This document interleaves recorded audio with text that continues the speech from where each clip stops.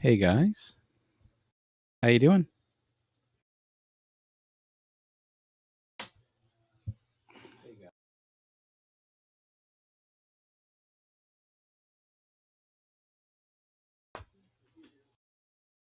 Let me see if I can change the. I'm not gonna worry about changing the title. The other channel I was watching earlier. Hey Chris, how you doing, man?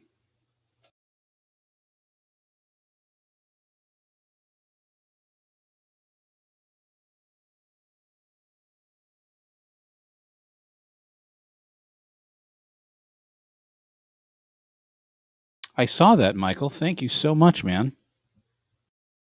Thank you so much.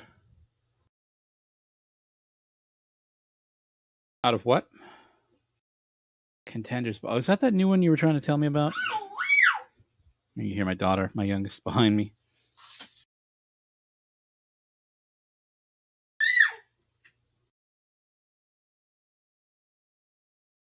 Robles Auto. Hey Gary.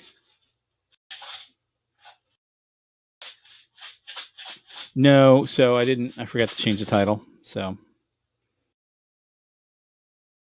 we still have that 89 box that I think Michael. Did you buy into it? You bought into the extra pack right now, right? The extra stack. It's going great, Cam. How you doing, man?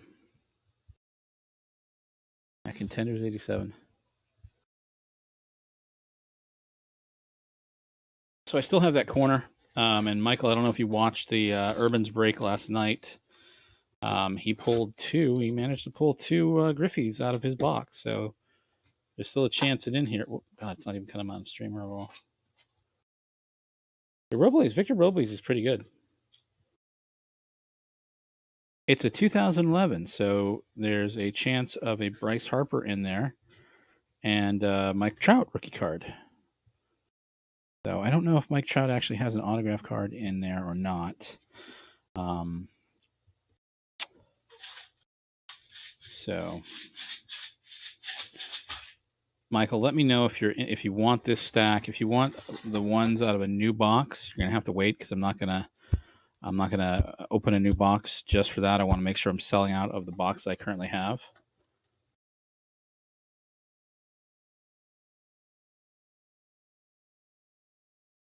Did you pay for two or did you pay for one? I can't remember. Hey, Hobby, how you doing? Here. Yeah, there's tons of rookies in this. Like I don't know what to do with it. I paid way too much money for it. I thought I was getting a case of it, and I only got a box, and it was legit. Made a mistake, misread the auction. So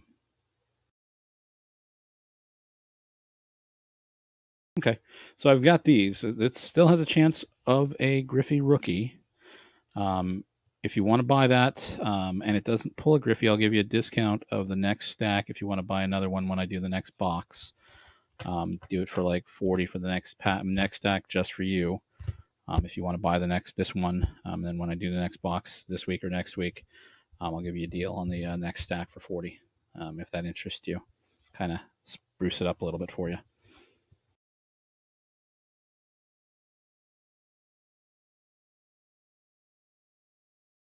Yeah, yeah. I mean, if you pull, I mean, even pulling a Harper, I mean, a Trout rookie card. I get it. I get it. I'm trying to give you a good deal here, right? So you got to understand from my part, I can't just sell just the ones that have the potential to hit the Griffey. We still have the potential to hit the Griffey out of this, right? Because if you watched Urban's break last night, we pulled two Griffey rookies out of that box. So I am going to open this 88 rack pack. It's been a long time since I opened this before. So got a Todd Benzinger insert card showing. So got a whole box of these left. Score checklist offer. You can Wow, look at that. For a complete player and trivia checklist, send a $1 check or money order to MLN Core Card List in Connecticut. 88 Sports Flicks checklist. What else we got?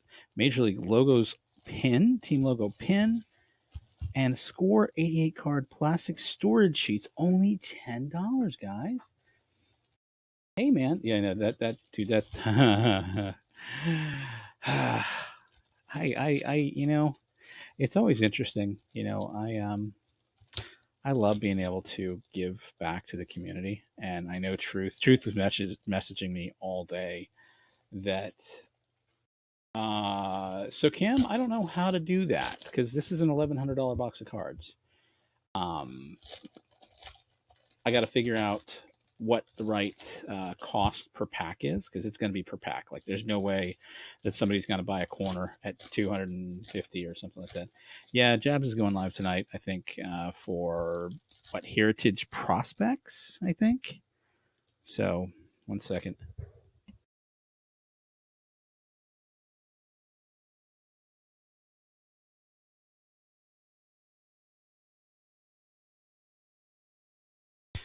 Sorry about that. Was just making sure my wife knew that I was going live. Heritage Minor League. Yeah.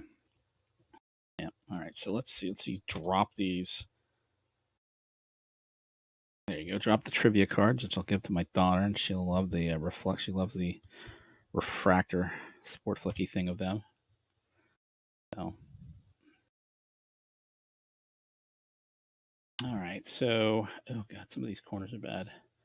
The only good ones really are these gold ones, these orange ones back here. So I'm just gonna skip to those for now. Here, I know there's other cards in here that are. Hey, there's your Billy Ripken without the fuck face on it. Excuse me, sorry, my bad. Can I bleep that? Without the F face, does it actually have? No F face on it. Hey, Philip, how you doing, man? This one? No, I am not. I am. The conversation that you have with yourself, like I made a mistake buying that. I really did. I I should have paid attention to the bottom line on that one. And we got a rookie. No, nothing. Darn it. Okay. Yeah. Hey, Philip, do you want to buy some 89 upper deck for a chance at another Griffey? Another Griffey here. I read him a lot when I was a kid. I always paid attention to him. I always thought it was interesting, and then of course I realized, like, okay, this it's kind of cool, but I'm kind of done with it. So, oh, all right, fair enough. I know you're not going to buy into this box, so whoa, don't fall. So I've been talking about this one for a while, and I figured I'd actually show it off to you guys. So, hey Pete, how you doing, man? Yeah, I apologize. Hopefully that wasn't my peer pressure, but you did get a Griffey out of it.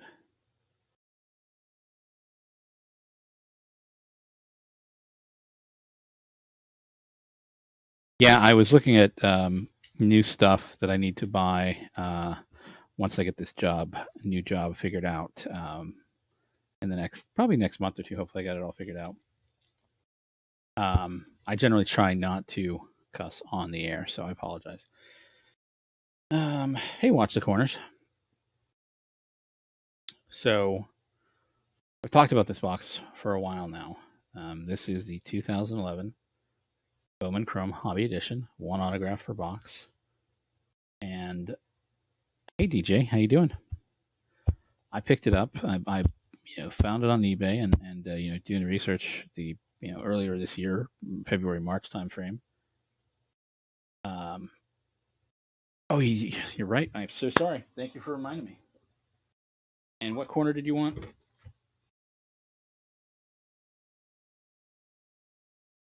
I've got it was bottom left and bottom right. Two Bowman out. Hey Lloyd, how you doing, man? Hey Collector Holic, how you doing, man? So,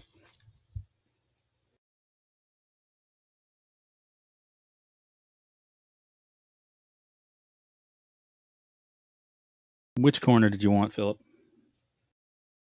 All right, it's bottom right. All right. if anybody else wants in, they're $15 a corner,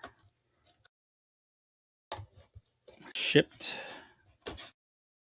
Get a chance at a Alex Rodriguez, and a Derek Jeter is also getting a. I don't think. I think we pulled the Central Region card out of this, so I don't think you can get another one. But there's other stuff in here as well that you can get. Some nice stuff in this box. I also have 90 Bowman, and I have a whole box of 88 score, looking for the Glavin and any other rookie cards. So, oh, hold on one second.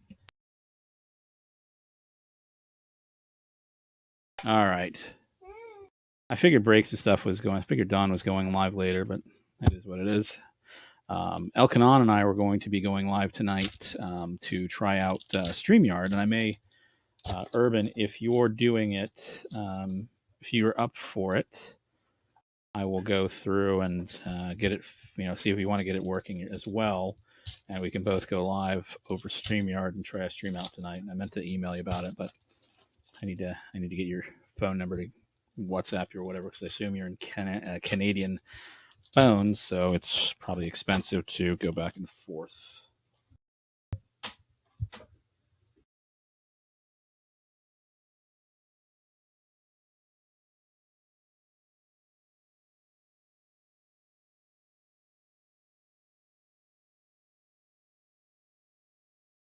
Daughter is reaching into everything I'm doing here, so I'm trying to make sure she doesn't have anything that will. Oh, you got one anyway. No. Okay. All the Upper Deck stickers had fallen to the floor from my desk, unfortunately. All right.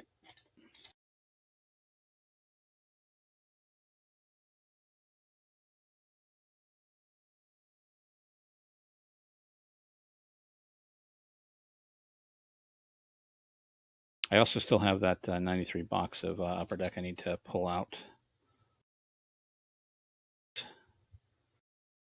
Stuck a little bit. All right.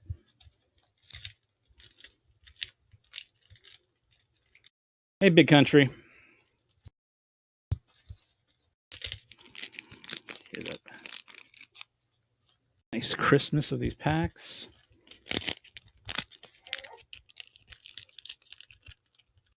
Pizza joke? What pizza joke? What's the pizza joke? Did I tell a pizza joke earlier, or did I miss one?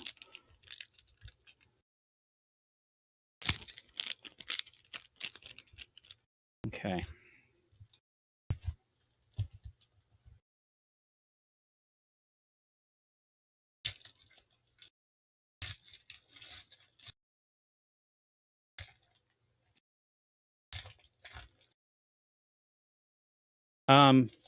Baseball guy, I would recommend you check out other people's streams, and go through the old-fashioned way of growing your channel for subs. Um,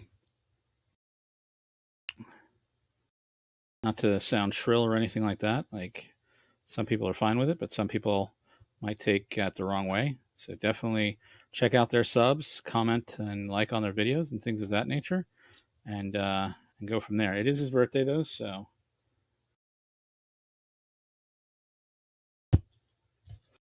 those baby geese to wolves. I probably deserve that, Austin or Jonathan.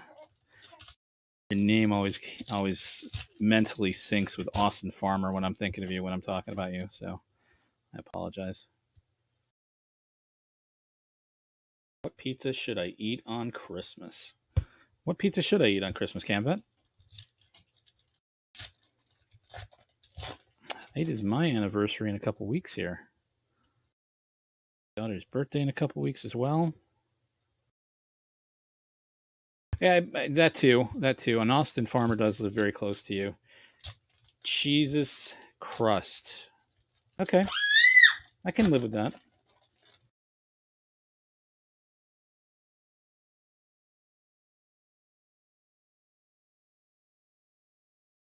Stuck a little bad. Carefully trying to Careful. Oh, there it goes. Okay. Funny, some of these are just like miscut or larger than others, cut wrong, whatever. Stick out just a little bit too much. Here we go. Got a little bit of a ding in that corner. Not a Derek Jeter or Alex Rodriguez though, so you're good. Yeah, happy anniversary to you, man.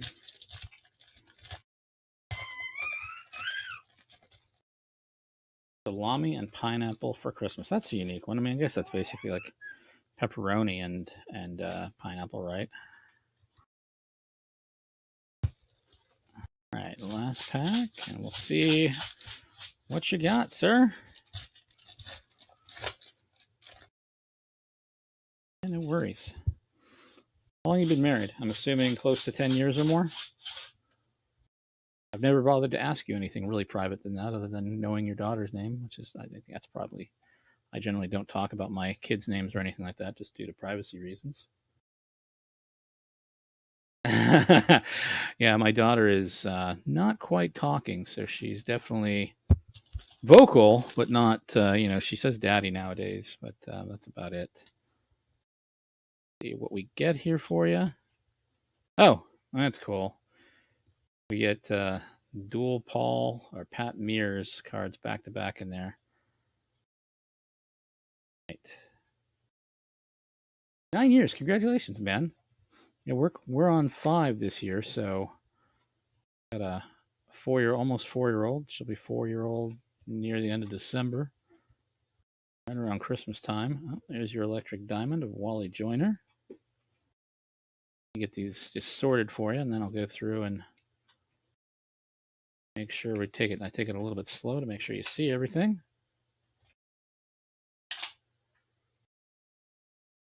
Yeah, no red popsicles today. So I did a YouTube video yesterday, just real quick, when I was coming back from the ice cream store, and my daughter was losing her mind when she was with her mom in the car coming home from school, and she was wanting her happy ice cream, and I'm like, she's never used this term before in her life, and I'm like, I have no idea. My wife calls me and it's like, what the heck is happy ice cream? Great collation, dual Charlie Huffs back to back there. And congratulations, 10 years. That's a dude. It's still a long time, man. All right, so we go through this. And we don't give my daughter. We don't. She doesn't eat a lot of crappy ice cream. The ice cream pops she has are like the fruit ones, so it's actual real fruit with water and everything. Hey, Ralph, how you doing, man? And so I generally do not go to Baskin Robbins a lot. And when I do, she only gets like bubblegum ice cream, which is probably the worst for her. Yes, child, I hear you. And so she knew she wanted Baskin Robbins. She knows the name, but she says, I want the happy ice cream. Todd Hollinsworth. I don't know if I don't think he did anything.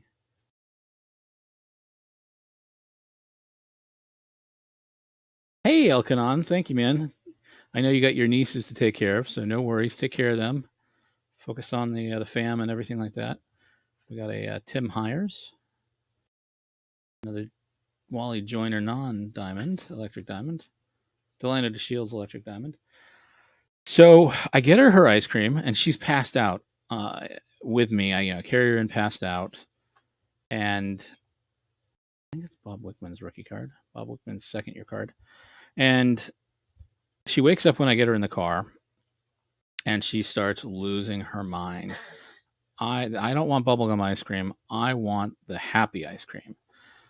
Take her back inside. Man, this is weird collation out of these packs. Dual back-to-back cards here. And she wanted a clown cone. I'm about 3,000 hours away, 3,000 hours of watch time from Super Chats, unfortunately. So it's a while. It's probably about 3 months. Figure it, if I get, 15, 20, 30 people during a 2 to 3 hour stream, it will take me about 3 months to get to that tier. Electric Diamond of Alice Burks, Colorado Rockies. Got a Wayne Gomes. Yeah, so she wanted a I'm doing great, Major. How you doing? She wanted a clown cone with all the icing on it, which that's her happy ice cream apparently. So, dear God, if I ever hear about happy ice cream again, and I got in the car and I'm like, I just pulled up YouTube real quick and I was about to live stream it. And this is right before I did that live stream when I was driving away, and after I dropped the mail off, and I just did a recording, which is still on my phone, and sent it to my wife that way. And she's like, "Oh dear God, okay."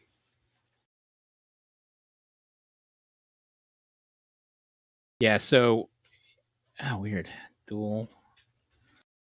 This is really weird. Got a dual Dave Henderson. So I've gotten several cards here that are back to back of the same card in the collation. I'm assuming it's from different packs, but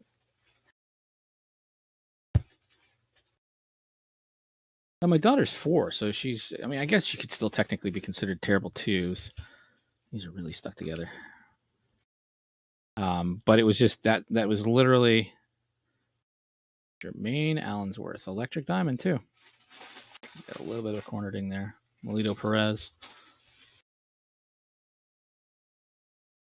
Yeah, I get it. Like, yeah.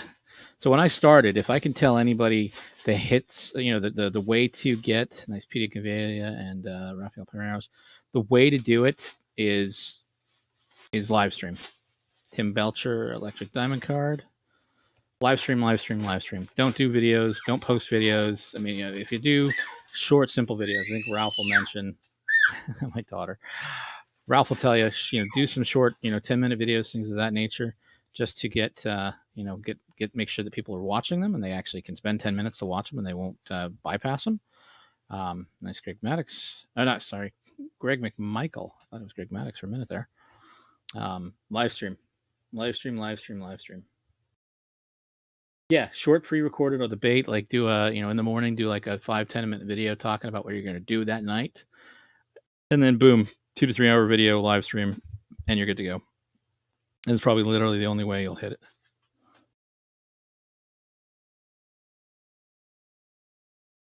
Another Ellis Burks, another Jermaine Allensworth, and Doug Drabeck, and Will Clark with the Rangers.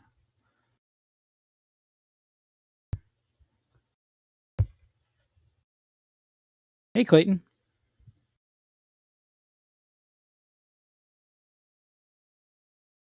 Electric Diamond of Ron Darling. I don't remember if they did this in 93, if they did the Electric Diamonds in 93. I think it was only 94 when they started this, but it was definitely a unique set at the time, similar to like Topps Gold, Topps Black Gold. Yeah, this was, I think I've talked about it before. This kind of reminds me of the new Stadium Club, right? I really like the edge to edge cleanliness of this. You got the little bit of bordering here, but then you got the double exposure of that photo. But it's nice and clean. It's crisp.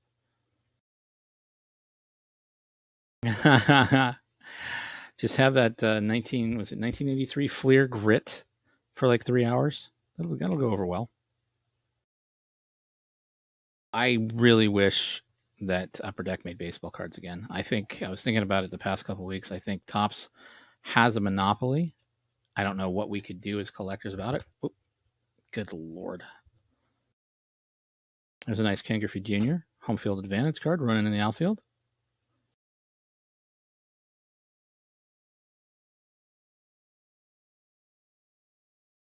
Dude, I whenever I think about you nowadays, I think about that Flair Grit video you did. Like seriously, you wasn't Flair Grit, right? But I associate it with the Flair Grit. Like it was a cool break of '83 Flair. I'm pretty sure. Pretty sure it was '83 Flair. Might have been '81. Robert Einhorn. Einhorn is Finkel. Finkel is Einhorn. Paul Shuey. You probably would. Hey, Papa J, how you doing, man? Yeah, the logos do it for a lot of people. Like people want that logo of their baseball player, and I get it, man. I do. I really do. But I think because of that, they're not having to pay Major League Baseball millions or tens of millions or whatever for that logo contract. Um, Topps has a monopoly of this, because any other sport, you have plenty of, and I don't think Tops does basketball. I think right. Tops does football at least. Doug Strange, Diamond. Um, no, Cam. Probably not. I need to figure out. I've been trying to figure out how to do it as a break, paid break, or whatever for people. I don't know what to do with it. I'll show it back on the stream in a minute. Pete Harnish, Henry Rodriguez, Tim Belcher again, Mike Gallego, Doug Strange, Electric Diamond, Jeff Bagwell, Barry Bonds. That's a great Barry Bonds card. Steve Avery, back in his prime. Got him as a base runner. Tom Henke, Terry Steinbach, Pokey Reese. Yeah, that is an $1,100 box of cards. So this I'll show it again in a second. Let me finish this pack for this stack for Philip.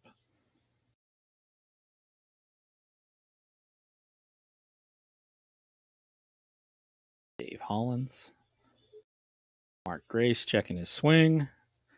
Sandy Alomar Jr., Electric Diamond. That's a beautiful card.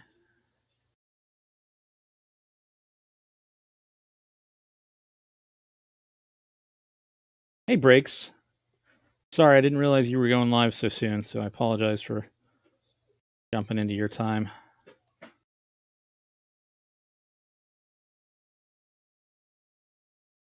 Are they failing from what perspective, Austin?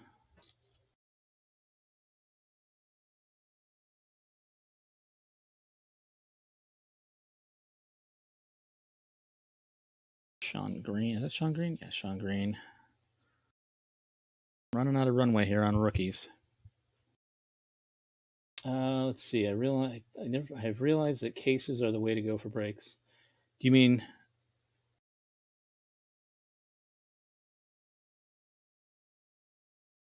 How do you mean, Elkanon? Like buying into case breaks or buying cases yourself and breaking them? Got Juan Guzman, Dave Hollins again. Oh, I already went through these. I'm so sorry. Pat Listash, at least part of them. Dwayne Ward, DJ Surhoff, Gary Sheffield, Sean Green, and Tim Nehring. Yeah, the pitching, I think that's going to be the downfall for the Yankees this year. I think plus the injuries that your offense has.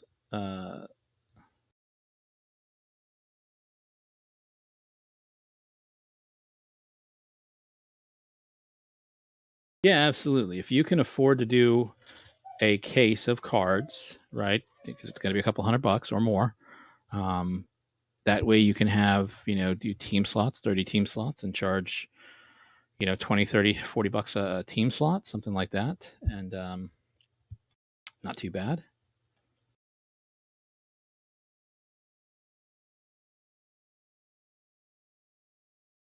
He's out for the regular season, right? They're not holding him over. That's a great Edgar Martinez card right there. That's beautiful. John Barry, John Hudick, Jose Vizcaino. I think the Dodgers and the Astros are going to be the teams playing in the World Series this postseason. Whoa. Travis Fryman. I think the Astros are going to take it this year. I do. I agree. I think they're the most healthy. They're the best all around. Cal Eldred, a hot guy. I don't think he really amounted to much. Kent Merker. Last couple cards here. Got a Hal Morris and a Dante Bichette. You have one more rookie here. Carefully get to it.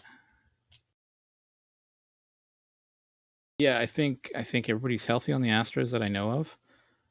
We got a Shannon Stewart, classic alumni, and a Joey Cora Electric Diamond card.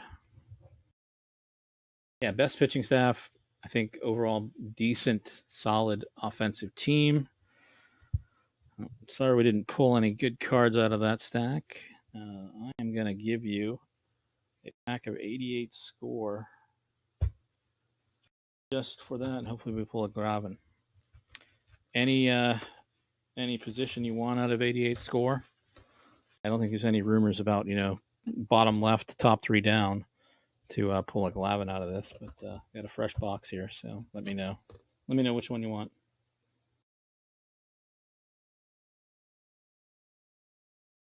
I'll just do that. I'll take the top third pack, bottom left, just to go with the theory. Can we pull a Griffey? No, just kidding. See if we can pull a.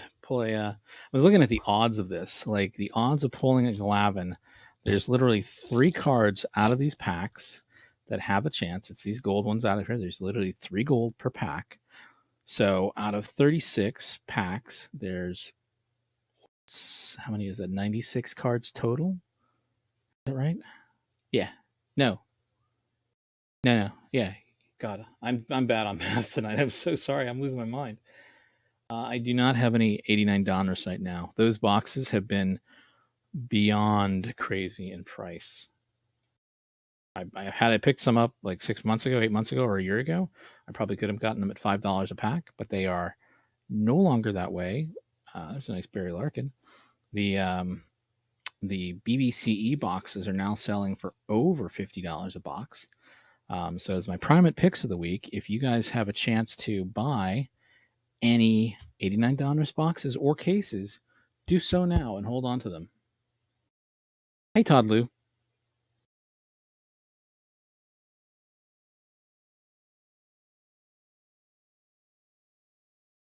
1 second, I'm just reading chat.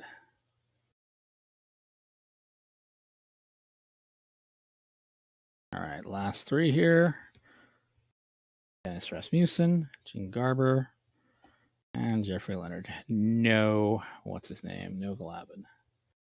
Well, it's a nice Barry Larkin. If you like Barry Larkin, it's a second-year card.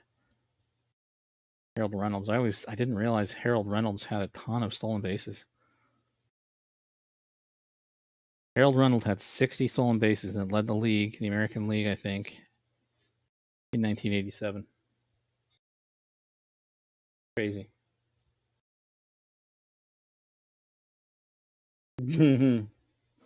Char Wizard. That's gonna be what I'm calling him from now on. Char Wizard, not Charizard. Get this noted that these are Phillips. Second.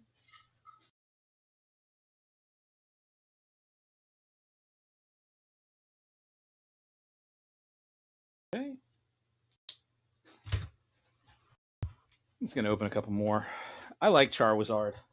Char Wizard. Char Wizard. I'm also partially deaf, I think, from years of listening to heavy rock music and everything like that, or just because I had like seven tubes in both of my ears when I was a kid. So there you go. That's a nice Conseco. No worries, man. Yep. Happy ice cream. Happy ice cream, dude. Man, she lost her mind. Like literally, lost her mind. Kirk Gibson still with the Tigers before he got traded to the Dodgers. Oh! We got 3 rookies here. We got a chance. Do we have a Glavin? God, Kevin Remine. Ugh. Yeah. So what is that? 36 times 3 is what? 108. Is that correct? 108. Am I correct on that? 36 times 3, 108. My math correct?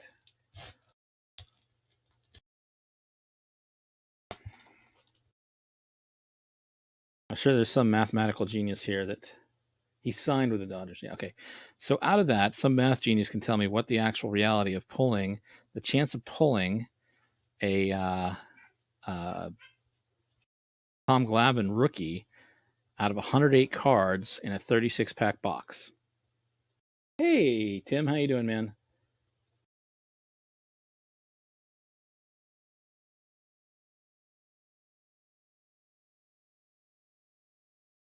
Right. Yeah. Yeah, he's got a little bit of damage on these corners. That's bound to happen with how loose the 88 score was in the packs or in the box. Not very secure. I could probably do that, Michael. I just need to make sure that I sell the rest of the other box first before I start opening them all. So I'm not going to do it like last time. I want to make sure that they're all four corners sold. Um, but I'll do that for you. Get this garbage cleaned up here.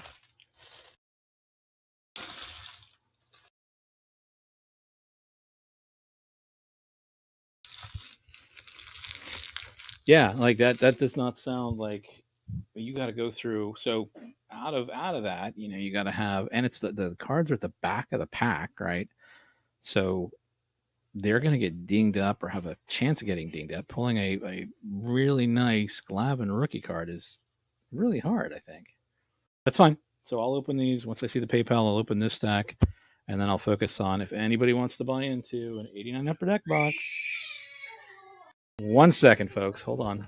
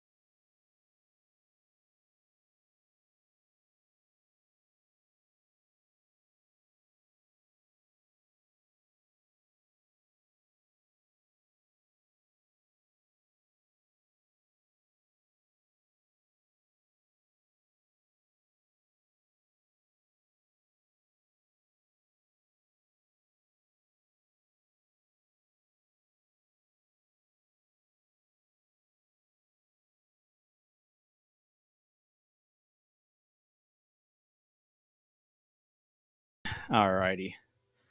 Let me check PayPal real quick. Hold on 1 second, folks.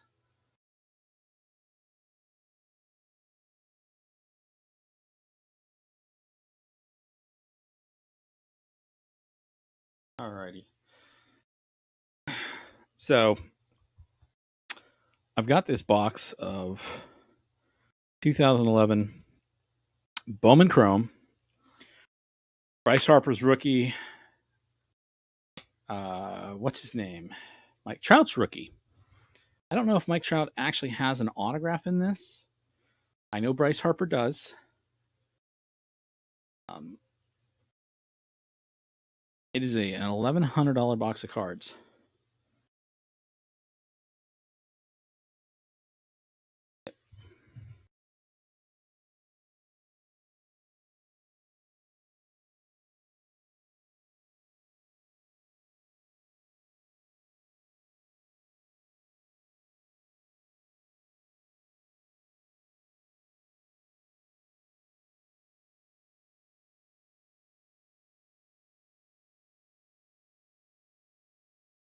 How many packs are in there as well?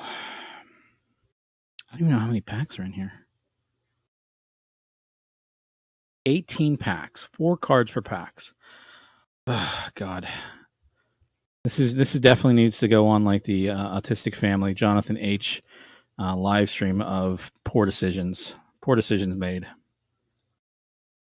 That's my biggest challenge hobby because I think I got to do the math here real quick.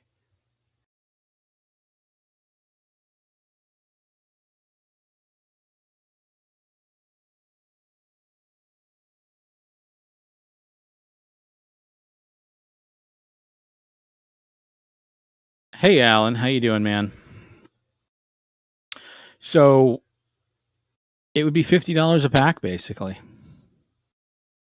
and I don't know that anybody's going to want to buy into that. Hey, Shane B, how you doing, man?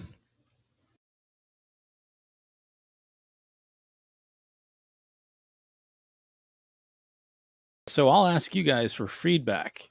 How would you handle that box of cards? I'm not Jabs, not any major breaker.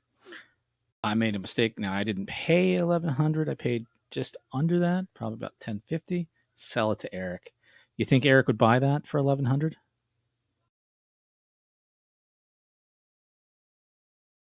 You have good connections to him. Tim, ask him if he wants to buy a box of 2011 Hobby Bowman Chrome. Chance at a Bryce Harper auto, Harper rookie, Mike Trout rookie. The Mike Trout rookie and a PSA 10 is selling for $500 or more, maybe more. If you get one of the refractors or the whatever they're called, I think they're refractors, right? Yeah, it's easily a couple $1,000 card. Same with the Bryce Harper. So yeah, but he did that through people buying into the packs. So yeah, Shane B, that's my problem. Like that's why I've been talking about this for a while now. Since I started doing this, I thought I was buying a case of them for around 1050, but it was a box. So 24 packs. I think it's 24. Did I say 24 or 18? Sorry, 18 with 4 cards per pack. So this is the worst investment I have ever done in my life. So your chance of getting a Bryce Harper, and I think there's like 200 cards in the set. It's not a good investment, I don't think. So that's why I kind of have issues. Have issues doing it. Have issues selling it because it's $50 a pack. Oh, Shane, dude, I can't take that risk though. I've had it up on eBay since I bought it, and I've had plenty of people offering me 500 for it, 600. Nobody's ever come close to even $900 for it. So, and they've sold, like there's one selling for, they've sold for like 1,000 or more on there. Yeah, it's $15 a card. It is stupid. But if you pull a Trout, it's a lot of money in general, Lloyd. It is a lot of money in general. Like, I got a whole stack of 89 Upper Deck here that could have a Randy Johnson, a Gary Sheffield, a Ken Griffey Jr. There's so much more bang for the buck. I haven't promoted it. There's enough. I generally get every time it gets relisted. There's generally 300 to 500 people that follow it, track it. But hey, FTC, how you doing, man? I only get I don't get enough people actually giving me realistic bids on it or offers on it. So what I really probably will end up doing is just storing it for now, and it's been there. It's been sitting here since like March. So, or I might use it as a major giveaway. I've thought about that a lot. Like I'm going to be doing the Topps Chrome jumbo box giveaway here soon, for my 1,000 subs.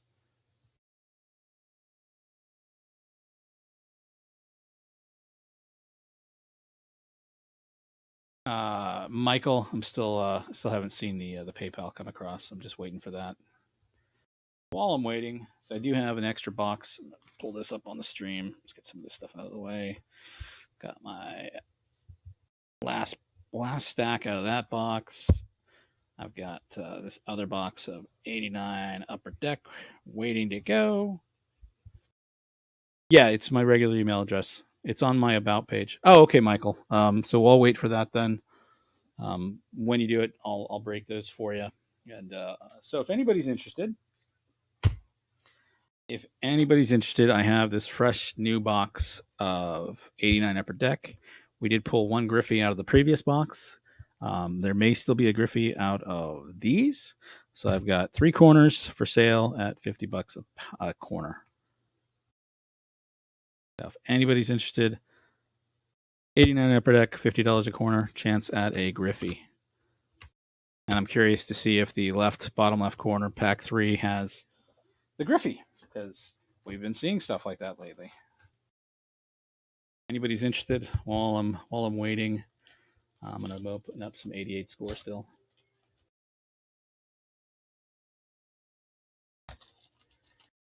Yeah, that's the problem though, Shane. Like all these boxes, all these old ass boxes are now going up in value because we're running through the gamut of stuff that I don't know if we're actually getting rid of the surplus of tens of millions of cases. But I think, people are realizing that these are now a major investment. The chance at a chipper, or $89 being $50 a box, there's huge opportunities for people to make money. And so it used to be dirt cheap, $5 a box, 87 tops. Jabs promoting that is definitely not the case anymore. So, yeah, Alan, I told you, I don't believe the myth. I don't believe it. I know we pulled one out of that, but I think it's just hit or miss on these boxes. If you do it, great. If not, it's not there. Plain and simple. It's rumor. It's, that's based on probably every 3 to 4 boxes like that. But then we had Urban pull 2 out of his box last night. 2. And they weren't in lower left. It was top right and bottom right. So Dave Dravecki, man. Anybody ever remember him watching that? I was watching the game live when he threw his elbow destroyed. I did not get one. No. I got what did I get? A Gary Sheffield, I think? No, I got a John Smoltz.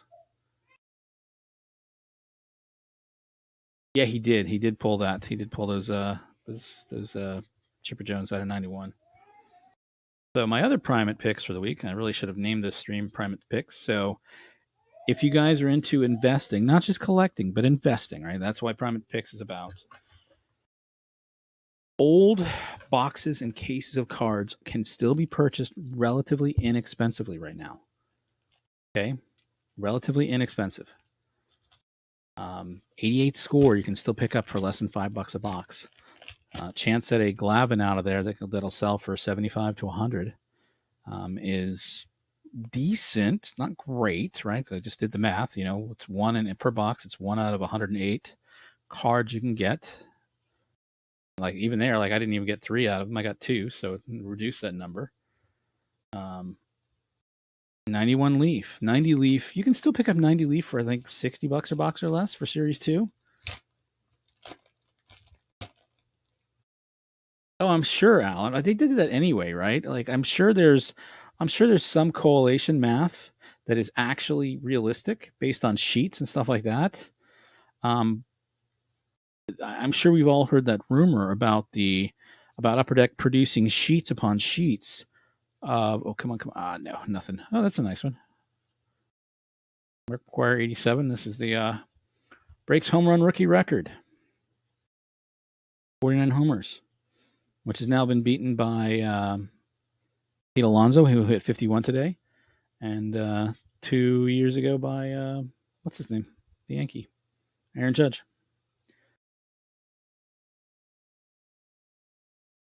So Todd Liu, do you care about if it's PSA or not, or if it's just a raw card? You can easily pick up an 89 Upper Deck Griffey for less than $20 if you look on eBay carefully. You can pick one up for less than $20. So back to Primate's picks. If you're doing investing, if you were buying anything right now from an investment perspective, there's a nice Nolan Ryan.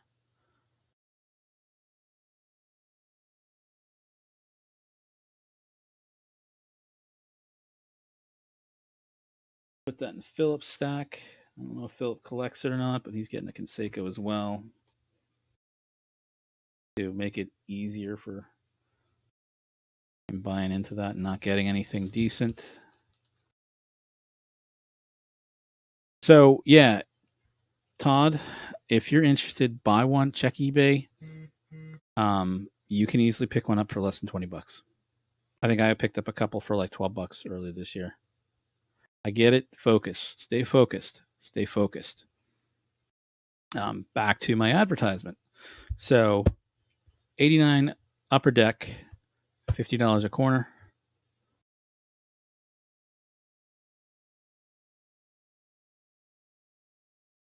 $50 a corner for 89 Upper Deck. I do have 94 Upper Deck. Chance at a Jeter and an Alex Rodriguez. Second cards. I also have 90 Bowman. That's a nice Ryan Sandberg. That'll go in your stack as well, Philip. In fact, I might just throw all these in there. Hey, there's a Ken Griffey Jr. when he played for Ken Griffey Jr. Ken Griffey when he played. That's funny. Doesn't that swing look a bit like his son's? Or his son's look like his? Yeah.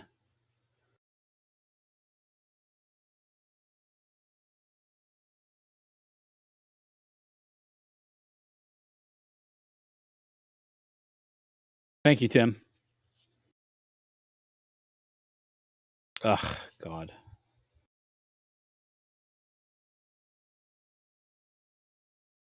I also have 90 Bowman. Oh, we got a Ron Gant. That's a nice one. Nice Ron Gant rookie. Yeah, a little bit of dings on the bottom corners. Corner's not perfect, but that's not bad.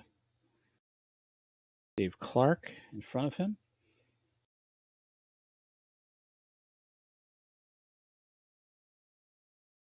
Bobby Thigpen. I think that might be his rookie card. I don't think he had a, yeah, he was. Yes, he was. I don't think Bobby Thigpen had an 87 card, not that I know of. So this might be Bobby Thigpen's rookie. I think he was one of the save leaders up until other people started taking over.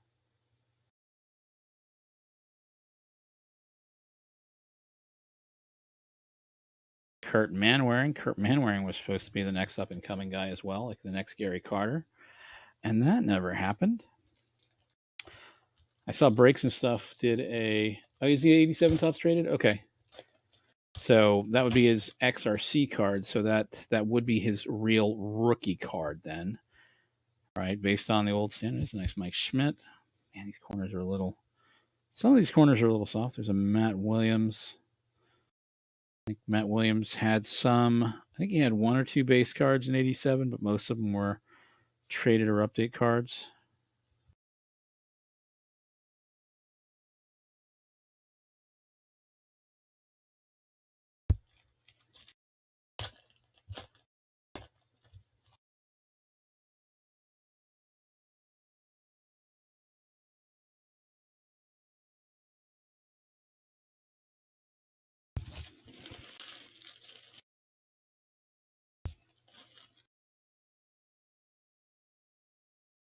Jeff Blauser rookie.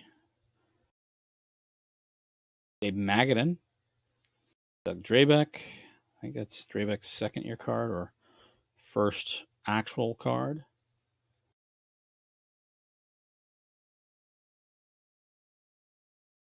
Kirby Puckett. Ugh. Is that his rookie? Yeah, I'm pretty sure that's Jeff Blauser's rookie. Not that it's worth anything or anything. All right, let me check.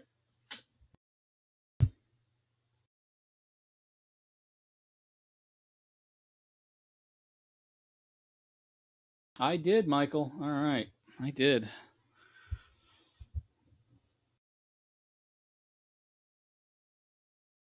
I just got it. There you go. That's a Jeff Blauser one.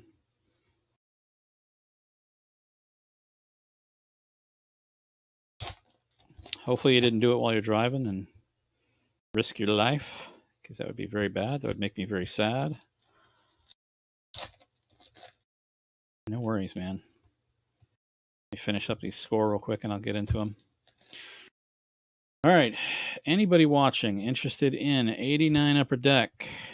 Got a full box. Well, got three stacks in a box. $50 a corner. Chance at a Griffey. Chance at a Griffey. Matt Noakes, second year card. That might be Matt Noakes' actual rookie card, but Chet Lemon, Bobby Bowe, Dale Murphy. Okay, cool. Yeah, no worries, man. No worries. All right, guys, we are going to be breaking some 89 Upper Deck. If anybody wants in, it's $50 a corner. There's 3 corners left out of the next box. You still have a chance. Top left, top right, bottom right, bottom left is taken. Alan, do you want in? 88 score. I think I'm doing them for like 13, 14 a corner. The whole box. God, I don't know. I don't remember how much I paid for them. If you're buying them, I think you can probably pick them up for less than 10 a box. Okay, man. Hey, Chris. I don't think I've seen you in here. 1 second. Let me actually check if I'm subscribed to Chris. I think maybe.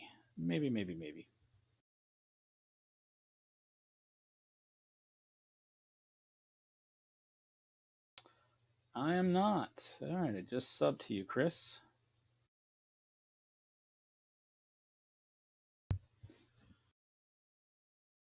The last of them?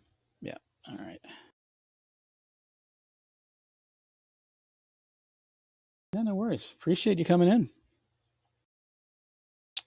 Is Jabs going live tonight at all? I thought he was. I thought he was doing the. He'll be going live here in a minute, so I'll be competing with him and losing viewers, which is okay. I'm content with that.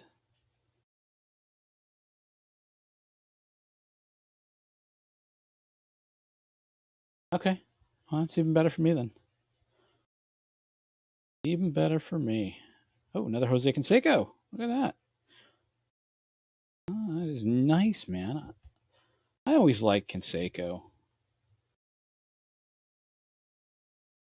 Today's Wednesday. Yeah, I'm not sure. I don't remember if he actually goes live on Wednesday or not. There's another Dale Murphy. Brooke Jacoby. Time for some Asmer stuff if you want to hear the grit of these cards. Yeah, that's not as good as the 88 Donruss.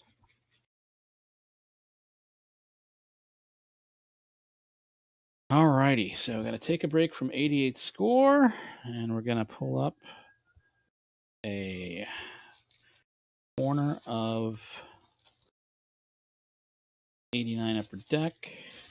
And when I sell the other ones, I'll get the other corner for you done, if that's okay, Michael. Unless somebody else wants to buy in. So, okay. So here, yeah, that's fine then. Alrighty.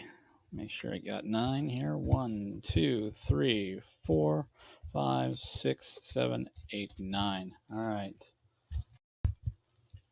I'm gonna try the theory of third pack down, just in case, just to suit my interest here, real quick. Hey, Kenny, how you doing, man?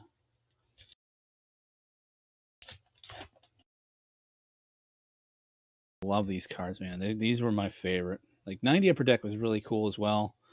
I think I've told Jay Buhner second year card. It might be his rookie. Good luck here. I'm doing good, man. Doing good. Yeah, this was an iconic set, man. It really was. Like this was from everything that every other vendor out there was doing, and these are nicely done. These are nice. See any major issues with them or anything like that? A little bit of scarring looks like that one, but the corners are nice. Yeah, his rookie was with the Yankees, but I don't think he had a card in '88. He might be. No, he's an '88 score traded. Pretty sure he has an '88 score traded. But still a nice card before he became a major power hitter with the Mariners. 93 is pretty good too, Chris. 94, I just opened a minute ago. 94, I think, was third favorite of all time. 93 was definitely a nice set. I'm trying to remember which one had the Michael Jordan rookie. I think it was 93. I don't think it was 94. I could be mistaken.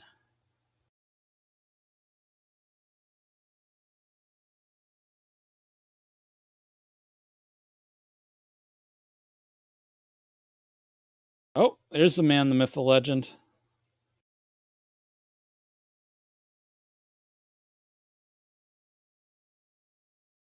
Nice Chris Sabo there.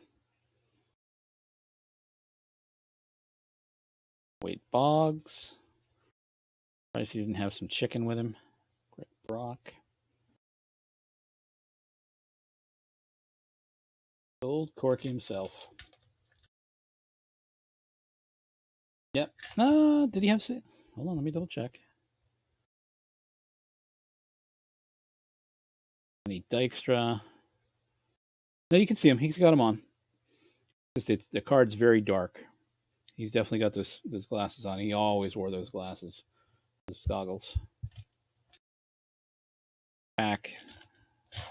Technically pack 2, realistically pack 3. Because I opened pack 3 first.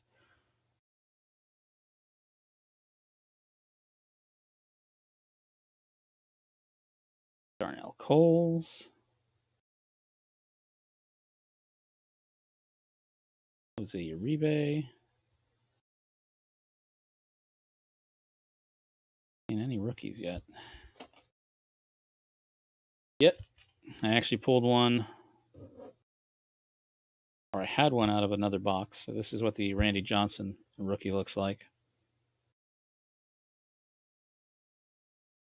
I have it in my queue. I've never watched it though, so I can't tell you if I like it or not. So this is what the Randy Johnson video stream working. Hold on.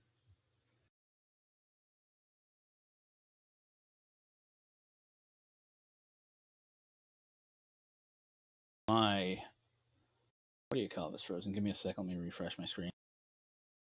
Oh, there you go. Okay, cool. Yeah, so this is one of the cards you can get out of here. There's also Gary Sheffield, John Smoltz, of course, Ken Griffey Jr., Ramon Martinez, all-star cast of rookies. My wife and I have been watching The Crown. I think that's one of our favorites. Chernobyl was an absolutely fantastic series so far. We were briefly watching that new one on the Russian czars. I think it's called the Czars. We never finished it though. Just kind of got tied up with other things. But that was also a very good series. Paul O'Neill before he got traded to the Reds. Dave Magadan. Not seeing any rookies out of this stack.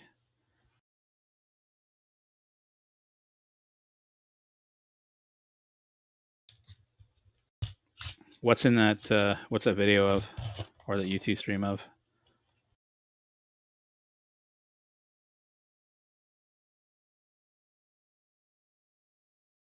Weird scuffing from manufacturing. It looks like. Oh, that's weird. That is so weird. Collation at its best. Oh, okay, the Breaking Bad movie. Are they actually? Oh, look at that! Look at that, Bo Jackson, man.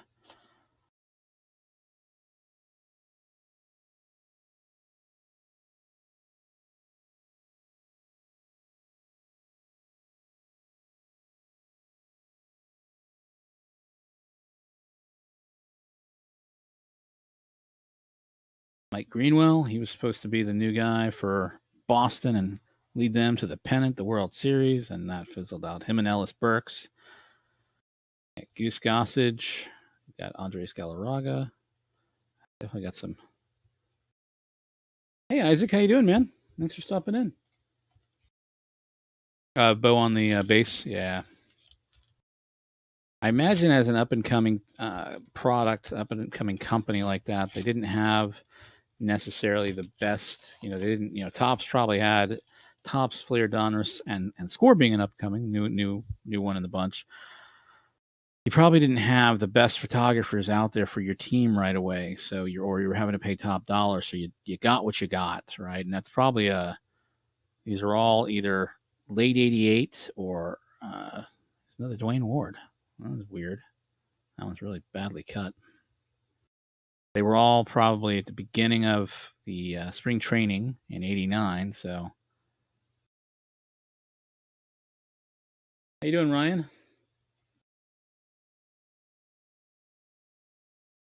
Yeah, he was. Just they never.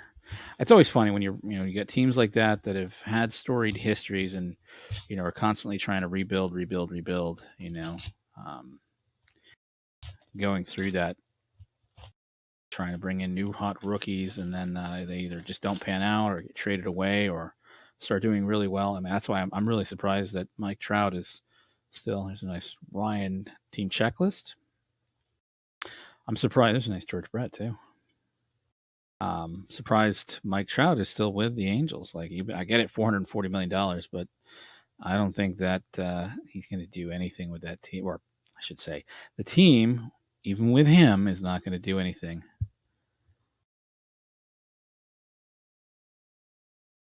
How's it going tonight, Ryan?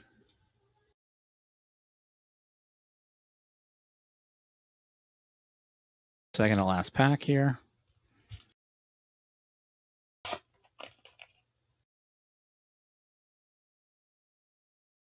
Jack McDowell.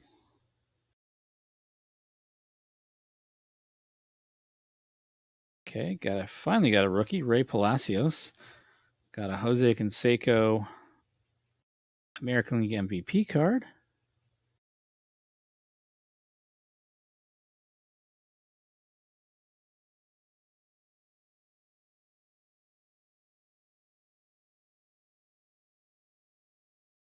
Uh, is Jonathan SSR? Is that who you mean? I'm sure I mean, he's under a 10-year contract. He has to, unless they trade him. Yeah, the Canseco photo is nice. And of course, that's after he became 40-40, right? I think that's one of the major reasons why he won MVP that year. Mike Greenwell and Kirby Puckett finished second and third, respectively. Finished the year top 10 in 12 of the 17 offensive categories charted by the American League. He was the first player in American Oakland A's history to lead the league in RBIs, also the first to have 3 consecutive 100-plus RBI seasons. Fielding improved greatly, as well as 88. In 88, he was also led the outfield with 11 assists. Yeah. I think he doesn't get the credit. Ruben Sierra doesn't get the credit he deserved. Yep. First one after over 100 years. Yeah, I did. So I'm gonna take care of it with him. So get that squared away. All right, last pack magic, guys. Let's get some good hoodoo voodoo for Michael for this. All right. Good luck, man.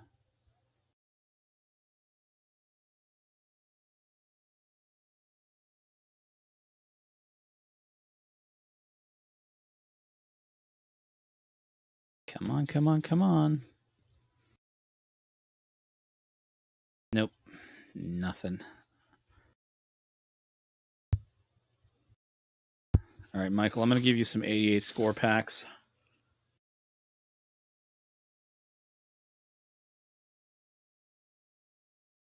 Yeah. The Major League Baseball. I'll give you 5 88 score packs. See if we can pull you a Glavin. While I'm doing this, Michael Padgett did buy into the next box of 89 Upper Deck. I do have a full new box. Hey, this is the Jose Canseco. A full new box. That's a great shot of him too. I mean, I love that. There's some players that had great swings in general, and he was a really phenomenal player. I think he took a downturn when he was playing with the Rangers and was trying to. I don't know what he was trying to do. I don't know why they let him.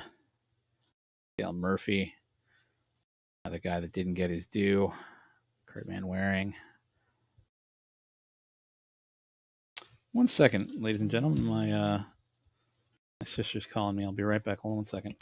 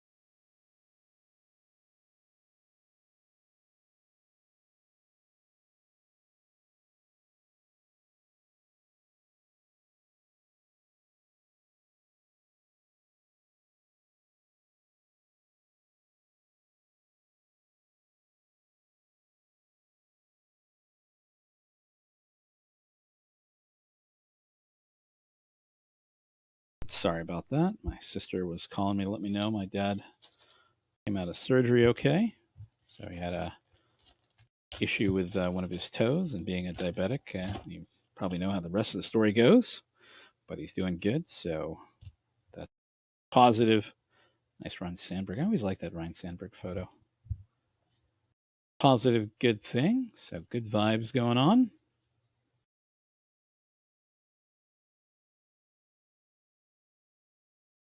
Dennis Martinez. Long career, Dennis Martinez.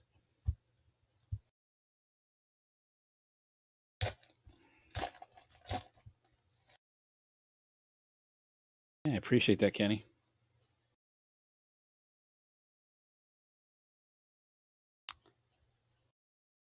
Thompson. Bobby. No, that's Robbie Thompson. Bobby Witt. His son is now in the majors.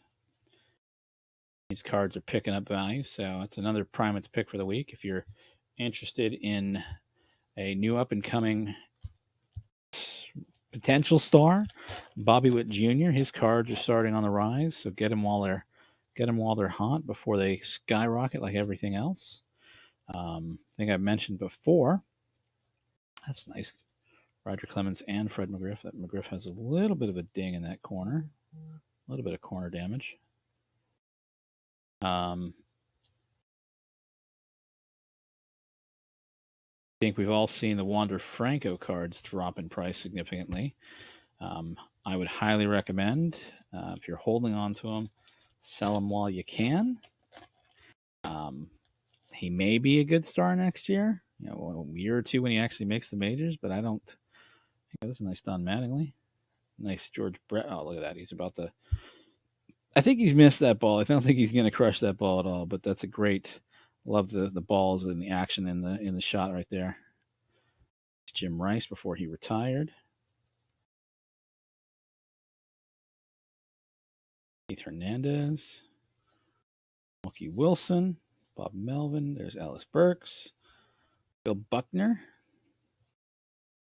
Guy famous for, wow, I didn't realize he started way back in 69. My gosh, man. Man, that's a long career. Bill Buckner was haunted by Boston, or in Boston, by the grounder that went through his legs to lose Game 6 of the 86 World Series. Got a reprieve when he signed with the Angels in 87 as a left-handed designated hitter. Hey, Truth, how you doing, man? That it? All right. You know what? I'm just going to give you a couple more packs because I'm kind of enjoying going through these 88 score looking for a Glavin. Doing great, man. How are you?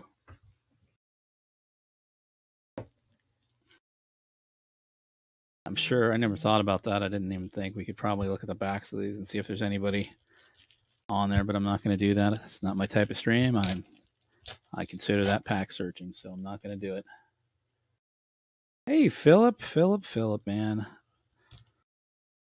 How's the new job? How's the training going? So, I think you were telling me you work 2 jobs.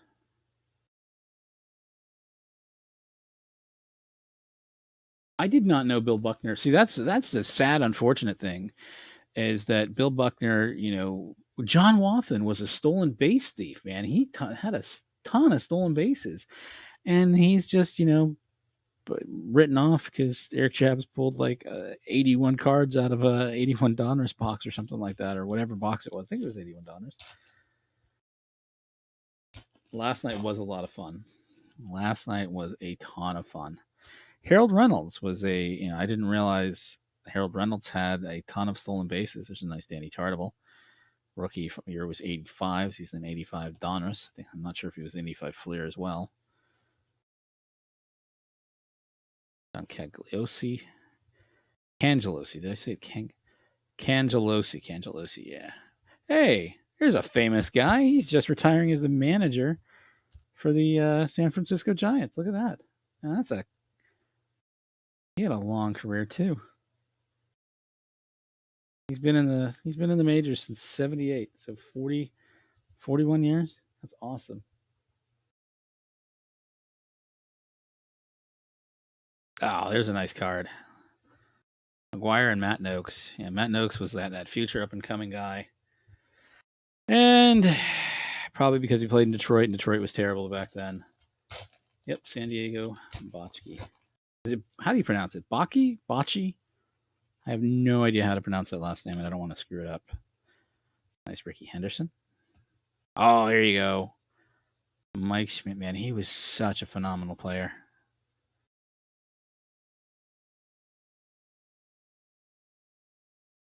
Andres Galarraga with a printing error on there. Bochy. Okay. All right, fair enough. Kurt Stillwell. Oh, that's weird. Card upside down. Johnny Ray. Kurt Stillwell. That's 87 would have been his rookie year. No, 86 would have been his rookie year. I don't know if he had an 86 card or not. Ken Griffey again. Tony Gwynn. Look at that. Nice Tony Gwynn. There's another one. Adele. Yeah, so the chance of getting a rookie card out of these packs isn't even 1 in 108 because every other pack, it seems, is. That's a nice Dave Parker. He's about to crush that ball, man. Look at that. He is literally about to crush that ball. Schmidt was probably one of the, besides Brooke Robinson, Schmidt was probably one of the I would consider him the second best. There's Ozzie Smith, second best third baseman ever in history. Really, Dave Henderson played for the. Oh, that's weird. Okay, that's trippy.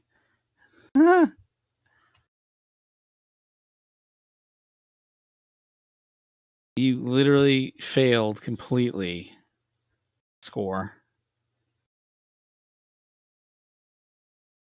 It was a phenomenal. Like I've got an autograph of him from the '90 Upper Deck card. That what do you call it? Card form. But yeah, that's funny. Dave Schmidt for the Giants, but he's completely in his Boston Red Sox. So you literally just updated the photo and the name on the back, the team name on the back. You didn't update anything else. Good God, man. Steve Garvey. Looks like he missed that ball. He might have a piece of it there, but all right, last pack magic. Let's see if we get a. That's a hitter. What do we get? What do we get? What do we get? What do we get? Oh God! I thought that was going to be. Oh man, Eric Davis and Tim Raines. All right.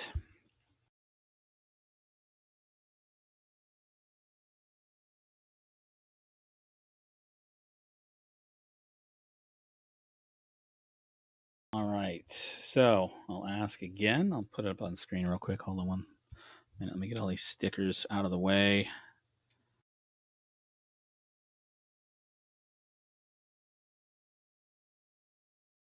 So much garbage. So much garbage. It's not garbage. My daughter loves these stickers and everything like that. I don't think she likes the trivia cards as much. Doesn't really do much with those. And they're not stickers, so they don't really do much. She can't put them in her books or binders or anything. And I've got God knows how many I've opened of these already. So.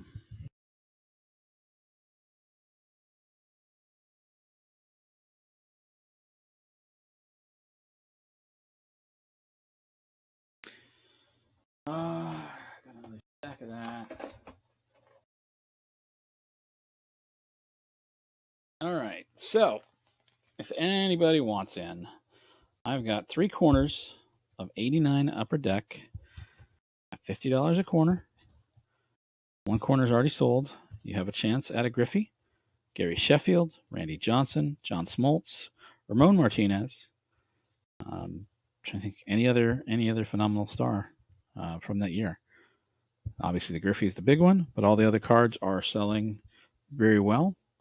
These are pulling very nicely out of the box. Nice, clean, crisp cards. They are grading very well, and the resale value, if you get them graded, is substantial. I think the Griffey alone on a PSA 10 will sell for $400 or $500 or more on eBay. Most of the others will sell for around $100 at least, if not more. So if anybody's interested, somebody must have gone live because I'm down to 10 viewers now. Let me check live.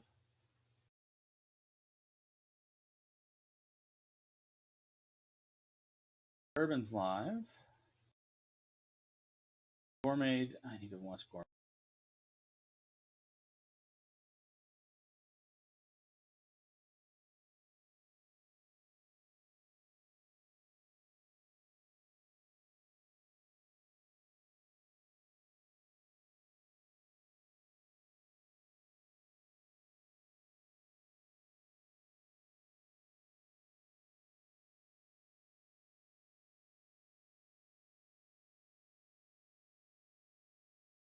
Second, ladies and gentlemen. So Ryan, you just you go to my about page and my I'll post my PayPal link, obviously. Just buy in $50 a corner. Already got one sold for a chance at a Griffey or one of the other hot rookies in there. So just buy in. Tell me what corner you want. One is, like I said, one is already taken. We're good to go. Let me throw this stuff away real quick. I'll be right back.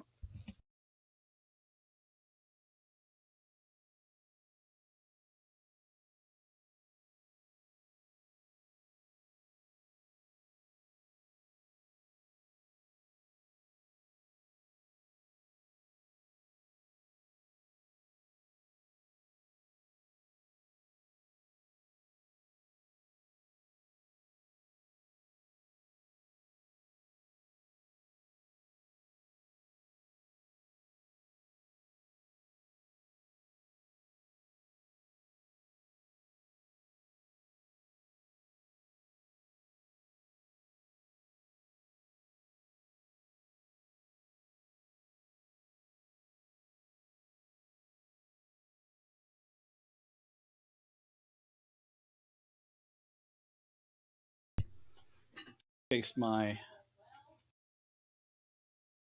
second.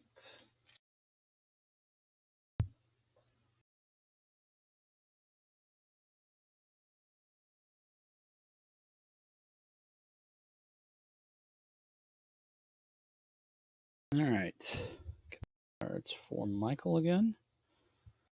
Gonna have a big old package from me.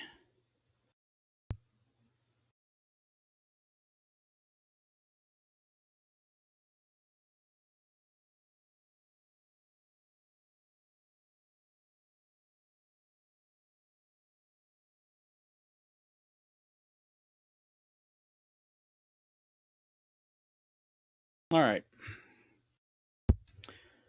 Anybody interested? 1989 Upper Deck. Nice fresh box. 3 stacks available, $50 a stack. Throw in a couple of packs of 88 score if you're interested. Chance at a Glavin at that point as well, so chance at multiple rookie cards.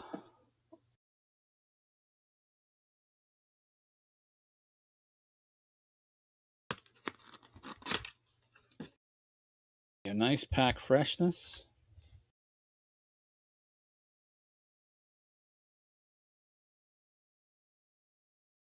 All low number. Better chance of getting a Griffey.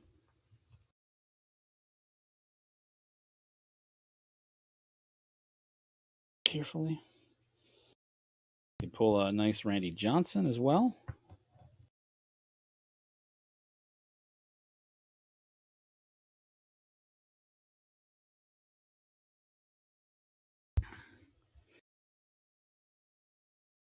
These are low number. So the way to tell is low number has the new. You have a box of high number here I opened a while ago. I need to actually go through because I never pulled any. High number will actually show this. Whoops. It includes high number series.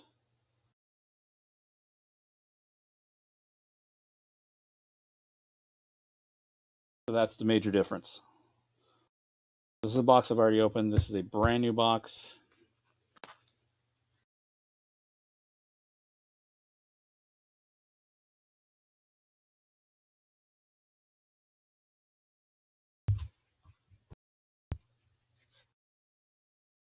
All right.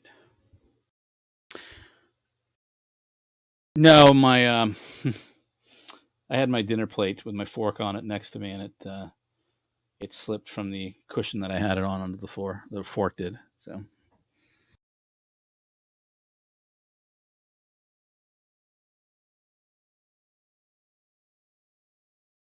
you also get some nice stickers, diamond stickers. This one's autographed. I had chicken. I had grilled chicken.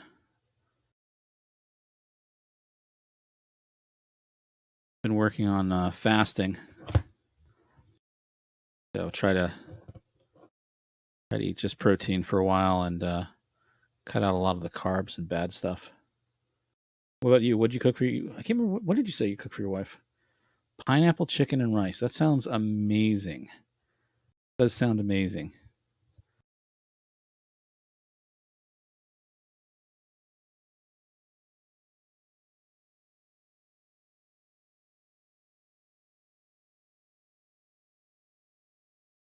We had gourmet grilled cheese. Where do you get gourmet grilled cheese? Or okay, so grilled cheese sandwich. What did you do to the grilled cheese? Oh, cool. Thank you, Ryan. Let me check.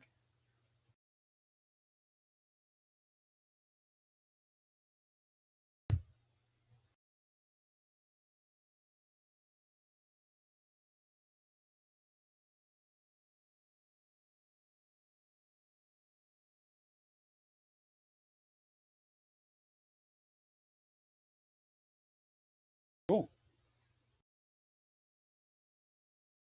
If you'll also that email address, my PayPal email address is my primary email address. So if you'll email me your contact information, your shipping address, so when I get it done, I can ship it out to you. So sliced turkey and pepper. That sounds awesome. No worries, truth. So I was watching. There's a YouTuber out there, Korean Englishman, and it's an English guy living in Korea, and they go to this restaurant called Isaac's Toast, and they do literally gourmet grilled cheese out there, which sounds phenomenal.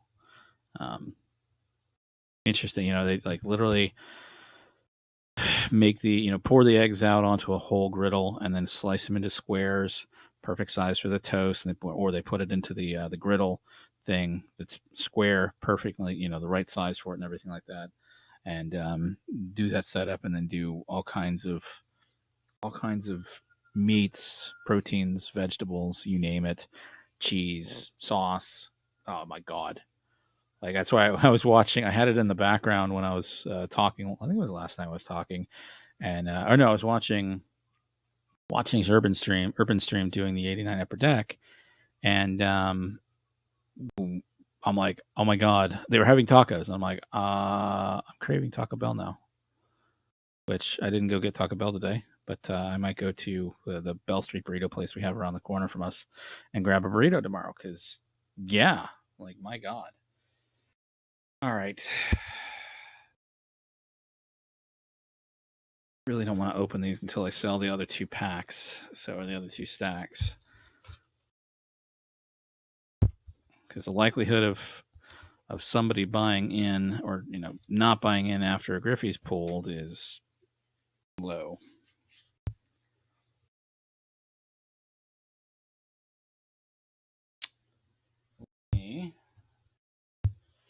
Um, so Michael, you want bottom left, correct?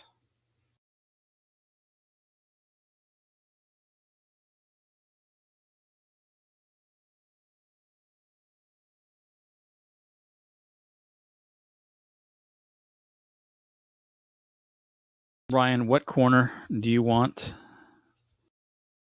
Got top left, top right, bottom right.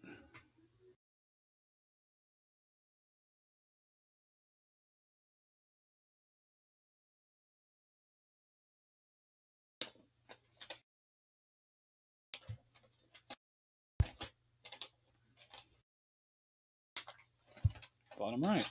Okay.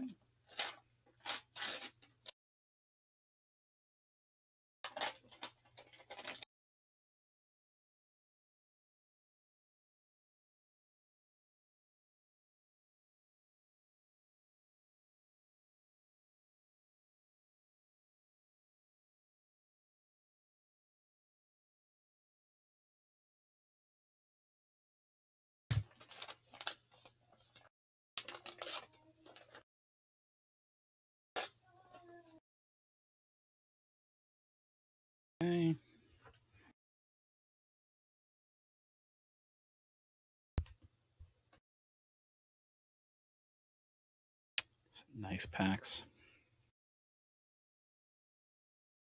Clean that up without it falling over. Yeah.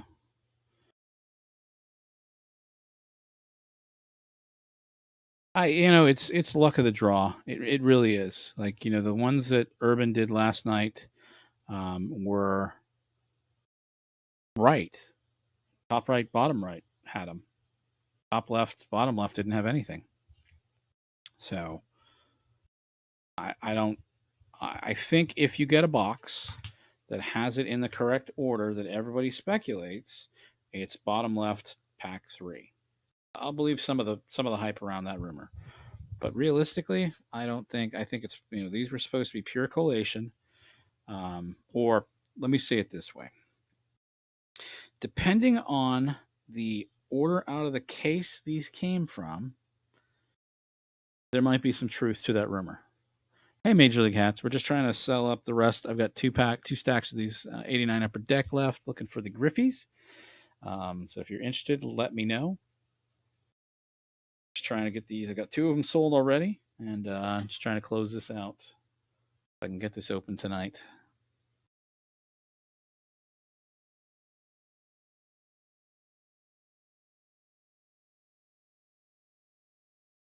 And for the next person, that's $50. $50 a stack. $50 a corner. I'll even throw in a stack of 88 score for one stack. So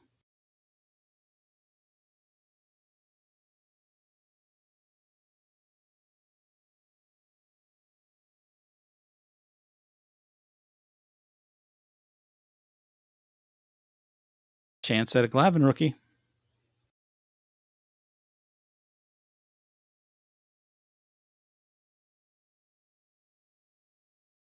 I'm trying to remember who else is in 88 score that would be a nice card. I don't know that there's really Ron Gant, obviously, but I don't think he's worth anything from a value perspective. It's a nice card if you PC him or anything like that, but I'm trying to think of who else is in 88 score that's of value. I'm drawing a blank. 89 has like a dozen rookies. You got the Craig Biggio in 89 Upper Deck as well, which we didn't see.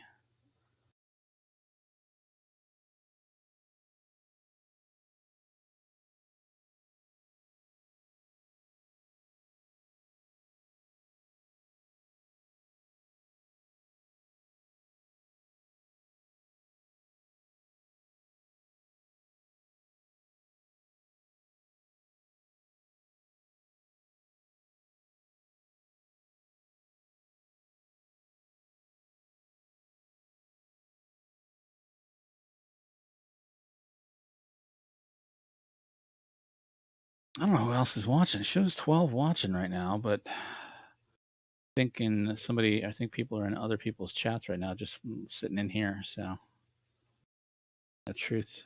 What's funny is my participants show just the 5 of us. I never know what to believe here. Go to make chat. Hey, Kenny. Yep.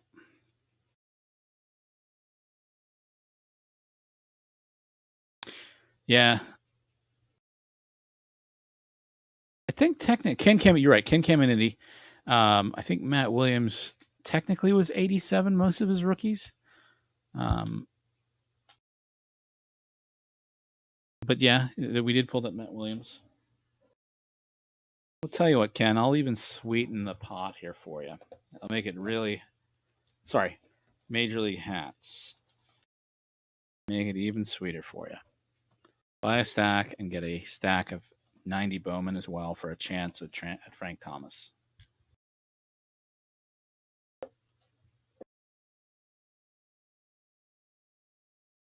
Matt Williams had a great career.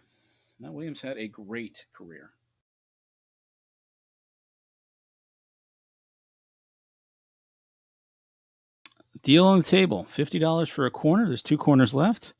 Next purchaser, yep, $50 gets a stack of 90 Bowman, which I sell for 15, and a stack of 88 score, which I sell for 12. So you're getting close to $100 worth of value. It's going to cost me more in shipping. It's going to cost me like $15 in shipping to send it all out. So, and it's all shipped, $50.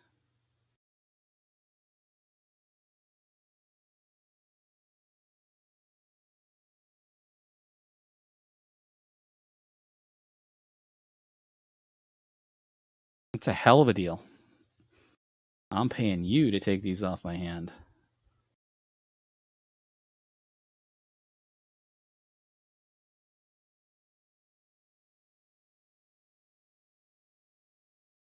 That's PayPal.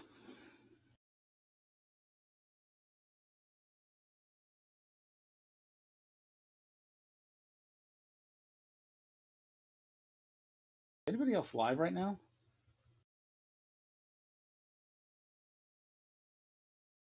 Breaks and stuff is live. Literally all three fighting for for live streams. Okay.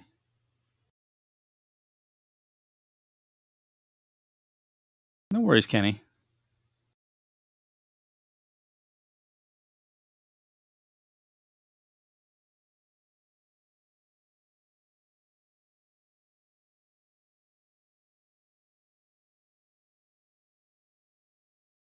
The deal won't be on the table tomorrow. It is limited time offer. Yeah, we still love you. No harm, no foul, man.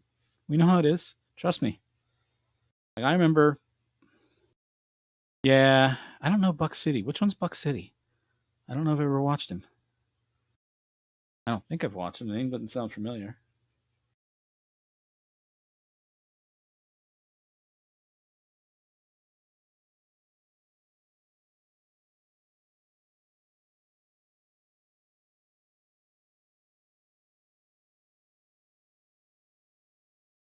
Yeah, I haven't heard of him.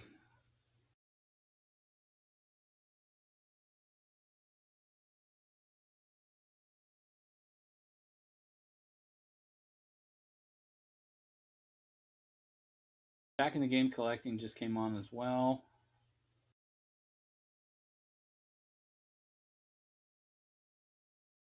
Buck City Breaks. Okay. I definitely not subscribed to him.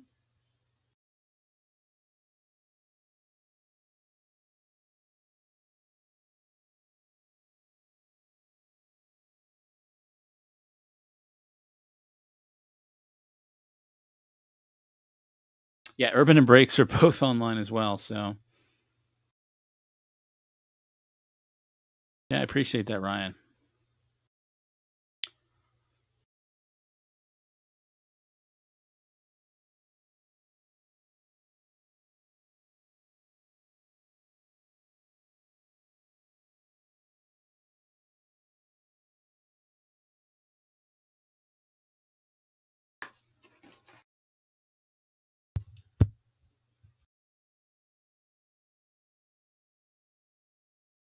So I'll do this for both stacks. If somebody's interested in one or the other,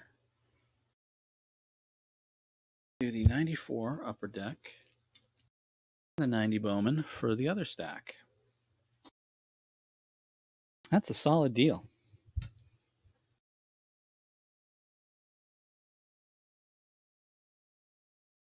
That's so funny. The yeah, who's Mike O? I don't know Mike O. Maybe I do. I don't know. The name is not ringing a bell.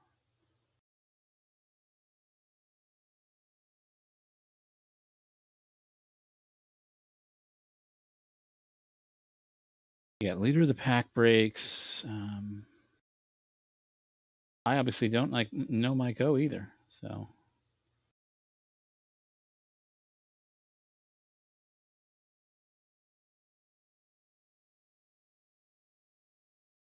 I have to add them.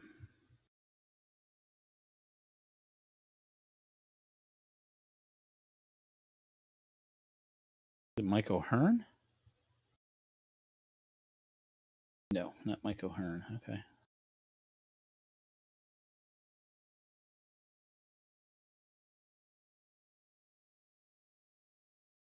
Okay. Never heard of him. So.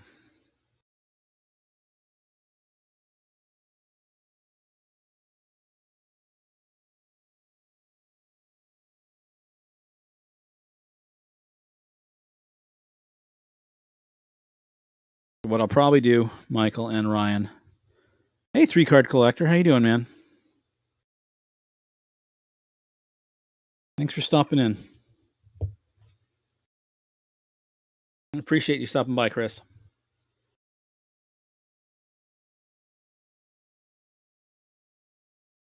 Excuse me.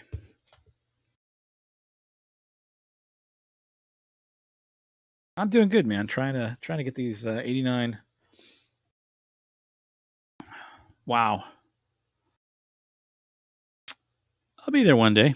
I'll be there one day. It took long enough to get to 1,000, so I'll be there one day.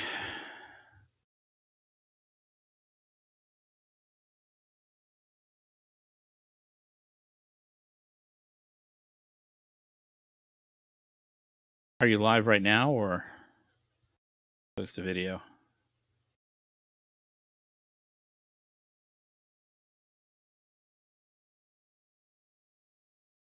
Oh, okay. You just want people to check out your channel. Okay.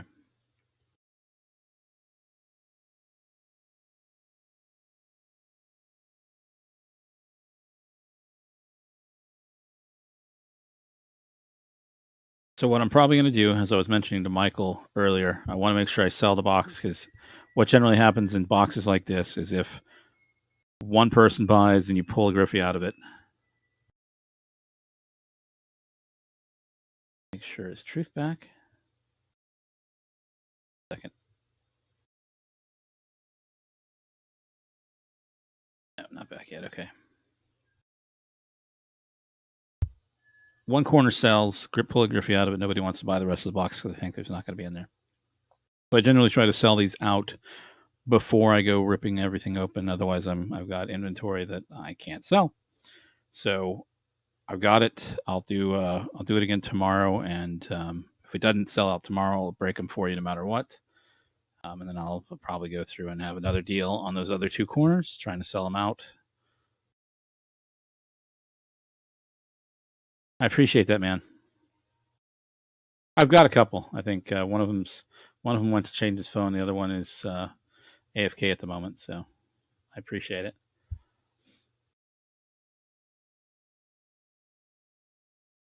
He's here. Yeah, there he is. I know you're here.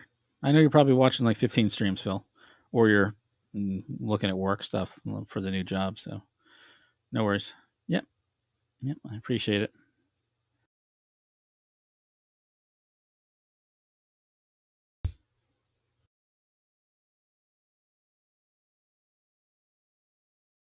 So what I'll be doing, as I said, Michael and Ryan, I've got them, got your money, and we've already got the one break I did for you earlier, Michael. I've got to get the rest of the stuff, so I've got your whole stack of here from the other day that I'll get out.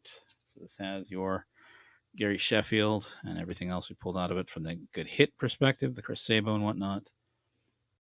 Get these rest of these ready to go for tomorrow for shipping, hopefully. If not, tomorrow's Thursday.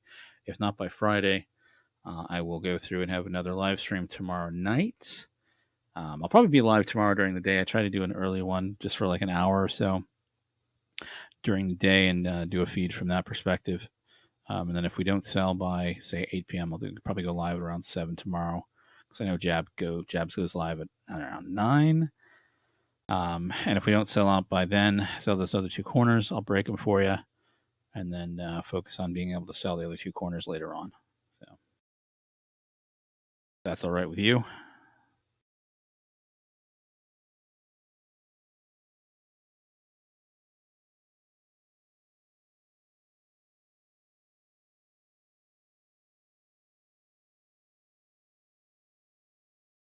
Cool. Waiting for Ryan's okay on that. And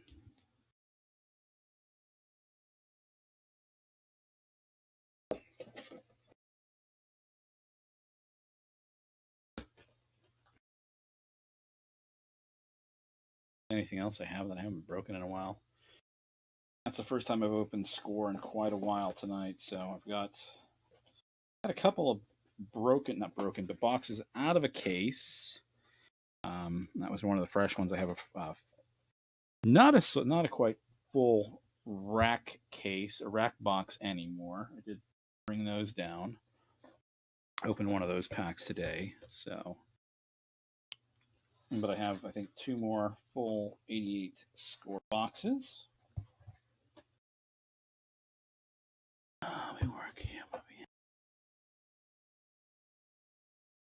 That's fine. I've got your email, so I'll let you know.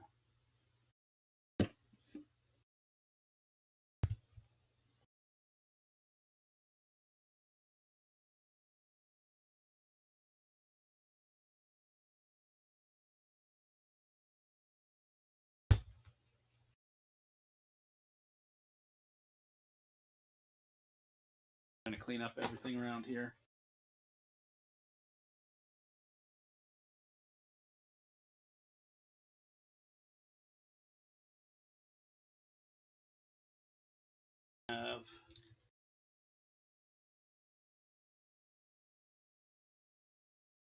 I should probably do a video of all the stuff that I actually have saved.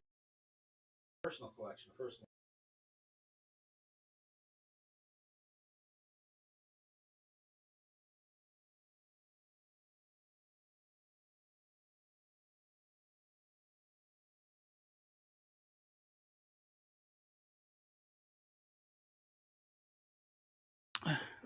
Michael, you're a. I think you said you're a. I can't remember. You're not a doctor. You work on an ambulance, right?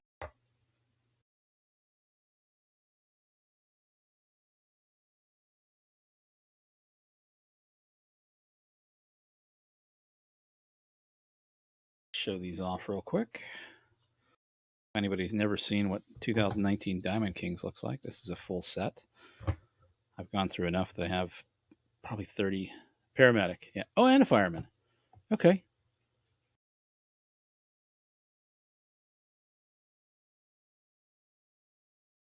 Nice. What did you do in the army?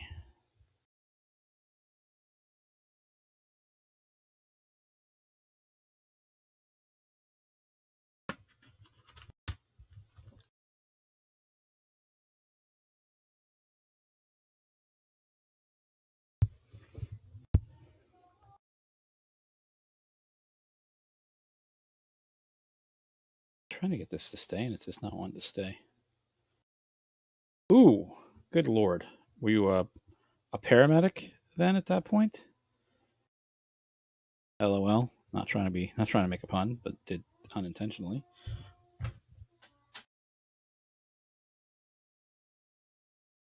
So my dad was a flight engineer on C-130s for 35 years. And then when he retired, he was a flight engineer on 707s and various other aircraft for freight companies.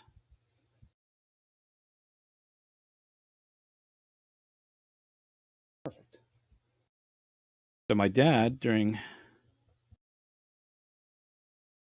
I think he was. He was in here a little bit ago, but he left. He's probably gone to bed, honestly. He goes to bed pretty early because he's got to go to work in the morning. So this is what 2019 Upper Deck, 2019. God, I wish Upper Deck made baseball cards. 2019 Diamond Kings looks like. He might be in another channel. If you generally go to his channel page, it'll show if he's watching somebody or not. Yeah, my dad was a flight engineer on C-130s, 707s, various other aircraft. I love Diamond Kings, man. This is my favorite other than like Immaculate, but I can't. Immaculate's so expensive. I would love to get a box of National Treasures, but it's so expensive. There's a Nolan Ryan. It's gorgeous. I think that's the base. Yeah, he's the base. So kind of like the video I've been talking about. So if you've never seen 19 Diamond Kings, these are the base cards. There are short prints, and they have a gray back. There's also short print numbers. So this Ted Williams number 22 also has a short print that's 22. That's Wade Boggs. Infantry and Second Rangers, and then Drill Sergeant. Oof, man, that sucks. Get Miguel Cabrera, Chipper Jones. Yeah, so 35. There's a nice Ronald Acuna Jr. 35 years in the military for my dad. 10 over. I think he had like 20,000 flight hours when he retired. Fully retired. Retired. Um, and then he, before his retirement, he went into what was called flight test safety on the new C-130J model, and was flying all around the world with that, testing it out. He went to Antarctica quite a bit with that, um, doing heat and cold tests with that. That's a lot of flight hours, man. I don't know who the has the most. It's a nice Jeff McNeil rookie card. I don't know what the most for somebody like that is for a pilot or flight engineer, but I imagine it's probably 30,000 hours or more. Colby Allard, Ryan O'Hearn. There's our boy Ryan O'Hearn. Nice Juan Soto. Juan Soto does not get the credit he deserves. Um, yeah, my dad was in the military, so he was in Vietnam for I think 4 tours of duty. I never jumped out of one, but I was in one as a kid. I remember, the loadmaster, my dad being a flight engineer, would take us up into the cockpit, hand us off to my sister, my brothers, and I would go back in the back with the loadmaster and get harnessed in, get onto the. I always called it the tow line. I don't know what the actual term for that for the wire is, for the strap-in wire, but get strapped in, harnessed in. Loadmaster would drop the deck, and we'd walk out to the back. There's a original Vladimir Guerrero, senior, not junior. And we'd stand there below 10,000 feet. Nice Freddie Freeman, below 10,000 feet, looking out the back of the C-130. You cannot do that anymore as a unless you're in the military. So definitely kind of a cool experience for me as a kid.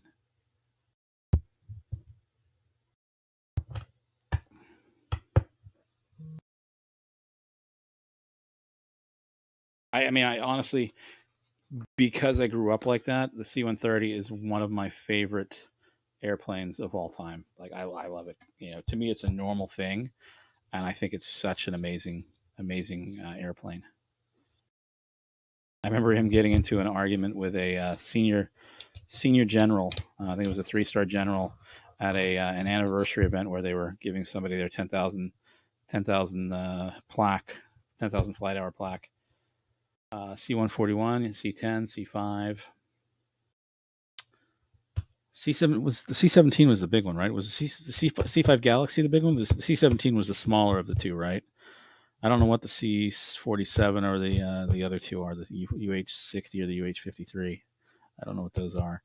But I remember my dad getting into an argument with a senior general or 3-star general, whatever, because he ran the helicopters. Okay, got into an argument with a 3-star general who was the leader of the C-130 program at the time, and this was 20 years ago, maybe more than that, and the C-5 or C-17 Galaxy.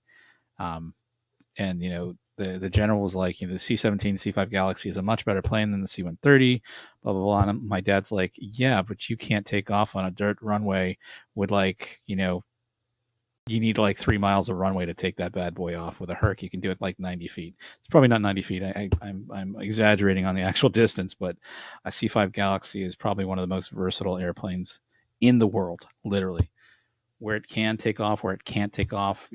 Putting snow skids on it so it can land on ice and snow and everything like that down in Antarctica, whatever. So, funny story about helicopters. Back in Vietnam, before I was born, I think it was when my oldest brother was born, before my middle brother was born. My dad was in Vietnam, and he was not quite. I think he retired as a 5-star, five stripe, so senior staff sergeant, if I remember correctly. It's been a while since I've even thought about any of this. Yeah, no, dude, the C-130 is, like I said, by far one of the best planes out there from my mind. I love the plane. It reminds me of the bombers during World War II. It's not the same, right? But the bombers they had during World War II, of how versatile and durable these planes are. Like he brought home gun shells or the bullets from where they got shot in like Uganda and stuff like that. The plane got shot, and the bullet is a you know good God, I don't even know what round it is. The bullet was that big, and obviously the full bullet is huge. 8 inches long or something like that. But the actual bullet was probably 4 inches, and just it was one of those realizations as a kid when you see that you're like, this came out of the plane that you were flying at, Dad. Oh God, okay, yeah, cool. Um, yeah, it was such an awesome plane, and just it was probably a 20 millimeter. Yeah, I mean it was literally that big around, and it still sits on his bedside table, because it literally went right past his head into the comms tower right next to him. So fascinating how he ever made it out alive. But back to the helicopter story. So I think it was 69 in Vietnam. And obviously during 69, if most of you don't know, the longevity of helicopter pilots, which were normally first, second lieutenants, if I remember correctly, in Vietnam was less than 2 minutes. If I remember, it might be less than 7 minutes, whatever. It's your life expectancy in Vietnam as a helicopter pilot, as a first or second lieutenant, was less than 7 minutes. My dad, because he was a flight engineer, and then they transitioned a lot of flight engineers to pilots, helicopter pilots back then, was offered it. And my mom, because the pay on as a staff sergeant, or getting into a senior staff sergeant at the time, was not a lot, and it's way different than it is now, with hazard duty pay and things like that. I said, you should go for it. It's a lot more money. And he's like, you just want my money because I'm going to be dead. So thankfully he stuck it out and didn't do that, and stayed a flight engineer on C-130s, and I'm around because of it. So like, it's one of those things you think about it years after when you hear these stories, and you're like, dear God, like that's freakishly scary. But yeah, fun little part of my life history. So did you have an M16, or what rifle did you have back then?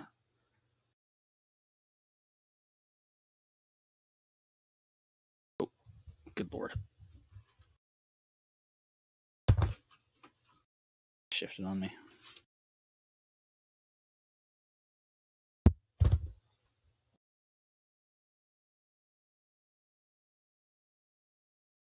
All right, I'm going to open this box of at least one stack of this 1992 Upper Deck low number edition.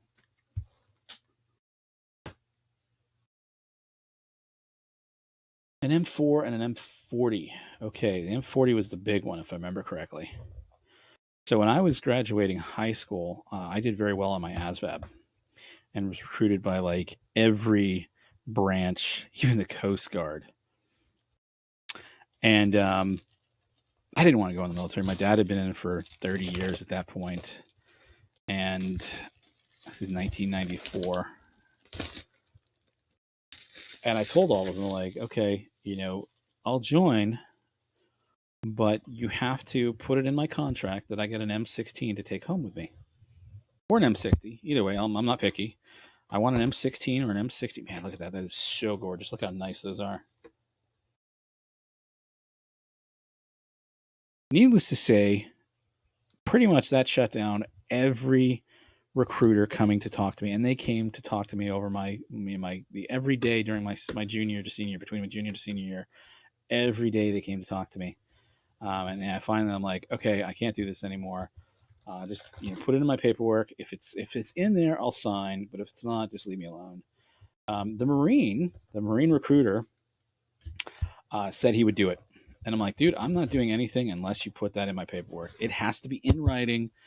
Otherwise, I'm not going to do it because I know the rules. Like, if it's not in paper, if it's not on that paper, you're not doing it. Yeah, Alex going to open some 92 Upper Deck. I can't remember who is in this. I think Mike Piazza. This is the low number. So this is the Find Williams. And obviously the high number has a brighter red. It's more of an orange color. See the difference between that and the bat? I realize the lighting in the background. I need to get some as I grow, I'll get some more high end stuff to make the lighting in here, or when I go down to my man cave, the lighting a little bit better.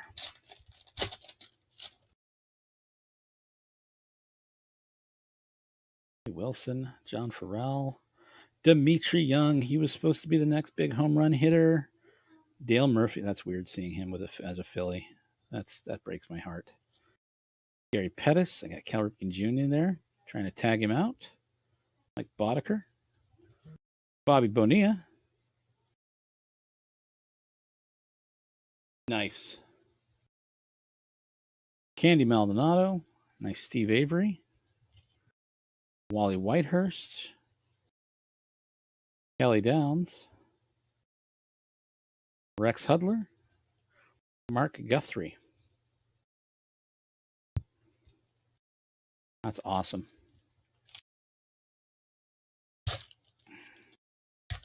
Is the M40 like a chain gun, basically? It is, man.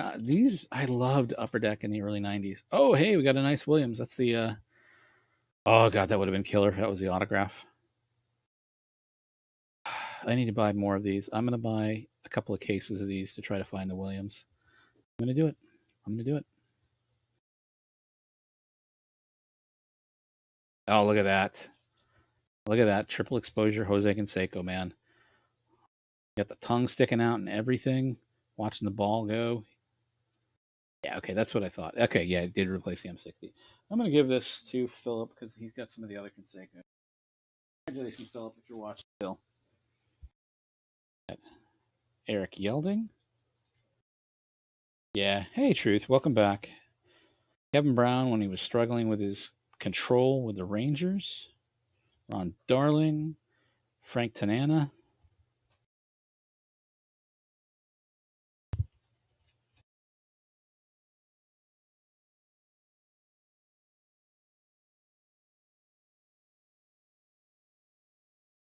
Oh my God. Come on.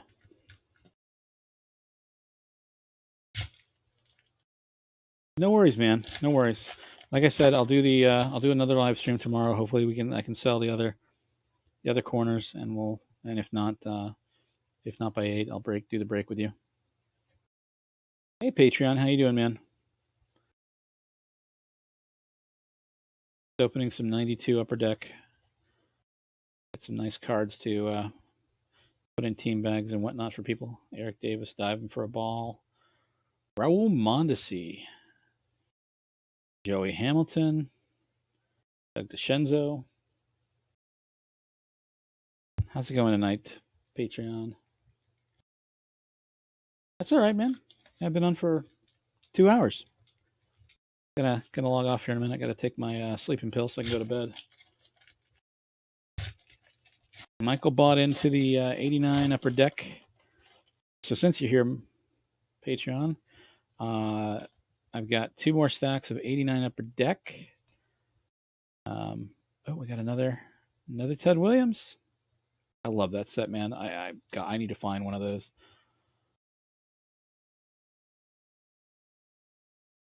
I'm just gonna buy some cases before they go up in price. Trying to find the Ted Williams.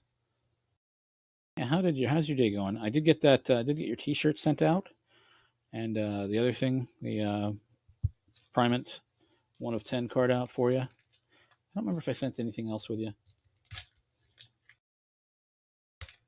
Nice. Did you pull that from No Truth? This is 92, so this isn't his rookie year. But he is in here, right? So there's a chance of getting him. Did you pull that from back in the game collecting?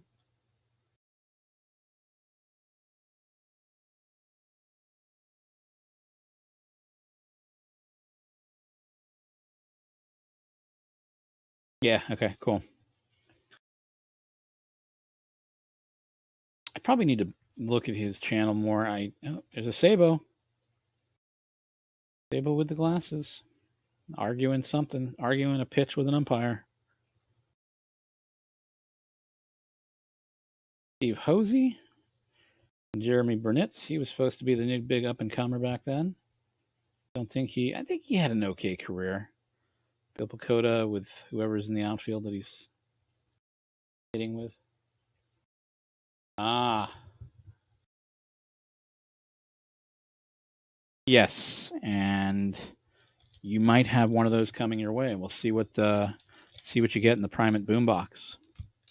Hey, Hardar, how's it going, man? Appreciate you joining.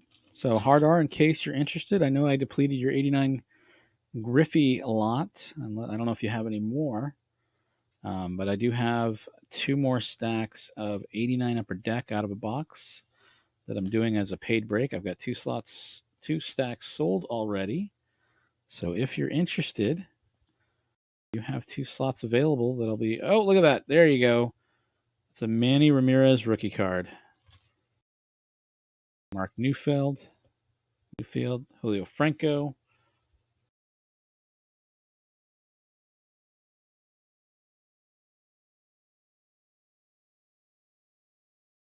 You know, truth, my granddad always used to raise me to respect people as I would want to be, treat people how I want to be treated, right?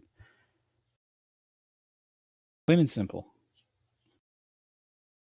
Wilson Alvarez, I think he was a big hot shot. I think he wouldn't. Wilson Alvarez Wilson Alvarez the one that took the helped the Marlins to a World Series. I can't remember.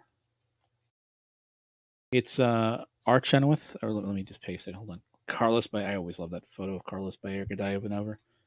Philip, are you here that you can paste my PayPal?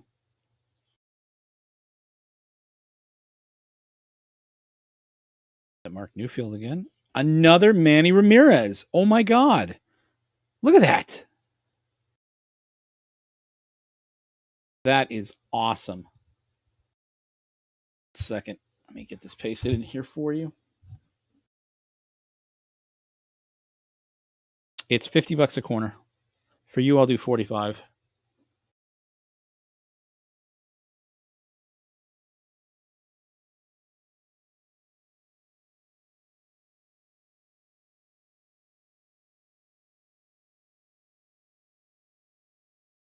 Unless you want to pay 50 and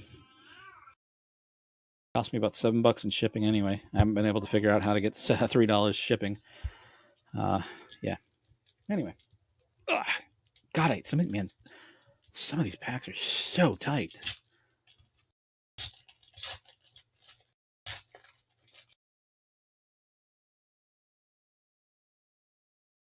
All right, we pulled 2 Manny Ramirez's out of this.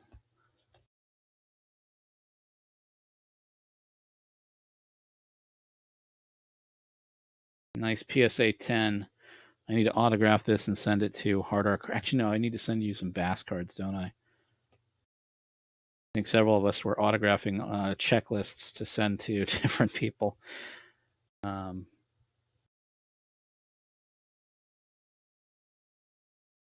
Sure. About the 89 Upper Deck? Jeremy Brunitz again, Steve Hosey, and Juan Gonzalez. 3rd-year card.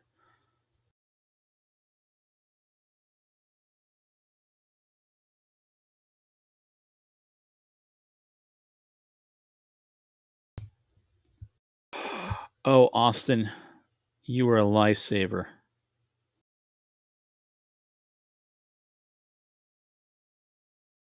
That.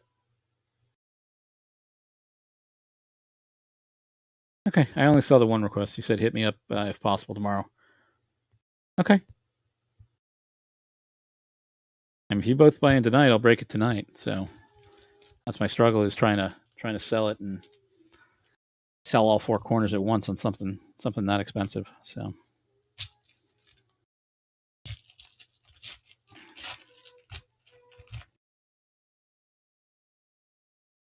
All right, last pack, Magic here. Might pull a hologram out of here. Let me look real quick. Hold on.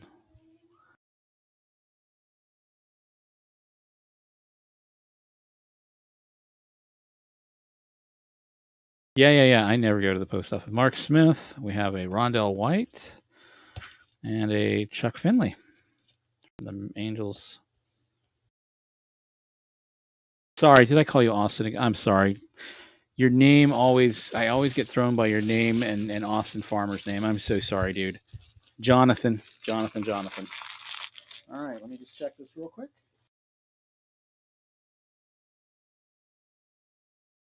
AFC.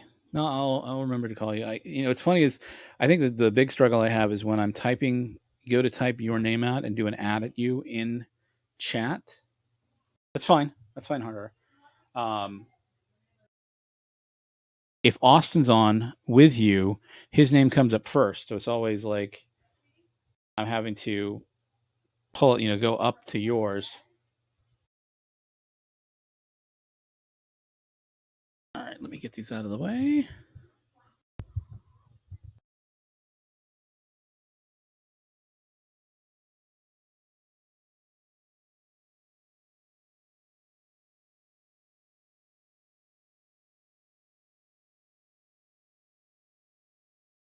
No, you don't. I mean, you were always Jonathan H. Anyway. I think that's all right. Cool.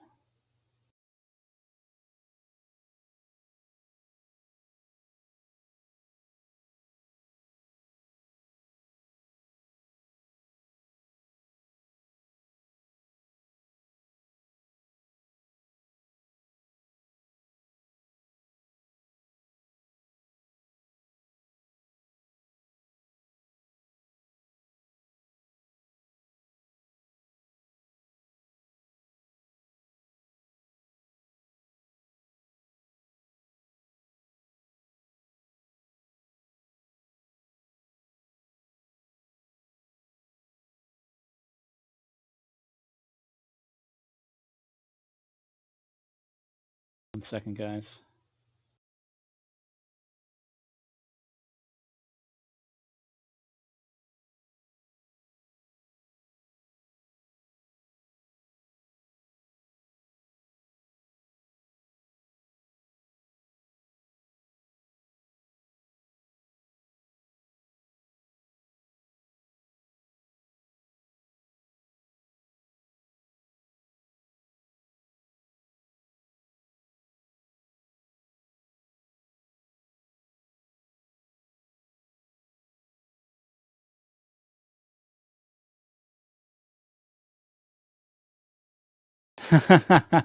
No, you don't. I need to pay more attention to it.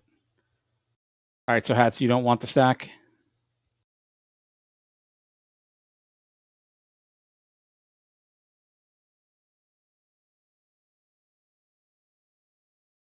So Dan, I've got top left, top right.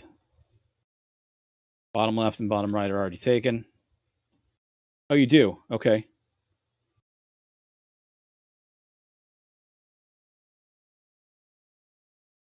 Okay, hold on. I might have refunded it.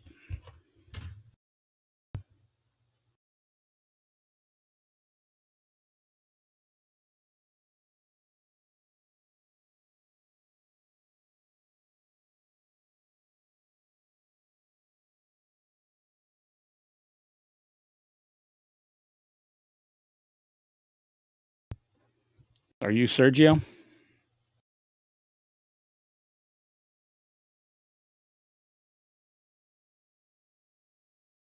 Okay, yeah, because I just refunded it. So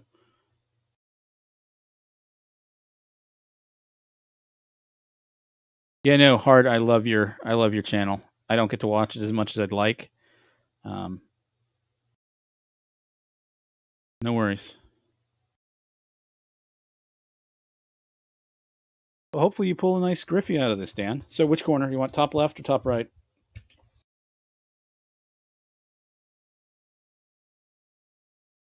Okay. Get him to stand up without falling down.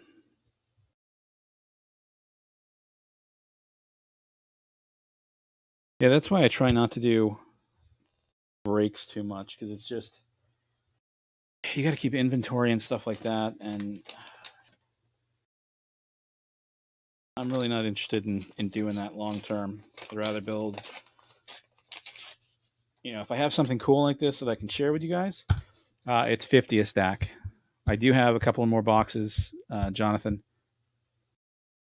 Yeah, I'll give you the same deal. So Did you want the score and Bowman or the upper deck Bowman? It's fine, dude. It's fine. I generally don't do this a lot, so I generally don't do a lot of breaks because I don't like it. Cool. I appreciate that. Cards. Okay, cool. You said you wanted right.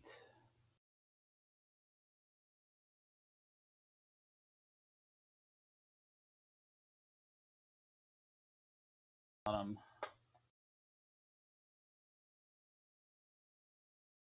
Perfect. Perfect. And you should be getting that. Yeah, I did, Dan. I did. Appreciate it. You should be getting that one of one you bought by Friday. I hope. I'll get you the tracking number if you need it.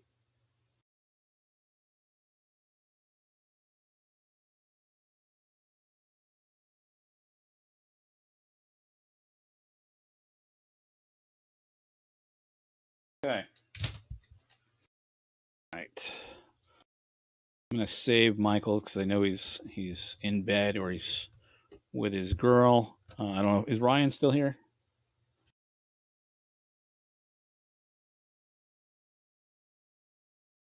Yep. $50.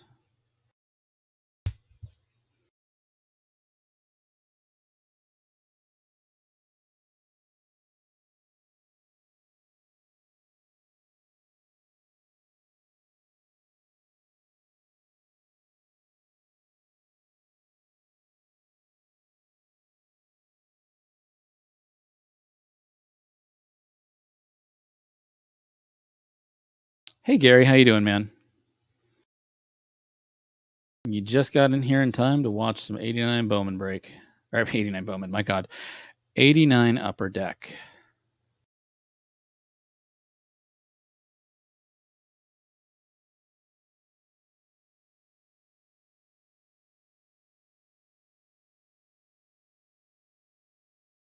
Cool. Got yours, Sergio.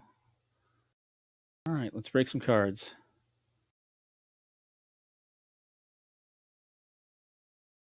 All right.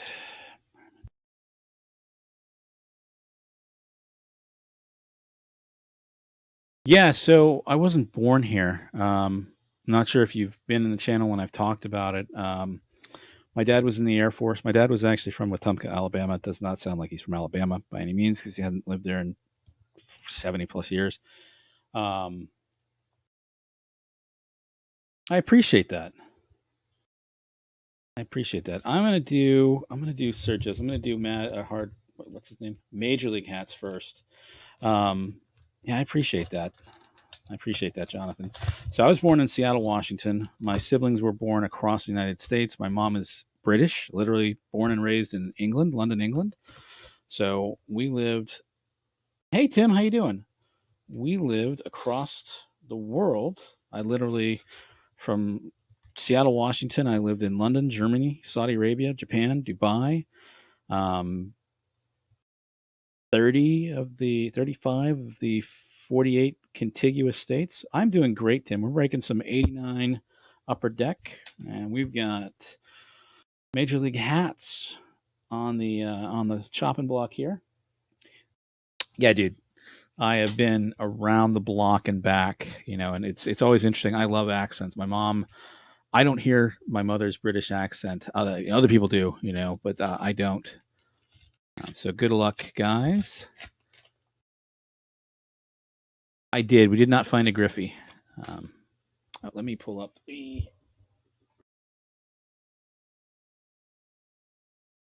Bowman.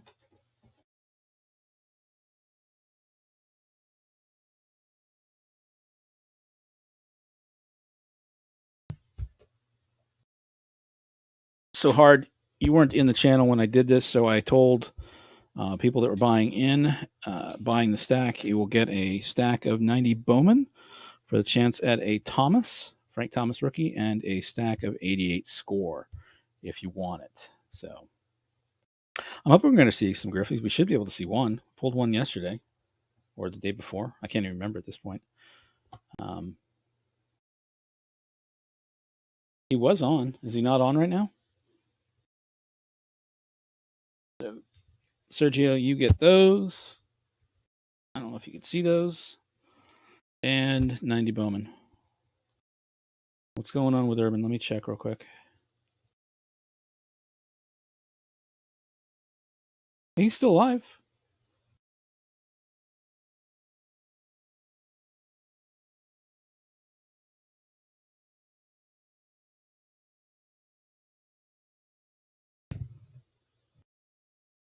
Yeah, no, he's breaking. He's breaking stuff tonight. So looks like he's breaking 89 or 90 hoops. Luis Medina. Okay, so these are in the middle. So it's always weird seeing how these collations work.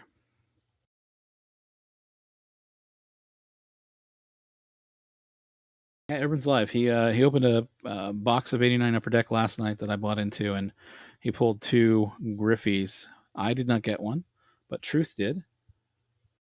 Truth be told, did get one last night, so that's nice. Oh, he's online. Yeah, he is online right now.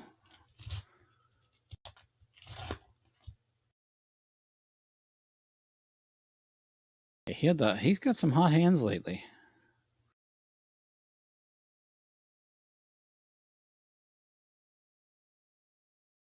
Got a Tony Chance.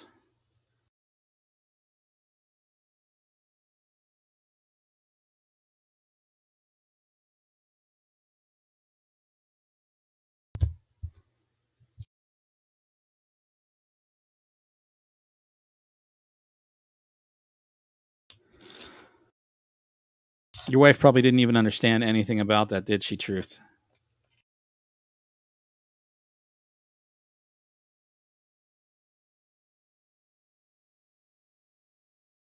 Jeff Musselman. Dave Otto. Yeah, that's a nice Mark McGuire. I always love this card.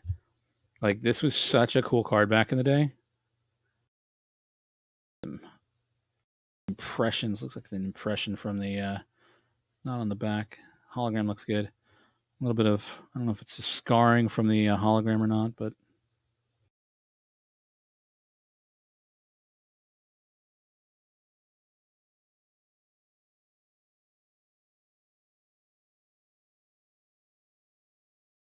yeah. I think everybody did get a Sheffield. I don't know. I don't think I got a Sheffield. I think I got the only Smoltz. I don't remember. We'll have to see. He's got them all on his desk right now, showing them off with pride.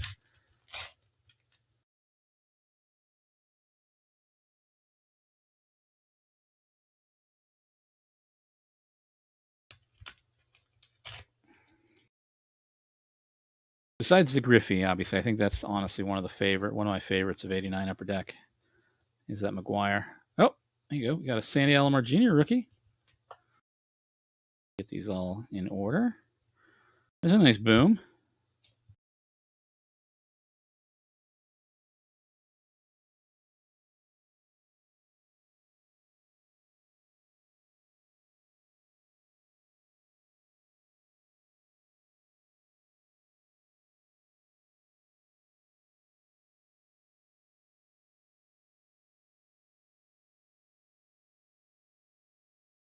Got my sleeves, penny sleeves here underneath all my open packets.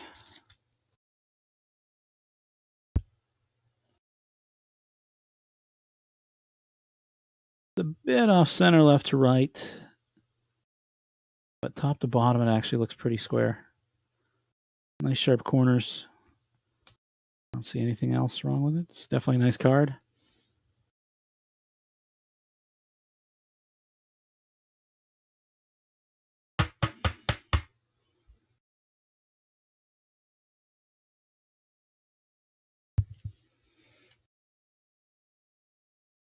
Yeah, if I was squealing like that, my wife probably would be like, "What the hell? What's going on?" 88 American League Cy Young, Frank Viola. It's got a little bit of a crisp thing right there. I think they all think that when we when we generally get happy, I think there's such a. Hopefully, I'm not talking politics from this perspective. I think we as men in general get such a. What do you call it? There's a Orlando Rooms. Such a. I don't know the right word. Pigeonholed into certain things like men can't cry, that type of thing. Um, that seeing us generally happy is definitely maybe frowned upon. Not frowned upon. That's the wrong word to think about. I don't know what I'm trying to say here. Hey, Anthony, how you doing? We're opening some 89 Upper Deck again.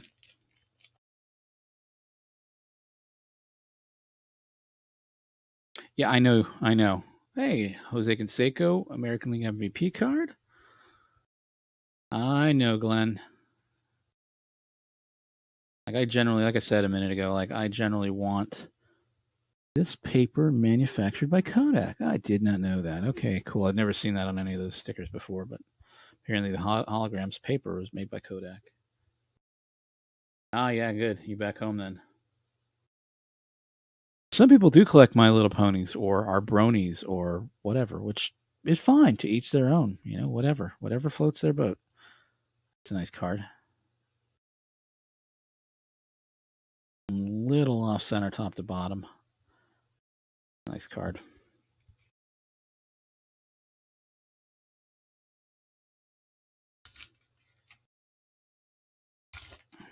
Walt Weiss, Rookie of the Year card. I haven't seen that card in a long time. Oh, that's a weird cut. That's definitely chopped at an angle there. Good lord. Chris Carpenter.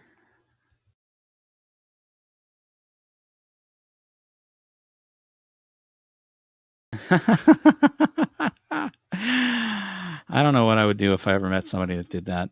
I would literally not know what to do or say. I don't want to put my foot in my mouth or something, say something that would upset them or whatever. But to each their own. We all lead different lives and whatever. So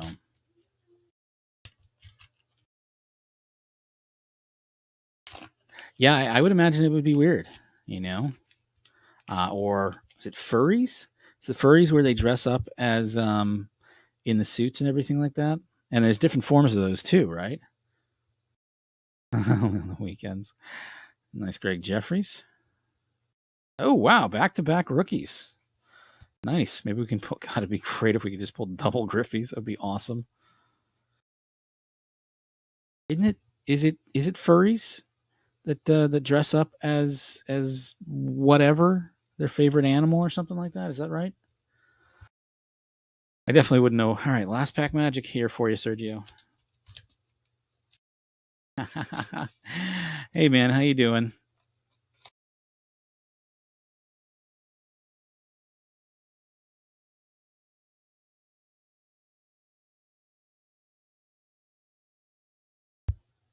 Oh my gosh.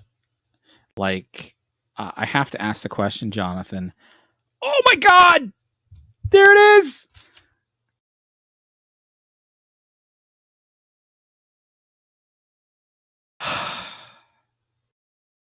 I need a moment. I need a moment. Oh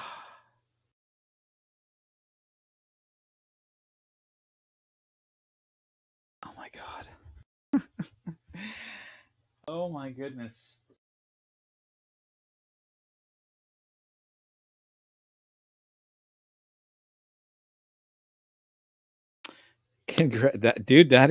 That is real last pack and everything.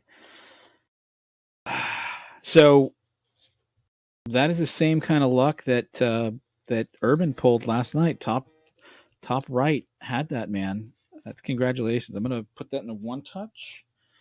I know Jonathan was talking about the BCW one touches because he doesn't like the Ultra Pro one touches.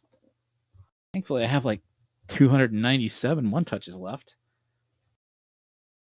It's a bit off center, so I'll warn you now. It is a bit off center. Let me get this one touch open here. Hopefully, we'll pull two like we did, two or more like Urban did last night. I'm feeling lucky here, guys. All right, give me a second here. So the corners are super sharp. It does have a little bit of fluff up here from printing or from cutting. Corners are very sharp. It is off center left to right, and it is off center a little bit top to bottom. So the way you can tell is there should be a little bit more white space down here. The hologram is in fantastic shape, though. So I'd say this is probably a decent 8 at best. I can't remember the size. It might pull a 9. So it's definitely a very nice card, man. Congratulations. I think Jonathan H says the one touches yeah. See, you can see it here. This will shuffle around just a little bit. I think Jonathan H said the BCW one touches are a little bit tighter on the card. It move around in there. So what I do is I will generally put this on top of it, put a sleeve, penny sleeve on top of it.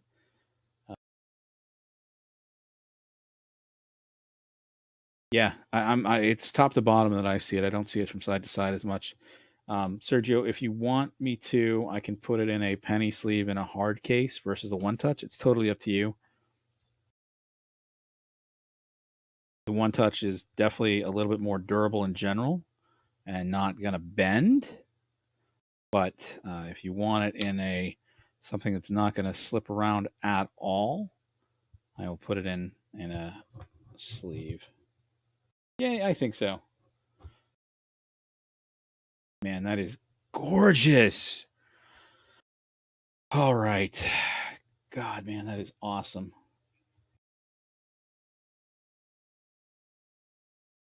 That is really yours, dude. Congratulations. All right. Do you want me to open these, or do you want me to just send these and you can do a video of your own of the 90 Bowman and the 94 Upper Deck? It's up to you. If you want me to open them, I'll wait till I get done with the everybody else's 89 Upper Deck because I know that's what everybody's waiting to see. It's up to you, though. Yeah, no.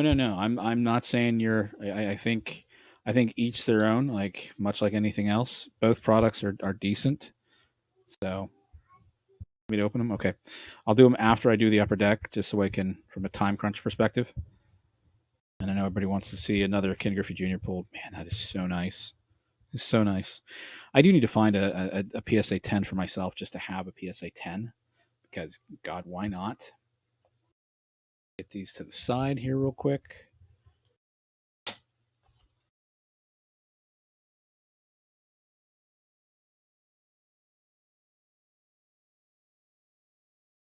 Okay.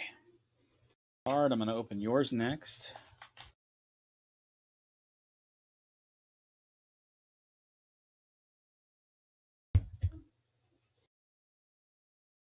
So Ryan Holiday and Michael Paget bought into the other corners.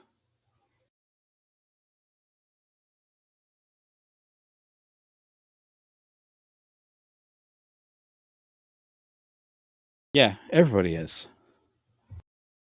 Like, and sometimes some of these older packs have weird production damage to them when you pull some of the cards out. All right, so Dan is up next.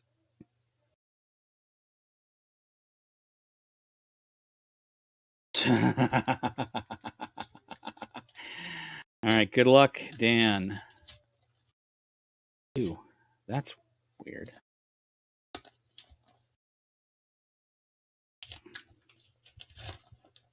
Good Lord, what happened to this?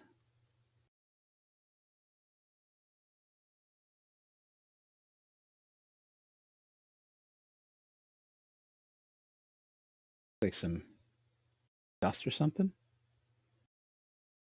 Oh, no, these look like they have kind of humidity damage. Wow, yeah, that's dust. That's trippy.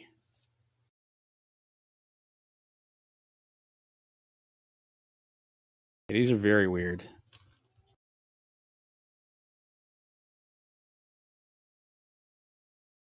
Oh yeah, God, I remember those.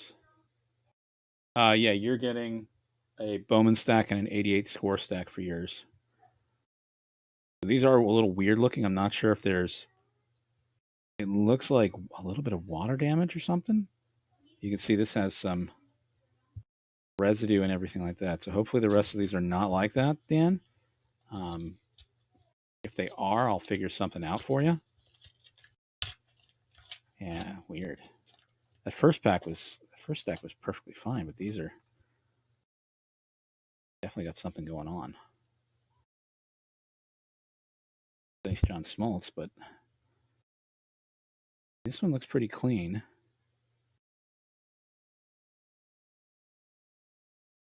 for you. Like everything?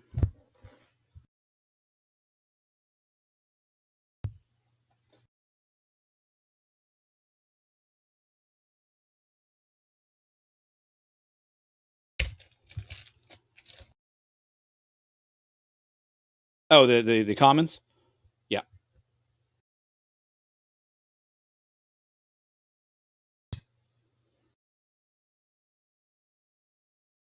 One second.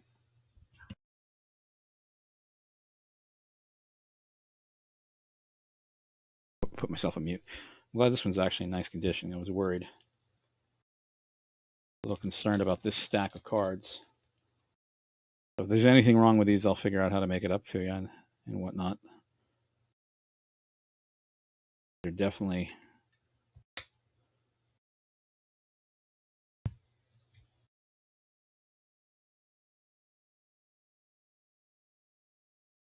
doesn't make any sense. There's Sabo.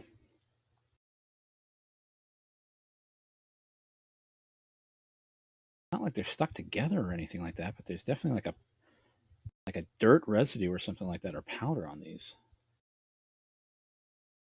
Oh, the extras. Okay, gotcha.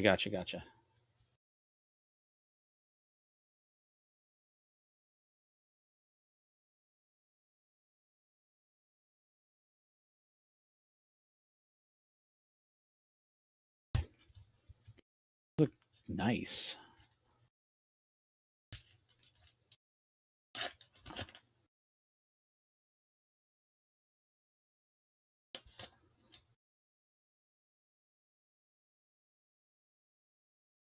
Okay, these have definitely had some water damage or something like that to them, or something. Like I can't tell. It looks like what I would see with residue or something. I probably shouldn't even be touching these cards if there's mold or something like that on them. Inez. Good night, Jonathan.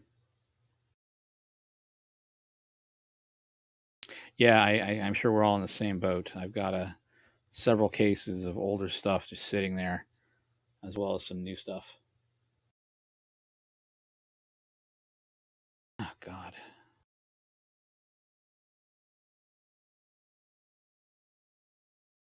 I just can't tell if it's dust or what. I mean, it looks like dust, feels like dust, but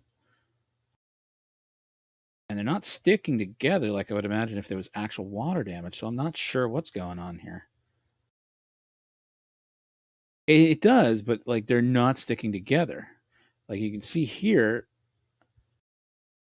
like I can't tell. And the dust, the stuff comes off like it's residue. I've never seen something like this before. And I know I've pulled boxes of cards out of storage where there was severe water damage and like the cards were ruined. Like there's complete paper loss. They're sticking together. Like you can see this dust does come off. So I'm not sure what's going on with these,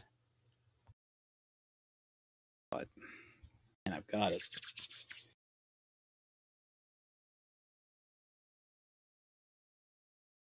Good night, Gary. Put this one in a. I just need to grab a box, my whole box of them here on my one touches just in case. We're definitely seeing some nice rookies out of this. So not to slow this down any, but I want to make sure we're taking care of these cards.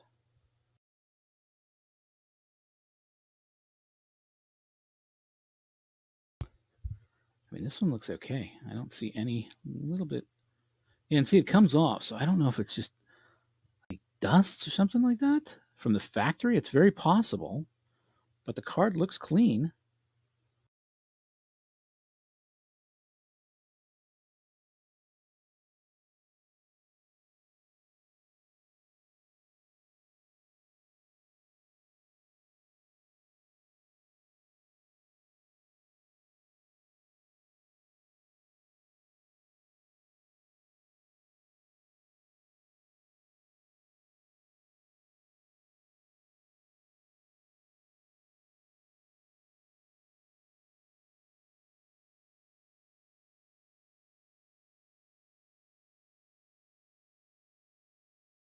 Nice. It's two hot ones so far. On pack four. Pack four. I've never heard of that. I do. That's fine. I've got so many.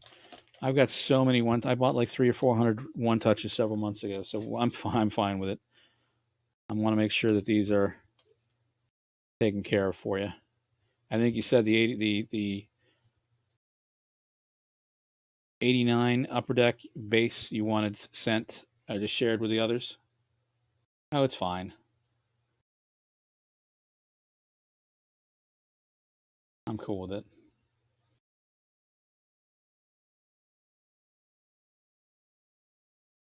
Um, I have had a. Oh, here's a nice Mark Lemke.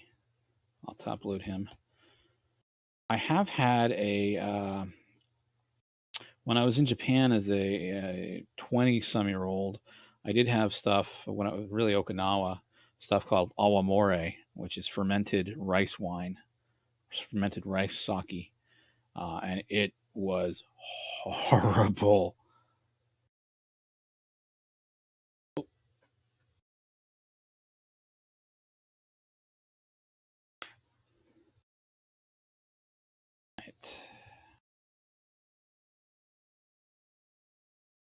Hey, Ron Washington, who's the third base coach, hitting coach for the Braves now.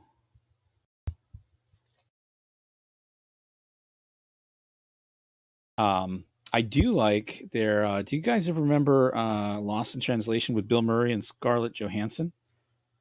I love it. I think it's a fantastic movie.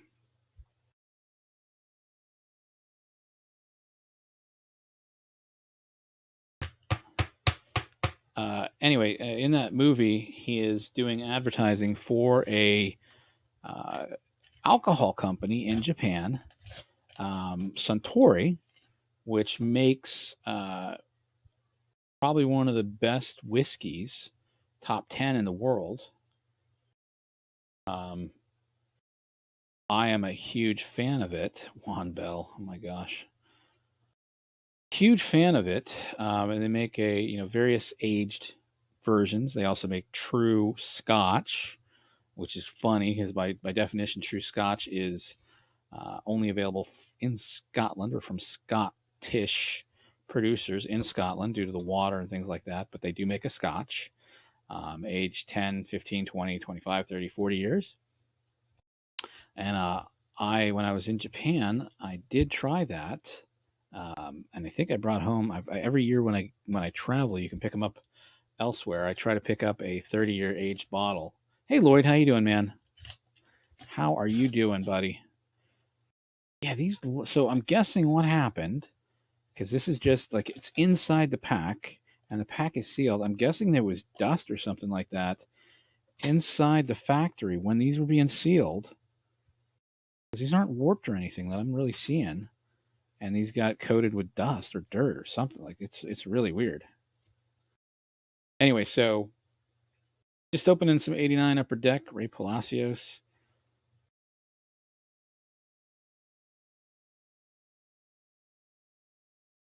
How are your nieces tonight, Elkanon? Benzinger, Dave Smith, John Kruk, famous for that. Was it the '92 All Star game with him and what's his name? I've never heard of Eagle Rare. I can't drink it unless it's smooth. Like that's my rule. I can't do it. No, I haven't. Who is it? Is it manufactured by Proper 12 or who makes it? I think I mentioned the other night on stream. I don't generally drink a lot, so it's rare you find me drinking. But when I do enjoy stuff like that. Yeah, this is just dust. It's been sitting in these packs. God, that's so weird. Nice, nice. I was watching an episode of Drunk History, which if you guys haven't seen it on YouTube, it is absolutely fantastic. And one of the episodes I watched today was talking about the chick that Felix Jose, the chick that helped create a modern day Halloween, and they you did miss a Griffey. Dust. That's crazy.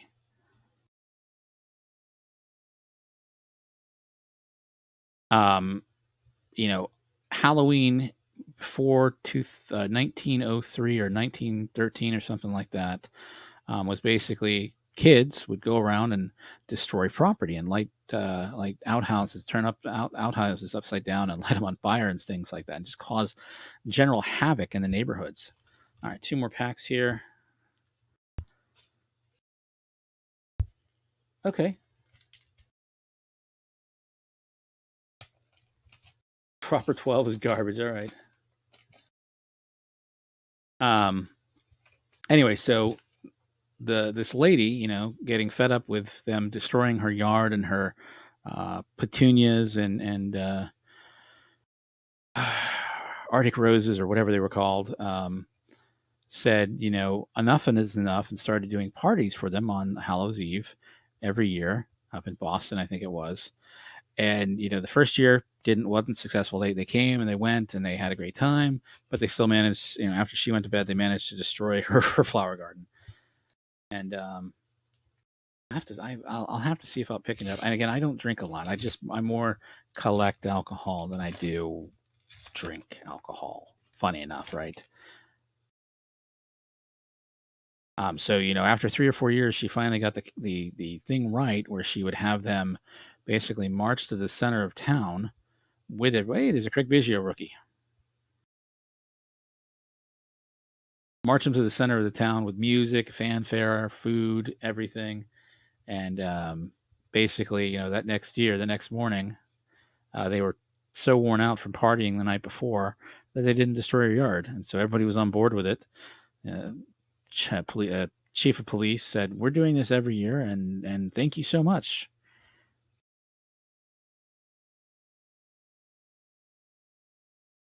Billy Ripken. All right. So you got just a Craig Biggio.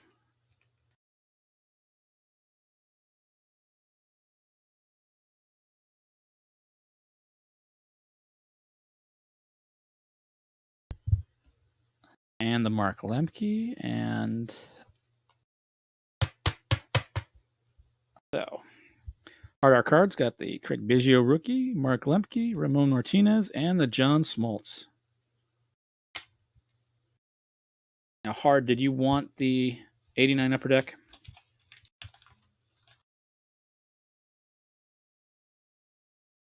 The base? I don't even know if Hard Art Card is still in here. Hey, RTS. Yeah, that was the history of Halloween. Oh, you want the Sabo? Okay. See if I can find it. I assume you're going to send it off to Dave or John, something like that.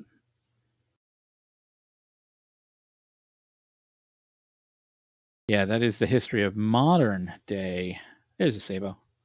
Modern day Halloween. Jack McDowell, second year. Good, good, good, good.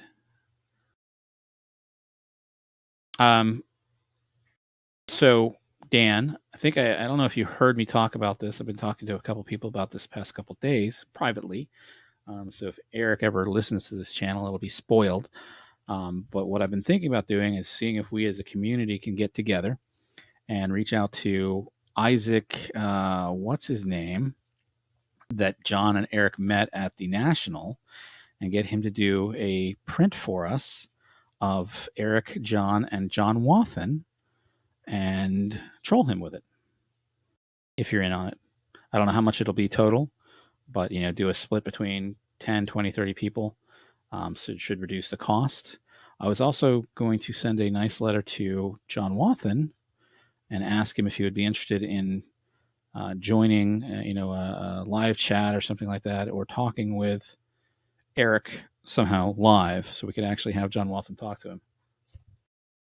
That is an expensive troll, but if we do it between 30 people, it's not that bad. It is, and it would be absolutely worth it. That's the only way I can think of topping my previous troll with him. So, not. I think we're sold out on pretty much everything. I don't do a lot of sold breaks RTS. I do a lot of personal stuff. I do a lot of giveaways for my Patreons, and just when I hit certain milestones. Tonight we were doing. I do have some upcoming 89 Upper Deck for sale. I've got 2 other boxes that are still brand new. We already pulled one Griffey tonight. We pulled a Griffey the other night. We have 2 more stacks to go, so we have a chance at another one. You're banned from his channel? Well, that's even more reason to troll him. That's absurd, really. All right, so remind me, do you want the 89 Upper Deck base? I thought you said you wanted them to just didn't want them because of shipping or whatever.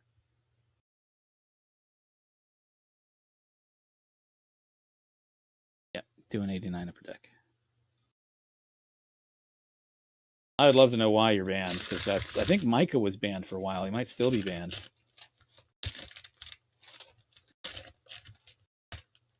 So much trash. So much trash. Okay, yeah. So you wanted me to split all the other stuff, the base 89 Upper Deck, and the Bowman and the 88 Spore. That's an easy one.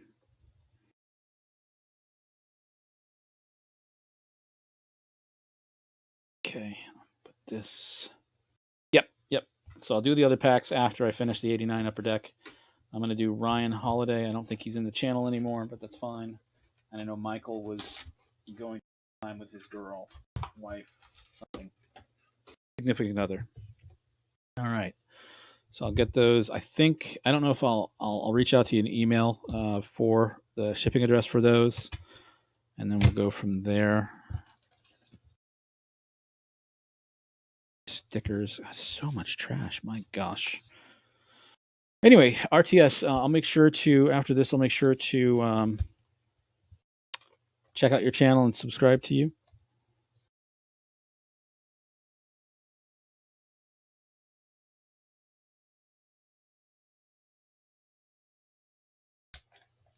Yeah, that was a while ago that he got banned. Yes, he's look okay. Still a little bit of dirt. Like you can see there's like a little residue down here on the across the pack. So it's not like it's been resealed or anything like that. It's definitely dirt residue or something. I was hoping it wouldn't be in these as well, but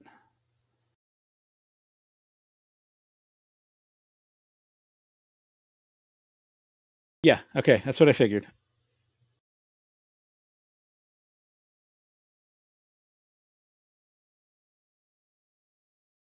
Yeah, no worries, man. No worries at all. All right, so this is for Ryan Holiday. He asked for bottom right.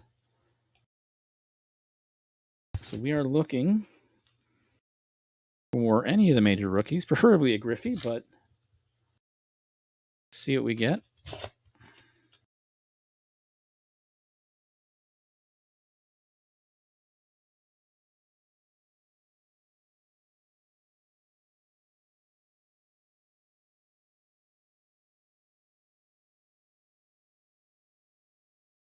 Really, that's awesome.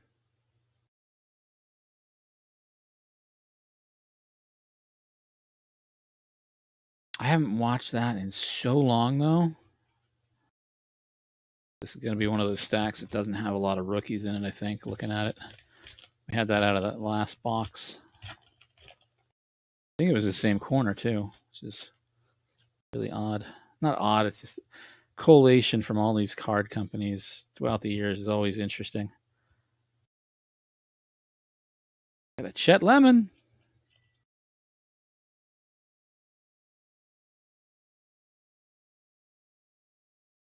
And Sierra for the Rangers. I think I have it from email from you buying that 1 of 1. Pretty sure it was you that bought the 1 of 1.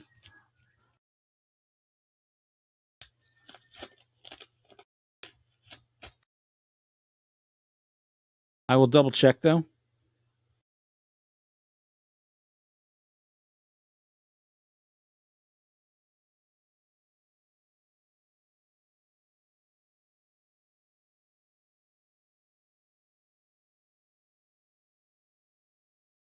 Yeah, there's always those theories about that because of that. I don't believe them for anything. I don't believe that Upper Deck was producing thousands or tens of thousands of sheets of just Ken Griffey Jr. because if they did, there would be a glutton in the market, and I don't believe there is. So that's me. That's me personally. I don't believe that. Um, we were going through some of the theories last night, the past couple of nights with. I broke a box. Several people have broken 89 Upper Deck boxes recently, and based on the myth, bottom left pack 3.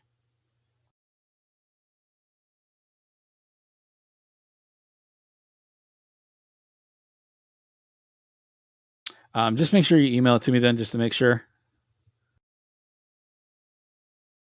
I thought you were the one that was interested. I thought the name looks like the same person that bought the that 1 of 1 Mike Conley Panini card off of me last week. So if you're not, that's fine. Just make sure you email me your address, and we'll go from there. I'll make sure you get it. I'll make sure I get them out correctly to you.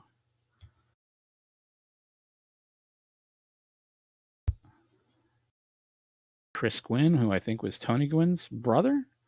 That's Tony Gwynn's brother. Number 1 pick in June out of 85. Dodgers number 1 pick out of San Diego State. Chris's younger brother of Padres, Tony Gwynn. He was supposed to be even better than Tony. It's the same PayPal email. No worries. No worries. I'll ping you, Dan. Appreciate for hanging around. Ricky Jordan was supposed to be a next big up-and-comer as well. You got Terry Pendleton before he moved over to the Braves. Sid Bream before he moved to the Braves. I always found it interesting that Sid Bream played for the Pirates and then helped the Braves through a questionable call beat the Pirates in the NLCS.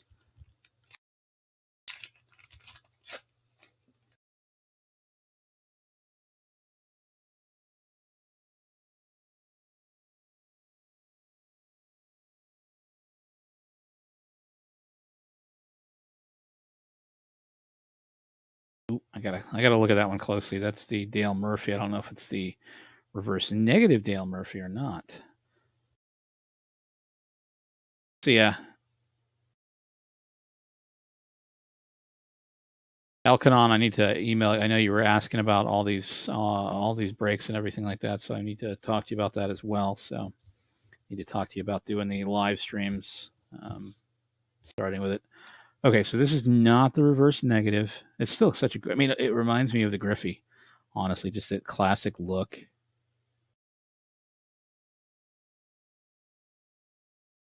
I am Ronald.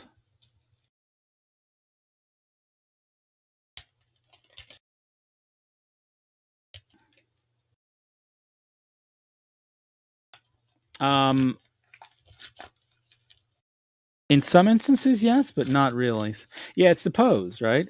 And I'm sure it was probably the same same photographer did something very similar. Or I mean, that's a classic pose for them for a portrait look, anyway, right? And he had such a great career. It's a shame that he didn't finish out. I think he was like 100 home runs off for a 500. No, no worries.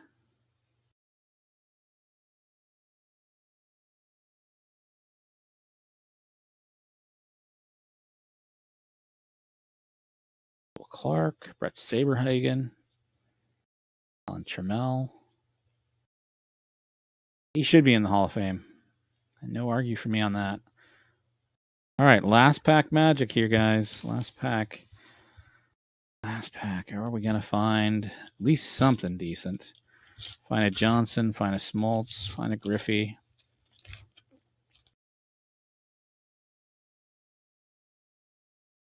Drapek.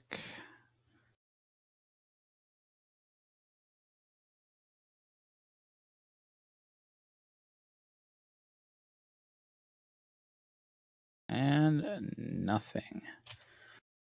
All right, where is his? Where did I put it? There it is. Ryan Holiday.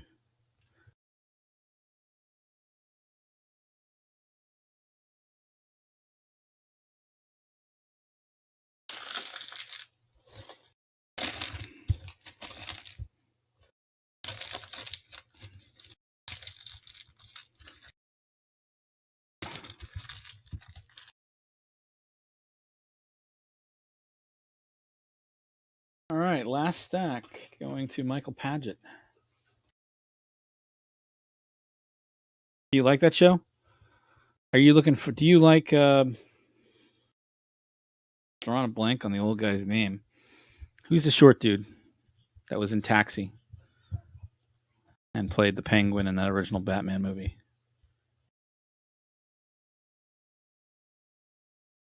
He's also in that new rock movie. I am totally drawing a blank on his name. Danny DeVito. You a Danny DeVito fan?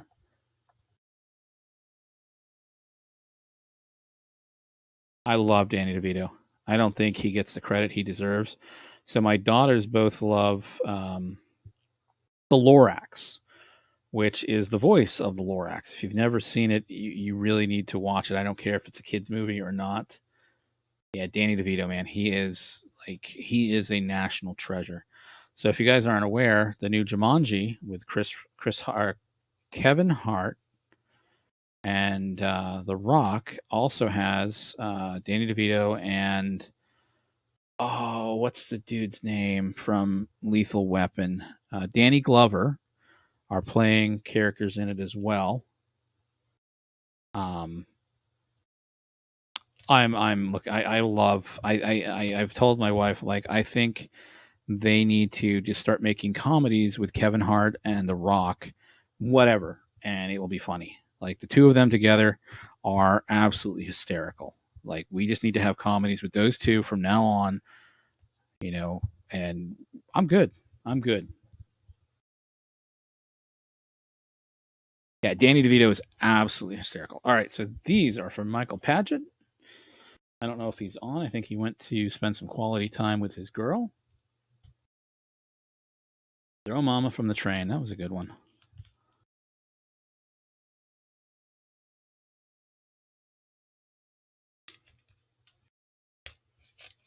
All right, let's see if we have some better luck out of this one. So we pulled a Griffey out of here. Lemke. I'll get that put up.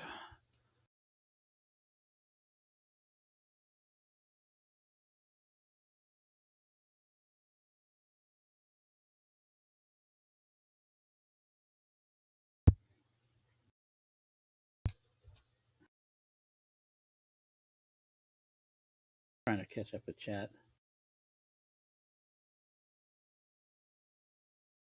Oh my God, that would be an amazing movie, RTS.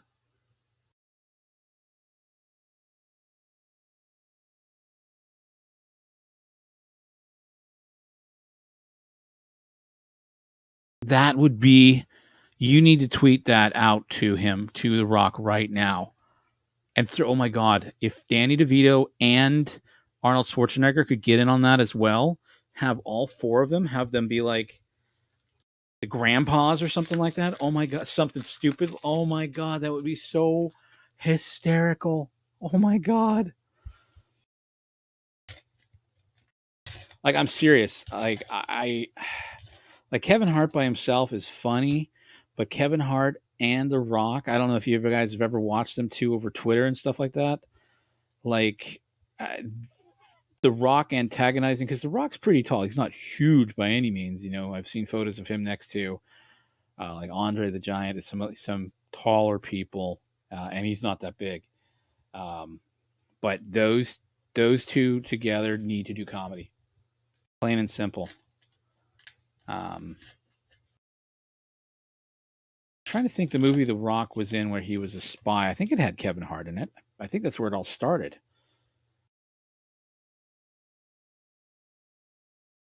Oh, we pulled the Nolan Ryan. We pulled the Nolan Ryan. Congratulations. Congratulations, Michael. Oh my gosh.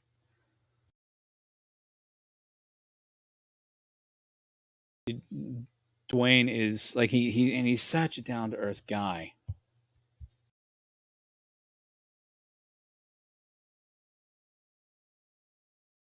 You guys need to go. I'll go do it. I've tweeted to The Rock before about it. Like, you and Kevin Hart need to just make movies together from now on. Like, I don't care if it's a baking show, whatever. I will watch it. Oh, there's the Jose Canseco. Boom! Look at me before steroids.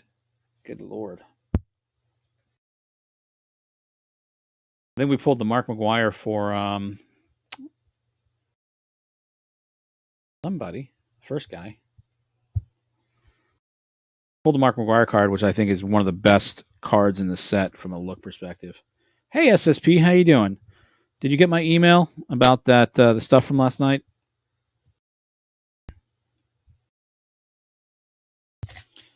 So in case you guys do auctions, there was a guy last night that was fighting against me in an auction for SSP for some Acuñas and other stuff. I was trying to pick up a couple cards for some Patreon members and some other people in the hobby, and I haven't seen that one in a while. And the guy just kept bidding me up, and cards I really wanted, and some of them I was wanting for, just like I said, people in the hobby. And then again, I think he had like $80-$90 worth of cards and didn't pay, which is, I've been seeing it happen a lot lately. Central Intelligence, that was it. Thank you so much, Truth. That was such a hysterical movie. Near the end of it, where he does the what was his name? The Golden Flash, was that his name? Was that Kevin Hart's nickname from high school? And he tries to do the jump, the backflip that he was known for. Oh, there's a Dante Bichette.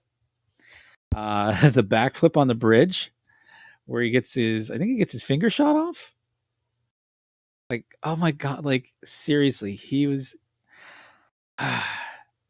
Kevin Hart by himself is hysterical anyway, but throw in the man, the myth, the legend that is The Rock, and it's comedy gold. Comedy gold. If you haven't seen the second Jumanji movie and realize they are making a Jumanji 3 now, I'm feeling a Griffey here. This is a oh boom! Look at that. Oh, there's a little bit of a ding on that corner. That card looks so good otherwise, man. Oh my god. All right. Pulling some fire.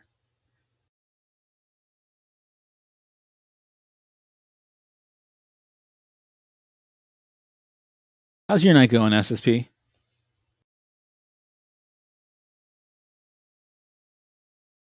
All right, last two packs, guys.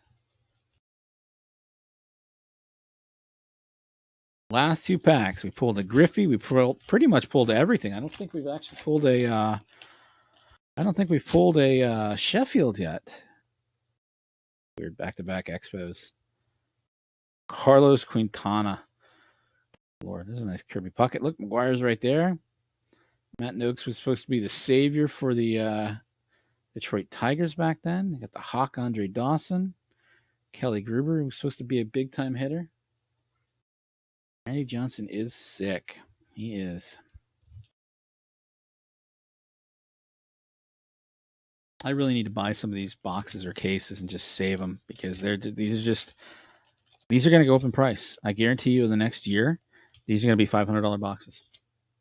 So for my final Primates picks of the night, if you can afford, oh god, I love that card, Mike Schmidt.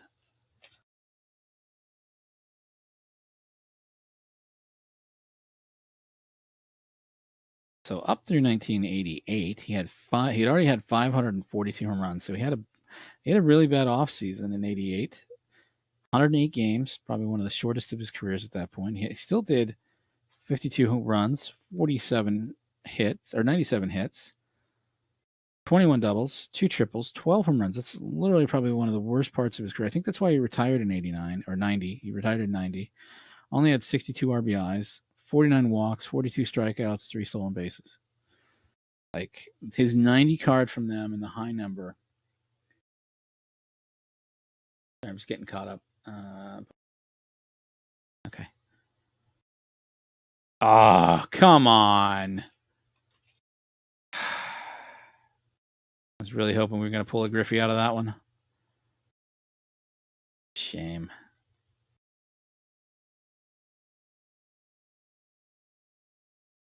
All right, so the hits for Michael Padgett. Star rookie checklist. Randy Johnson, Bo Bichette, Jose Canseco, Nolan Ryan, and Mark Lemke. All sleeved up for him.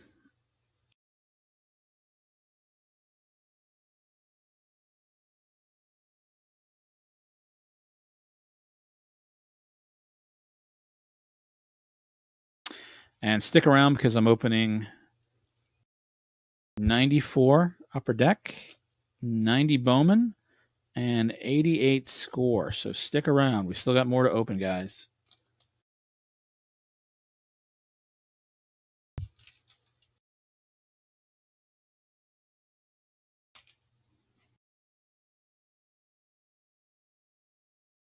Yeah, the 94 Upper Deck has a chance at the Jeter and the Alex Rodriguez. The Bowman, we haven't pulled the Frank Thomas yet. We got 2 stacks, 2 corners of 90 Bowman. It depends. So 89 low number, which is what these were, higher chance of a Griffey and everything like that. If you can find it for less than 150, it's probably a good deal. Figure about $2,000 a case. Yeah, 89 Upper Deck. 89 Upper Deck, low number. 150 a box or less.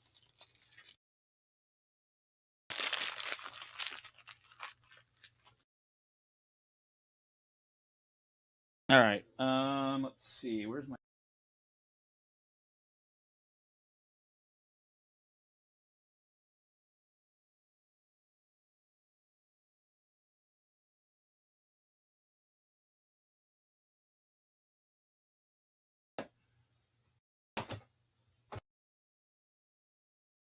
Oh, man, I've opened a lot of stuff tonight.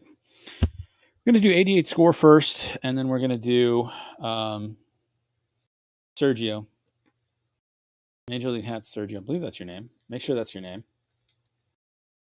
Hey, Jesse. I'm going to show it on cam real quick, if you don't mind, Sergio, because we could pull this hot little firebox.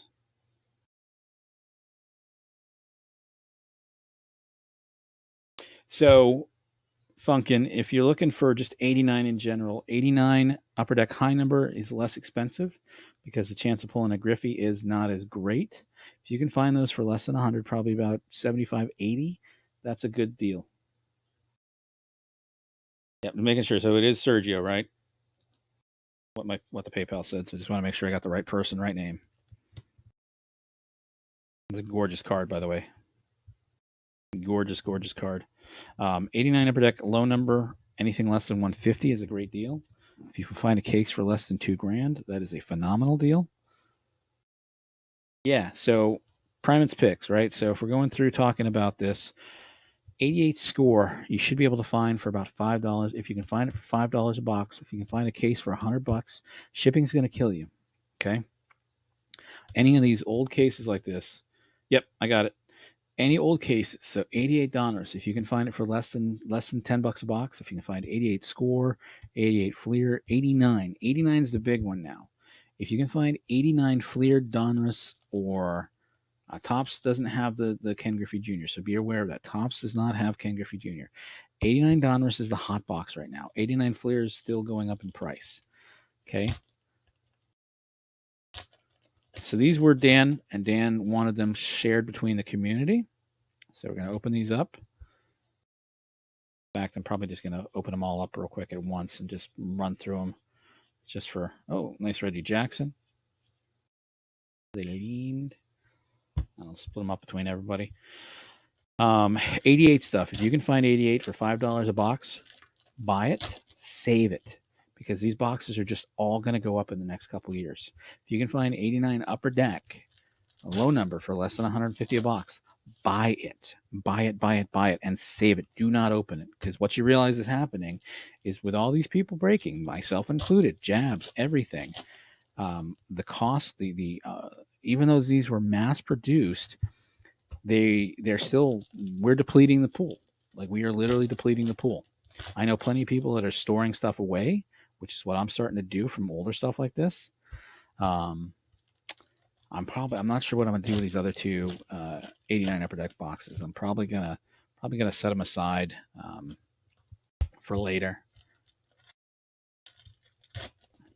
If so, 89 is the big one because of the Griffey. 89 Donruss, 89 Fleer have the Griffey rookie. 89 Tops does not. 89 Score, I think he's in the traded as well.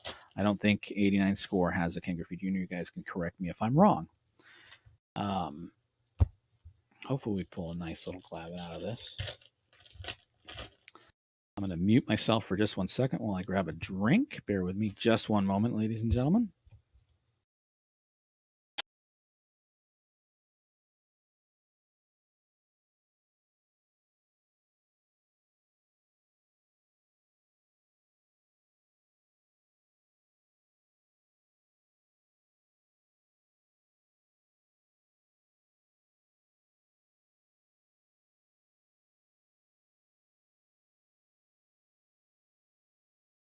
All right, got my drink poured. Got to take my medicine real quick so I can fall asleep.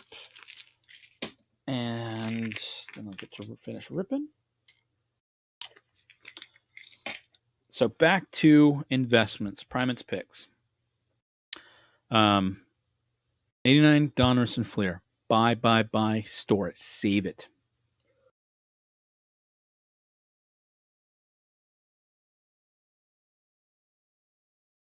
$90 Upper Deck high number. If you can find 98 Upper Deck high number, buy it. 90 Score for the Frank Thomas, 90 Bowman. If you can find any of this stuff for a reasonable price, case around figure $100 for a case, buy it, and save it, store it. Do not open it, do not rip it, because they're just going to start going up in price from now on. That's a Terry Steinbach. No, Terry Steinbach was 87. Yeah, it was not his rookie. Won't worry. Oh, there's a nice Bo Jackson. I figure I'll just take a quarter of these at a time and put them into each of the other stacks. And if I pull a Glavin, I will random it to you guys. Anybody still watching, listening?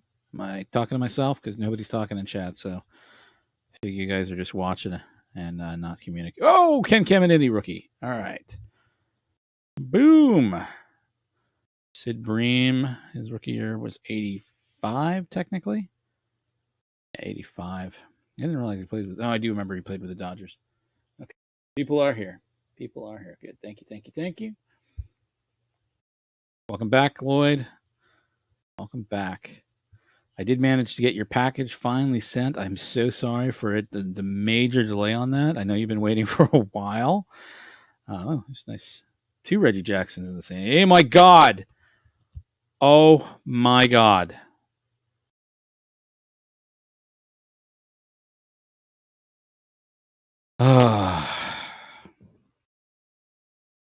One in 100 card chances to pull this out of a box. Oh my goodness. I'm just gonna random that to you guys. Another Bo Jackson,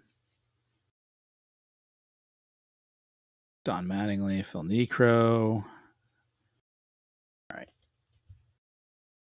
let me get that sleeved up.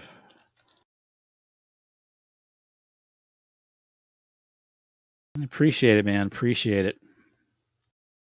I don't even remember what I sent you, so I let me know because I don't even remember what was in that box, and it's been a while, so I apologize. So many issues trying to get that sent out with the post office and everything like that, and it's gone. It's sent. You'll get it. So I'm gonna give this stack to Sergio. Stack will go to Michael, and this stack will go to where's his name? Hold on.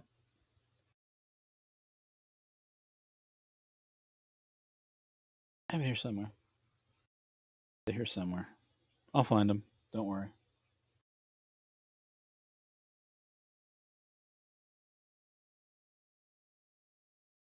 Ah, it blew off. That's why.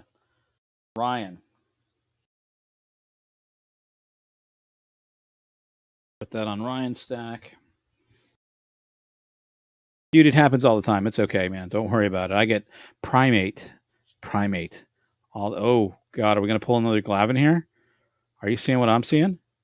We had this a minute ago and we pulled nope, no Glavin. Damn it. Darn it, darn it, darn it. Darn it, darn it, darn it. Can propel. God, I was getting so excited there. Come on, come on, come on. Nope.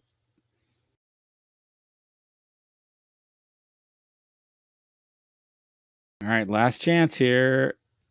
Ooh, that's a Nolan. Oh man, that's nice. That's nice. Put that at the top of the pack. Get that all sleeved up. Yeah, so my last name, if you saw the PayPal, if it has my name on there, my last name, obviously I've grown up with it for many years. I'm going to random these three cards and just top one. Top person, top one of that random, and I'll do it in a second. We'll go to the number one, then we'll go to number two. Nolan Ryan will go to number three, and then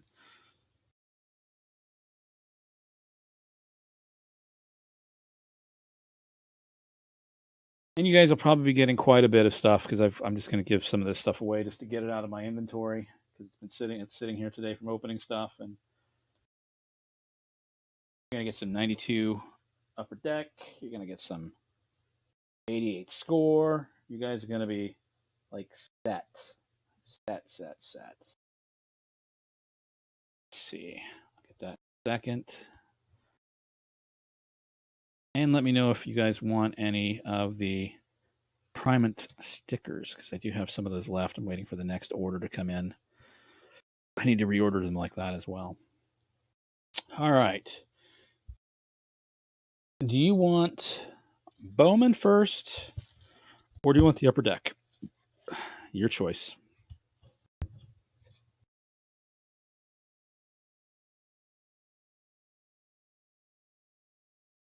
90 Bowman, 90 upper deck. Yeah, fine. I do have merchandise too. Yeah. So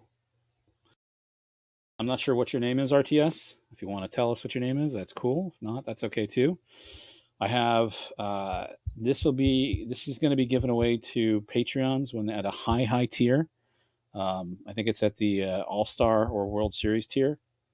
Once they sub after the first month, so it has my logo. I will be signing these. Save it. Absolutely save it. These boxes are drying up, and you're gonna be able to make a big profit in the next couple of years. That's fine, Elkanon. I appreciate it, man. You want the upper deck? Okay. Yeah. So I do have a merchandise store directly. It's just from there's one from Streamlabs. And there, so if you go to streamlabs.com/primate, I will type that in the chat unless Philip is on top of it. And I have another one that I opened up today that has a lot more inventory as well. Give me 1 second here. Panel.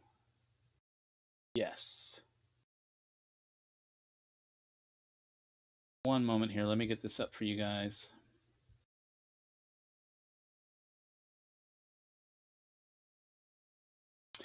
Thank you so much for that. Yeah, so my Patreon, if you guys are interested in supporting me from that standpoint, I think anything under $10 from a Patreon level tier is to support the channel. $10 and above gets something guaranteed every month, whether it's packs or um, a team bag of cards. Preferably, I try to communicate with you and make sure I get know what your PC is and go from there. The Primate.live / merchandise is the other one that has, I think, 2 or 3 pieces of clothing right now, a t-shirt and oh god, that's not going to work, I don't think. But I did set this one up as well. I got to make sure I get the right link for this. Not, it's not showing you my store, it's showing you my store. Give me a second here. Ah, there it is. Okay.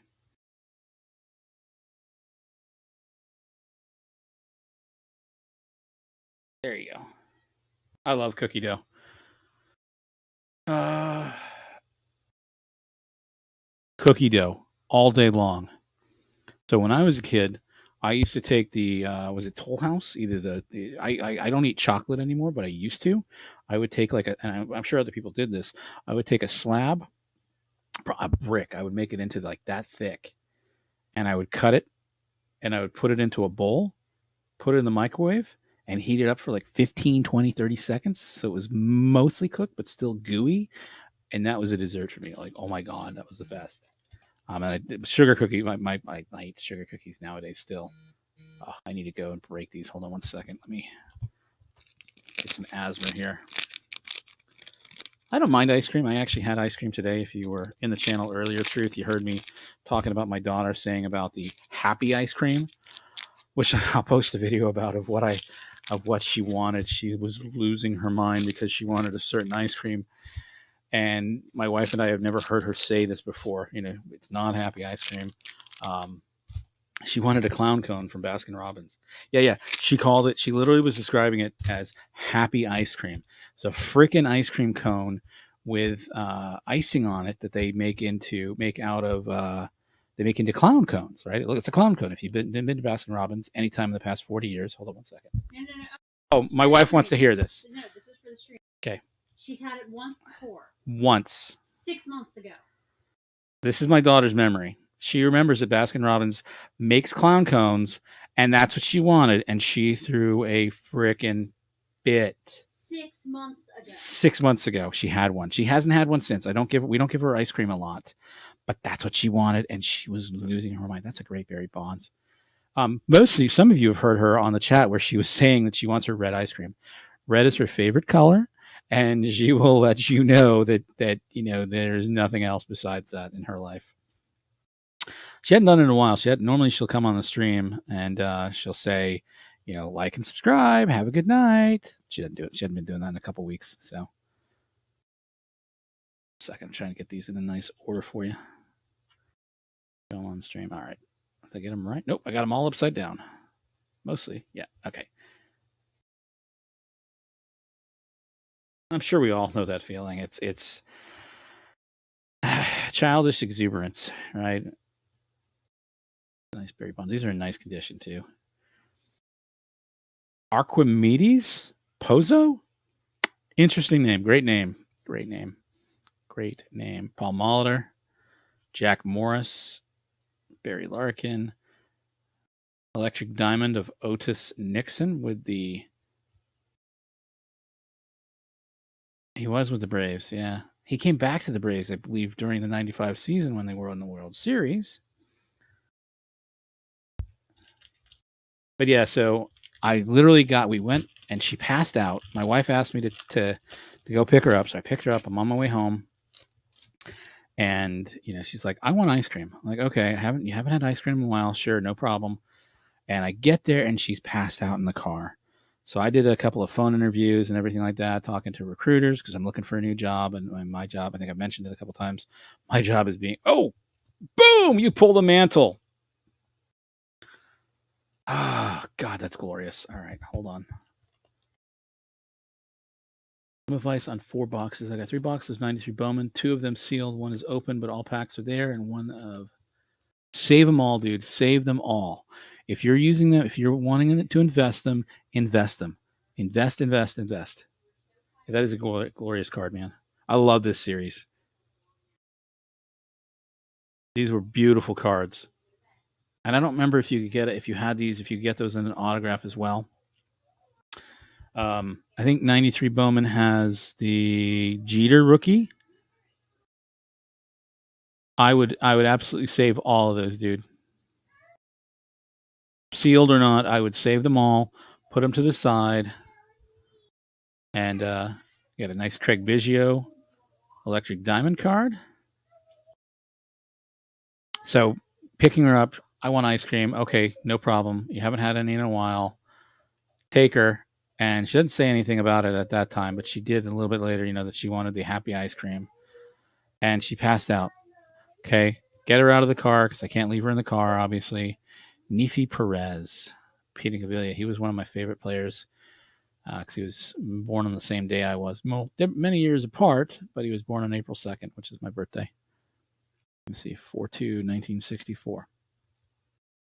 So get there. She's passed out. Take her inside. She's like clinging to me, passed out on my shoulder.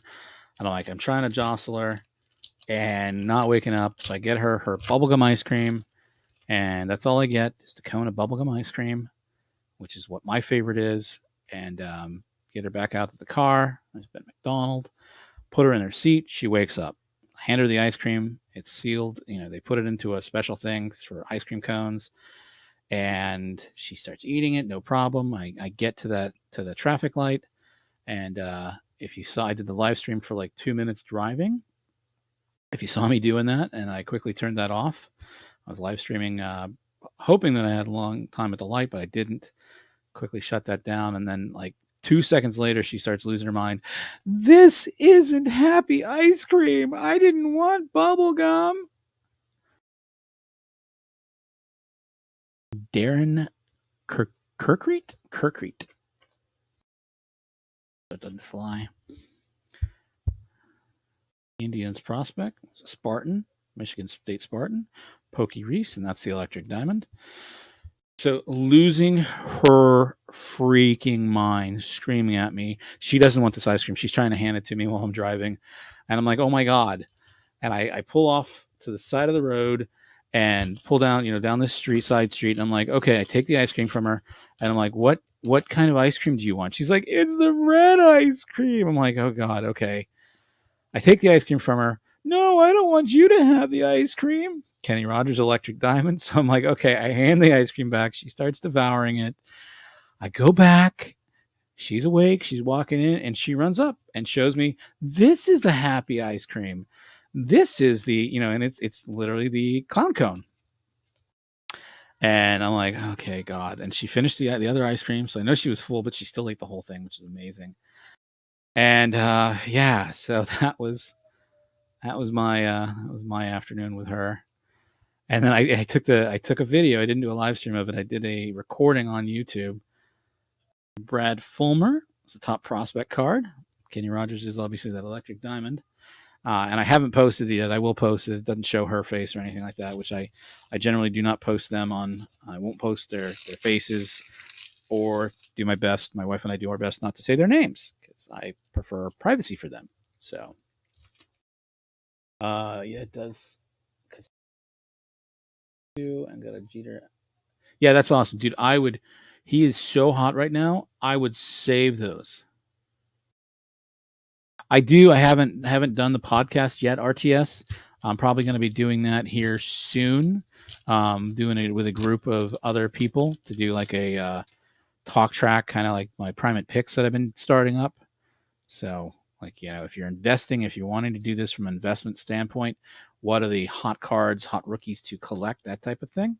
So I appreciate you checking out the Patreon, and if you if you become a subscriber, just let me know, and I'll depending on the tier, I need to make sure I have your address and everything like that. Let me show you something. 1 second. Let me get through this pack.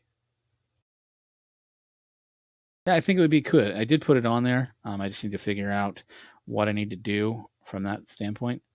Joey Hamilton, he was supposed to be a hot young stud, and he never mounted to anything. So I do have, like I said, I got merchandise. I was probably ahead of my game with this. I know we had like the Joe iPhone stuff, having those cards, which everybody, let me show the Patreon pirate card here. A lot of us have been doing stuff like this. So these versions are not as stylish, but they are. I did a set. I have a set of 10 of them that I've already done. I've got one of two. I've got to finish the 2 of 2 on these. I do have the stickers. I have a couple other versions of stickers as well. So again, the below $10 tier is basically just to support the channel. It helps me with shipping on everything. Background here, sorry. For certain tiers, I think I'm doing this for current subs, no matter what, just because you're the first group. I do have these T-shirts with the logo. So those are going out to most subs right now.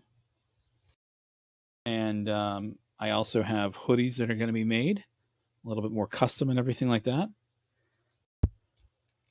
Yes.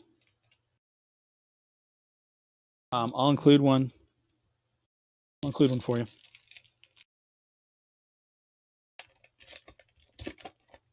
I like the pirate card. I did go through. I've been meaning to do it for a while, but I did go and order my tops ones myself, similar to that. So I'll have very custom ones, not just ones that I've hand done. So those will be coming out here. I'm just waiting for them to come in. I think I ordered 100 of them, so I'll be able to do a nice little giveaway to people, Patreon members or otherwise. So yeah, I think podcasts are nice to be able to listen to in the car and whatnot. Yeah, so depending on the tier of Patreon, you will get a t-shirt, a hoodie, some other stuff. I did order some koozies recently. I have some other stuff in mind that I'm going to go through. I do have those two direct order ones that you can go through yourself if you want to. I think if you buy through any of those means, I get a couple of bucks off it. I'm not making any money off of them. I do think I have one double XL of the shirts. If you want to buy one, yeah, I can sell one to you for $10. You just want a PayPal, and I'll put it in your package with you. That sounds fine. So I use a couple different channels right now for clothes. I'm actually working with another YouTuber who he and his wife do stuff like this for a living and have a direct contact into a distributor. So I'll be working with them. No, sir. That's a very funny one, RTS, but no, sir. If I had that, I'd be retiring. Yes, sweetie. Hold on one second, folks.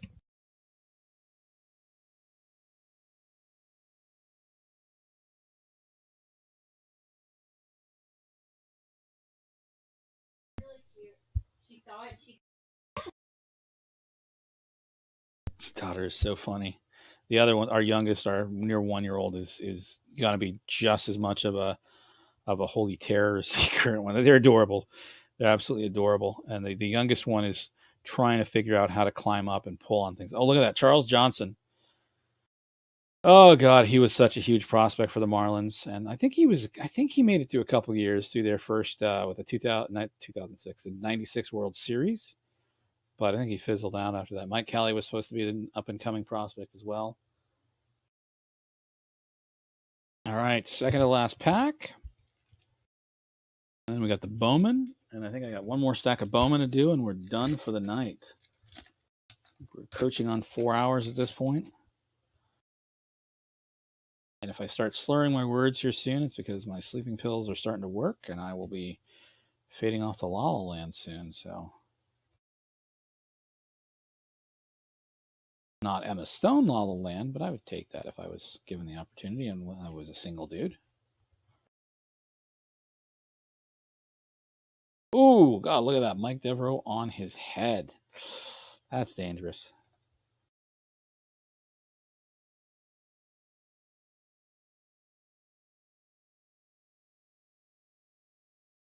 Andahar Cedeno.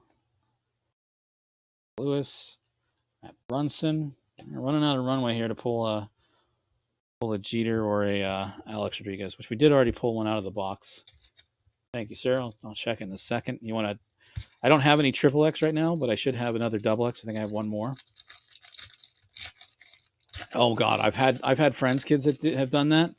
Um, Thankfully, this one is not there. We've had her crib at the very bottom of the crib, as low as it can possibly go. So she's definitely not tall enough. But we have her in a playpen for like an hour in the afternoon when she should be going to sleep, but she's not. And we let her watch TV while we're sitting there chatting with her. But in the playpen, she can absolutely pull up and do that. So I think I have mostly larges and extra larges, mostly extra larges, I think, in the other ones. So if anybody's interested in a Primate T-shirt, they are $10. Whoa! Wow, that's impressive, dude. Eric Anthony and Eddie Pearson. So no good ones out of that pack, out of that stack, unfortunately. I did, Ryan. So yours are here somewhere.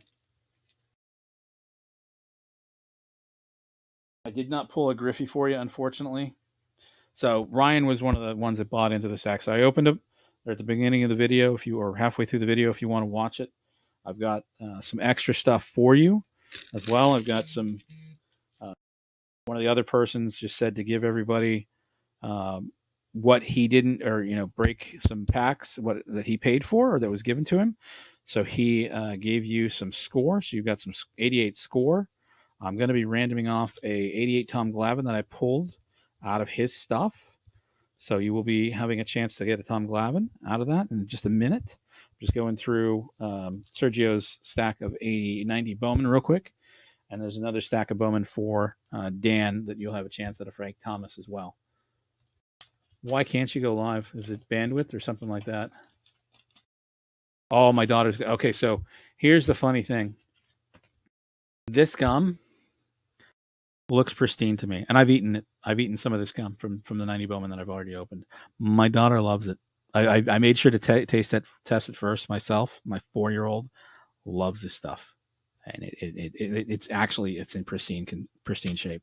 It looks almost as good as that 78, 79 top stuff that what's his name that Jabs opened a couple weeks ago. Daryl Kyle rookie card. Yeah, look at that. Daryl Kyle. Daryl made his professional debut in Sarasota in '88, pitched in Columbus and Tucson in '89. Bernie Williams rookie card. Boom. All right. All right.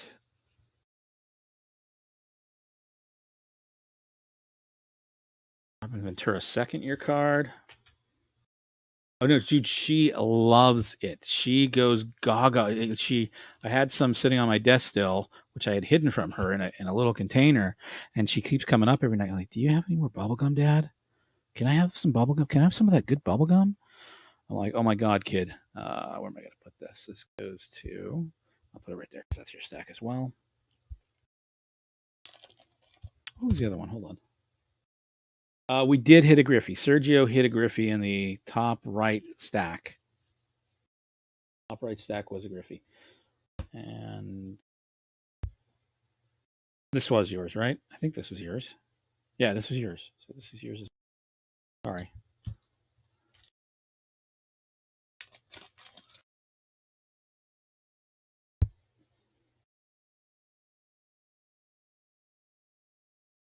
All right, let's see what we got. Yeah, I taste tested it first before I even let her touch it.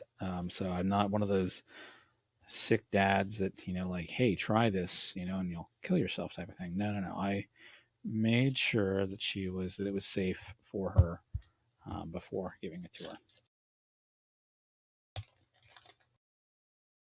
Yeah, I appreciate that. So if you ever watch Urban's channels, Urban Breaks, he did a break of 89 Upper Deck as well, where he pulled two. So I was really hoping we were going to pull two as well, but just pulling the one was satisfying to me. Is that Mark Davis? That's Mark Davis, yeah. So these do have the Bowman. 89 Bowman had like the reprints of like older cards, like 51 Bowman, uh, Mantle. These had portraits that you could win in a contest. Technically, Jose Offerman, I don't think he's worth anything though, so I'm not going to save him. Philip you got one too, didn't you, Philip? You got the second one. Philip got one, and truth be told, got the King Griffey Jr. rookie cards last night. And I'll show you in a second what it looked like. Bubblegum. Oh, I got a little bit on the back. I don't know if Dave Justice is in this set or not.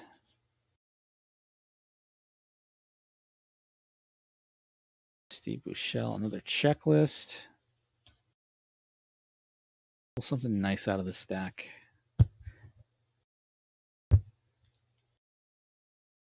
5 packs left.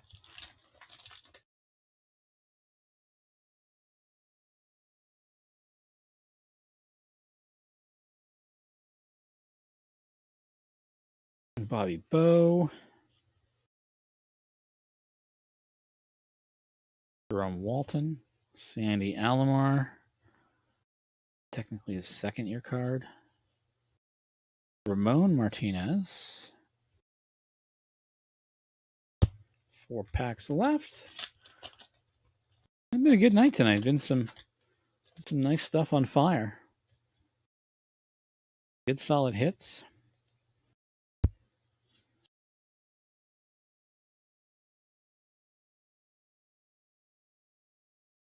Dwight Gooden card. I'm Glavin, third year card? Third year card. And we got one more stack of 90 Bowman that's going to be split between the group. So any hits will be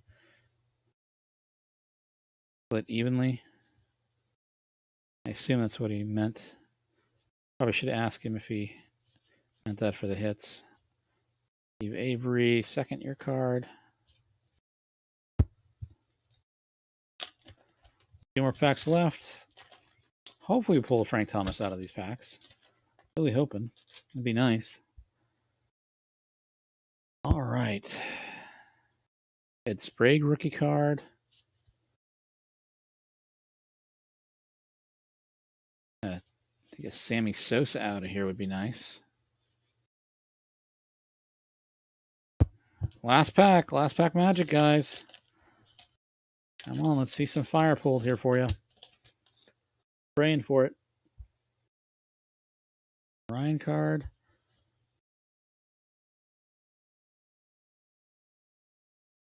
Del Murphy. Come on, come on. Nope, nothing.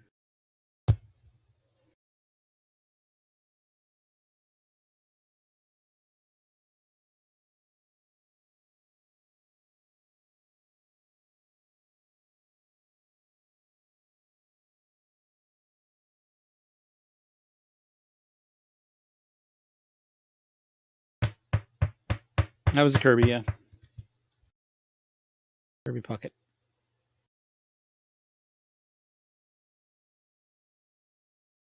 Yeah, Juan Gone is in this set. It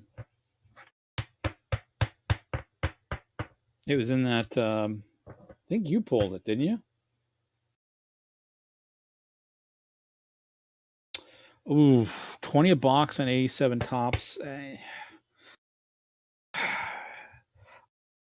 If you could get it for less, I would say absolutely, but it's still 87 tops, right? So there's so many good rookies in there. That's entirely. I'm on the fence about that from a cost perspective. Me personally, but it's still, it's going to go up in value, right? They're already going up. We were talking about it last night on Jab's channel. Like all these cards are just going to go up in price. The boxes, unopened boxes, are going up in price by the day. So I bought a case of 87 tops vending boxes last weekend, and I paid, I think it's 24 boxes in a case, something like that. And so I got them for less than $5 a box. You can still find them, and that's vending boxes, right? So there's 500 cards. Okay, that's on this one. Let's do it side by side. Sorry. It's still a good deal, I think. All right, do it this way.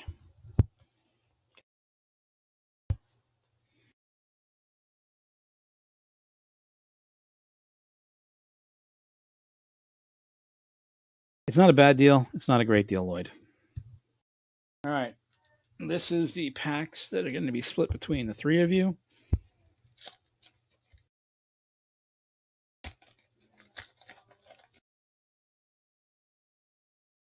Yeah, I know. I wouldn't pay that price on eBay though. That's me. Like I know you can still find them for 10 to 15. I don't know. I would say it's an uh, on the fence deal. I don't know. I can't tell you. What type of work do you do, SSP?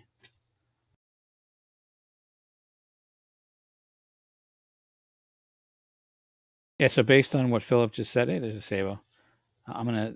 This is going to him because he sends those to somebody specific. So hopefully that doesn't offend anybody. These were free from him to give out to everybody.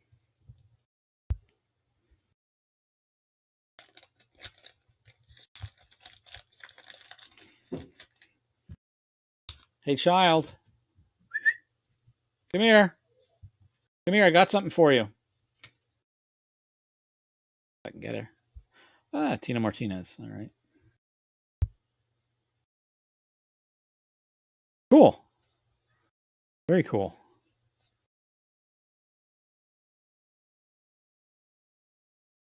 Did you work like the production line? Oh, it's Conseco. You work the production line, or what part of the manufacturing do you do?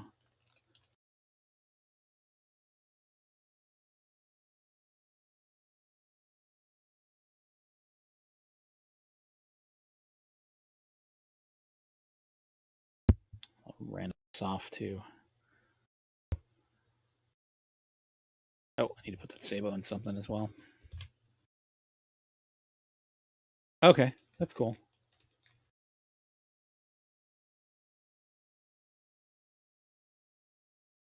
Oh, that's a shame. That's a lot of direct reports, dude. That is a lot of direct reports.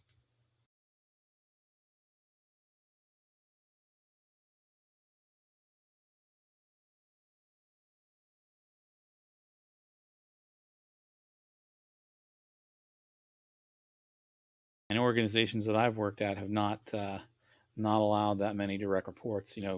Generally when you get above 10, they shut you down. They make you have other managers below you to support those direct reports and split it out 10 to 15. Because I think that's honestly, yeah, of course, Murphy's law, right?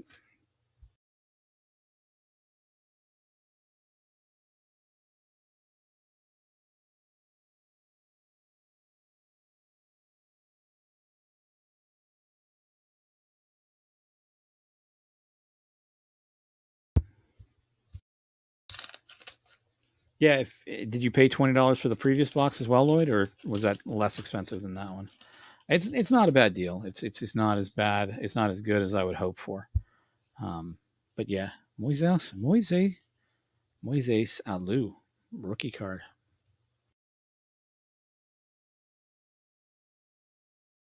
Boom! All right, this one is going to go to him because I know he's going to save that to send that to Dave Durango, who's a huge fan. There's a John Olerud.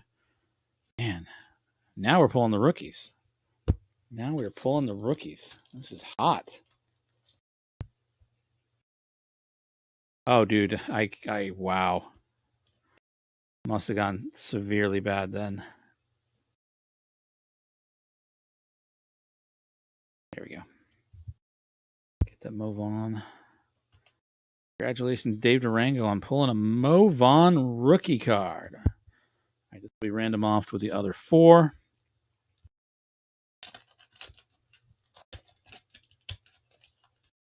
It's got loose rookie on the back.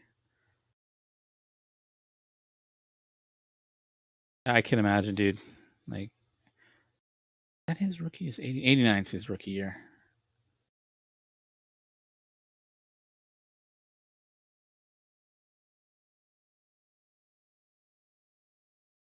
Ken Griffey Sr. All right, 3 packs left out of this.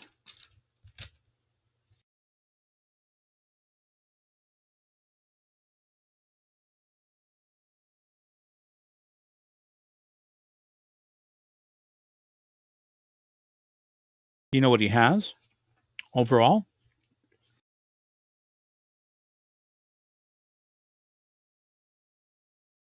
I would see if he would take 15 for it because that'd be a better deal for you from a long term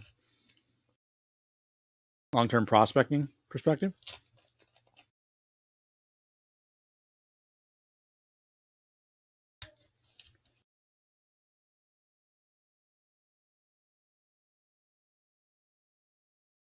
Boom! Oh my god! I have to ask him if he. I'm putting that to the side. I'm putting that to the side. I'll ask him if he wants it. If not, then it'll be split between you guys. Of course, the one stack, the one pack, the one stack that was a gimme to somebody that didn't want him gets it. So I will ask him if he wants it. If he doesn't, assume he does. If he doesn't, then I'll include it in the random for you guys.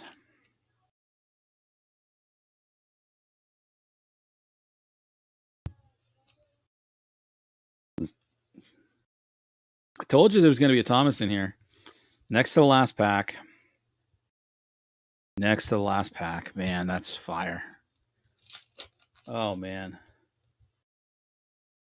Yeah, that's. I mean, I'm happy to take those Acuna's SSP. I think you gave me a fair deal on them and everything like that. That's no problem. And I wanted the Colorado Rocky one, Arenado. What was his name for somebody? So, all right. I think we're done. I think we're done. All right. So I'm just going to take these, put a little bit with your stack, a little bit with your stack, and who was the?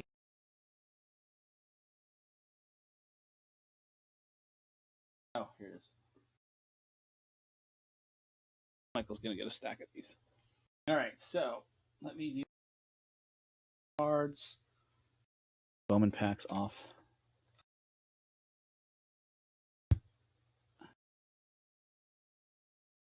Yeah, I'm fine. If he wants that one, I'm fine with that. I wasn't really wanting that one. So if you want to sell that to him, that's totally fine. I just want the Acuna's and the Arenado. Arenado, what's his name? Colorado Rocky dude. I got somebody that collects that, and I wanted it for him. So, oh, this bubble gum. Oh my god. Hey, can you send her in here real quick?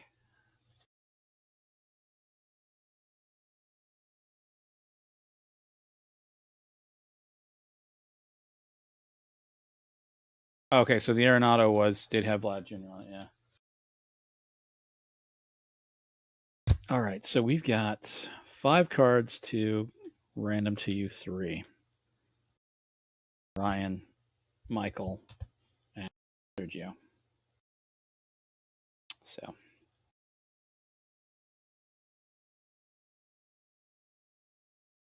possibly the Frank Thomas as well, but I'll reach out to Dave or Dan at Hard Art Cards.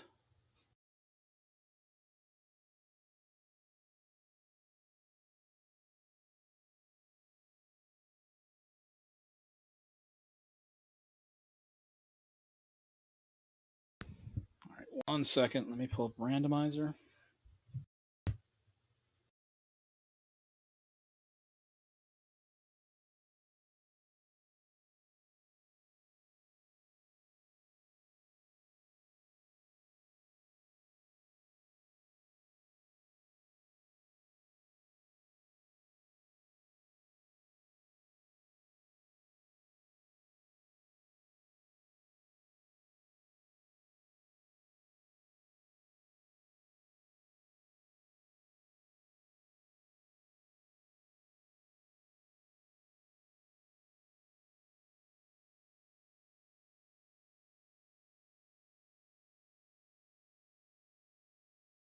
Names.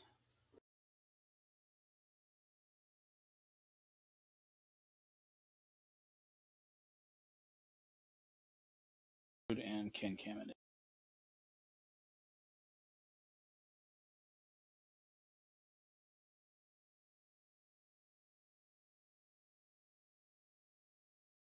Okay. Is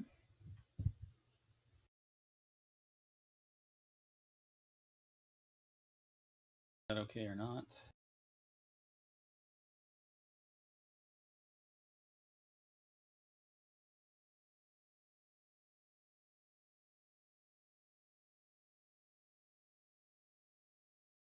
Order the cards.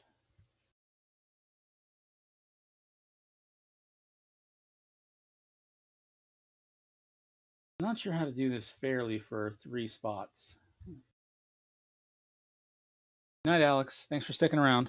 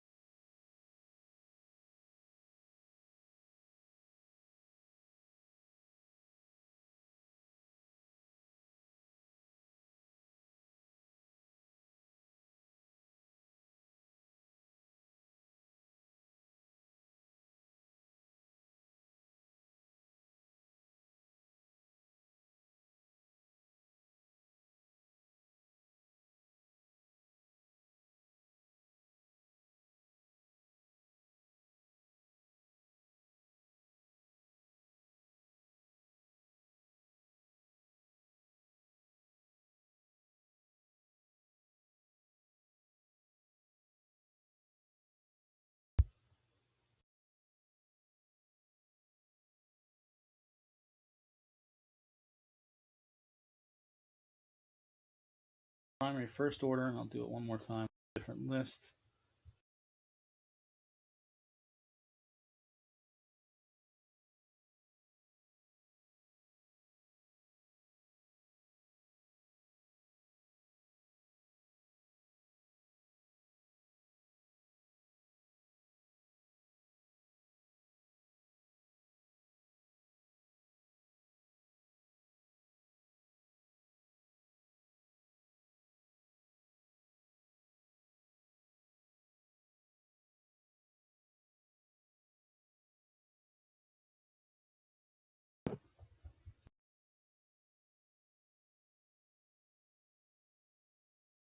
That's the first 3 and the second 2.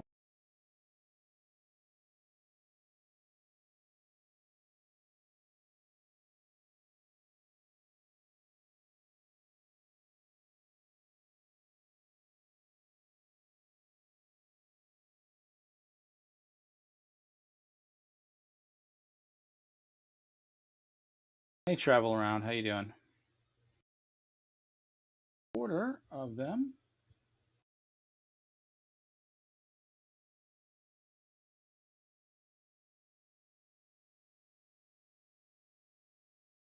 Okay.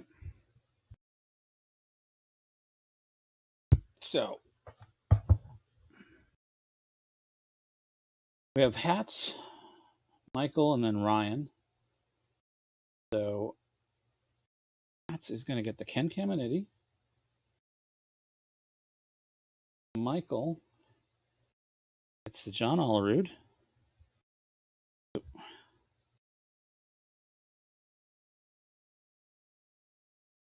Caminiti goes to him. John Olerud goes to Michael. And then Ryan gets the Tom Glavine. Congratulations. And then the last 2 cards,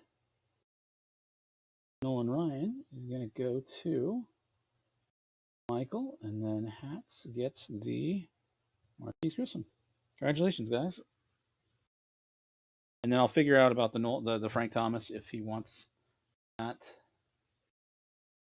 If not, and I'll random it between the 3 of you. So please make sure I have your contact information in email, and I'll get these out in the next couple days. So congratulations, guys. Really appreciate you buying in and sticking it with me tonight. I'll show off the Battle of the Bulge here one more time. Beautiful card.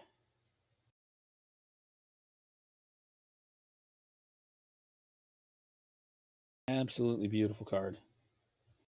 So congratulations. I'm gonna log off. Yes, yes, that one was shipped out. A little bit slow on my part, but had some things going on, so it's finally gone. Should be in your inbox or your post box in the next couple days. So that'll go nicely. That 101. So hats purchased the 101 Mike Conley that I pulled last week from that box of Prism Mosaic. So he's got some nice stuff that he's picked up from me in the past couple weeks. So congratulations, dude. And yep. Hey, LA, how you doing, man? Thanks for coming on tonight. Did you do your giveaway yet?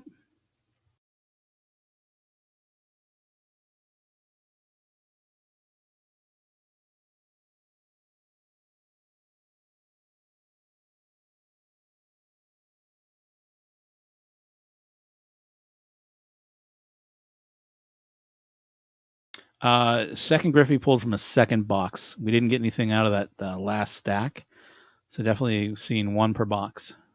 Cool. If anybody doesn't know, LA Collection has a big giveaway of a Babe Ruth, a Yogi Berra, a Harmon Killebrew autographed mini helmet, and I can't remember. Okay, you don't have 500 yet. Okay, and I can't remember what the other card is. I'm doing great, man. I'm doing great. Been pulling some fire. Pulled a couple nice rookies out of Bowman, 80 and 90 Bowman. Good night, Truth. I appreciate you sticking around. Good night, Sergio. Pulled these two hot rookies out of a Bowman box.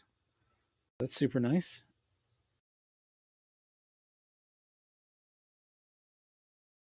And with that, I'm gonna sign off and go to bed, man. Excuse me. Um, Let me see real quick. I'll show it to you.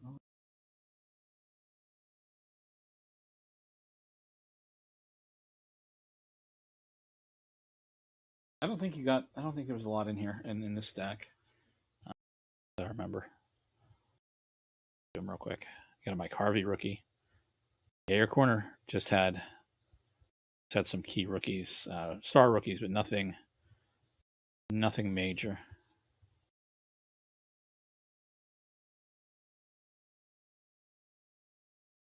50 Ruth Gehrig. Yeah, okay, perfect. If you guys haven't checked out LA Collections channel, please do so. He's got a nice giveaway working on 500 subs. I think you're in the 250 range right now. So Ryan, no major hits, just some of the star rookies that aren't major star rookies out of this. Definitely show LA some love, guys. Join the bus. I hate that term actually. It's so funny. I don't know if it's actually true or not. If they, you know, tell that you're using the word sub in chat or in conversation. So,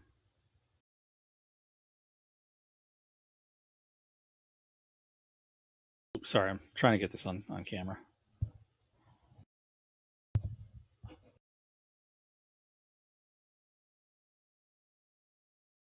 Appreciate you sticking around, RTS. Thank you so much. I will be doing a free giveaway of 2019 Topps Chrome jumbo boxes, two of them, because they hit 1,000 subs. So probably tomorrow night or Friday night I'll be doing that. So definitely be on the lookout for that. I don't have a community tab yet, so I can't go in and post it there for you guys, but it will be coming available. And it's basically, I think I'm going to do the first 12 slots, and it'll be random. I'll just randomize it for everybody. The first 12 sites. Good night, Philip. Appreciate you staying around and sticking around tonight. Really appreciate it, man. Um, Patreon, I think I'm at 14, 15 Patreons. So half the teams are going to be allocated to those people automatically, unless I have more ready. If I have more than that, whatever the Patreon members that are subscribed. I think I had one that dropped off due to financial reasons, which is totally fine. Um, I'll make sure you guys get not primary slots, but you'll get guaranteed slots in the break. So you're going to get something, whether it's just base cards. Thank you, Philip, before you go to bed. I appreciate that, man. Um, and then anything above that, random off to other people.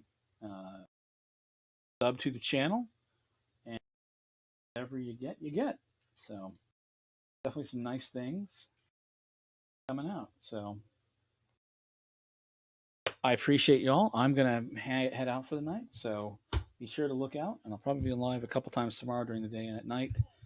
Have a great night, and thank you so much. Like and subscribe and comment. Have a great night.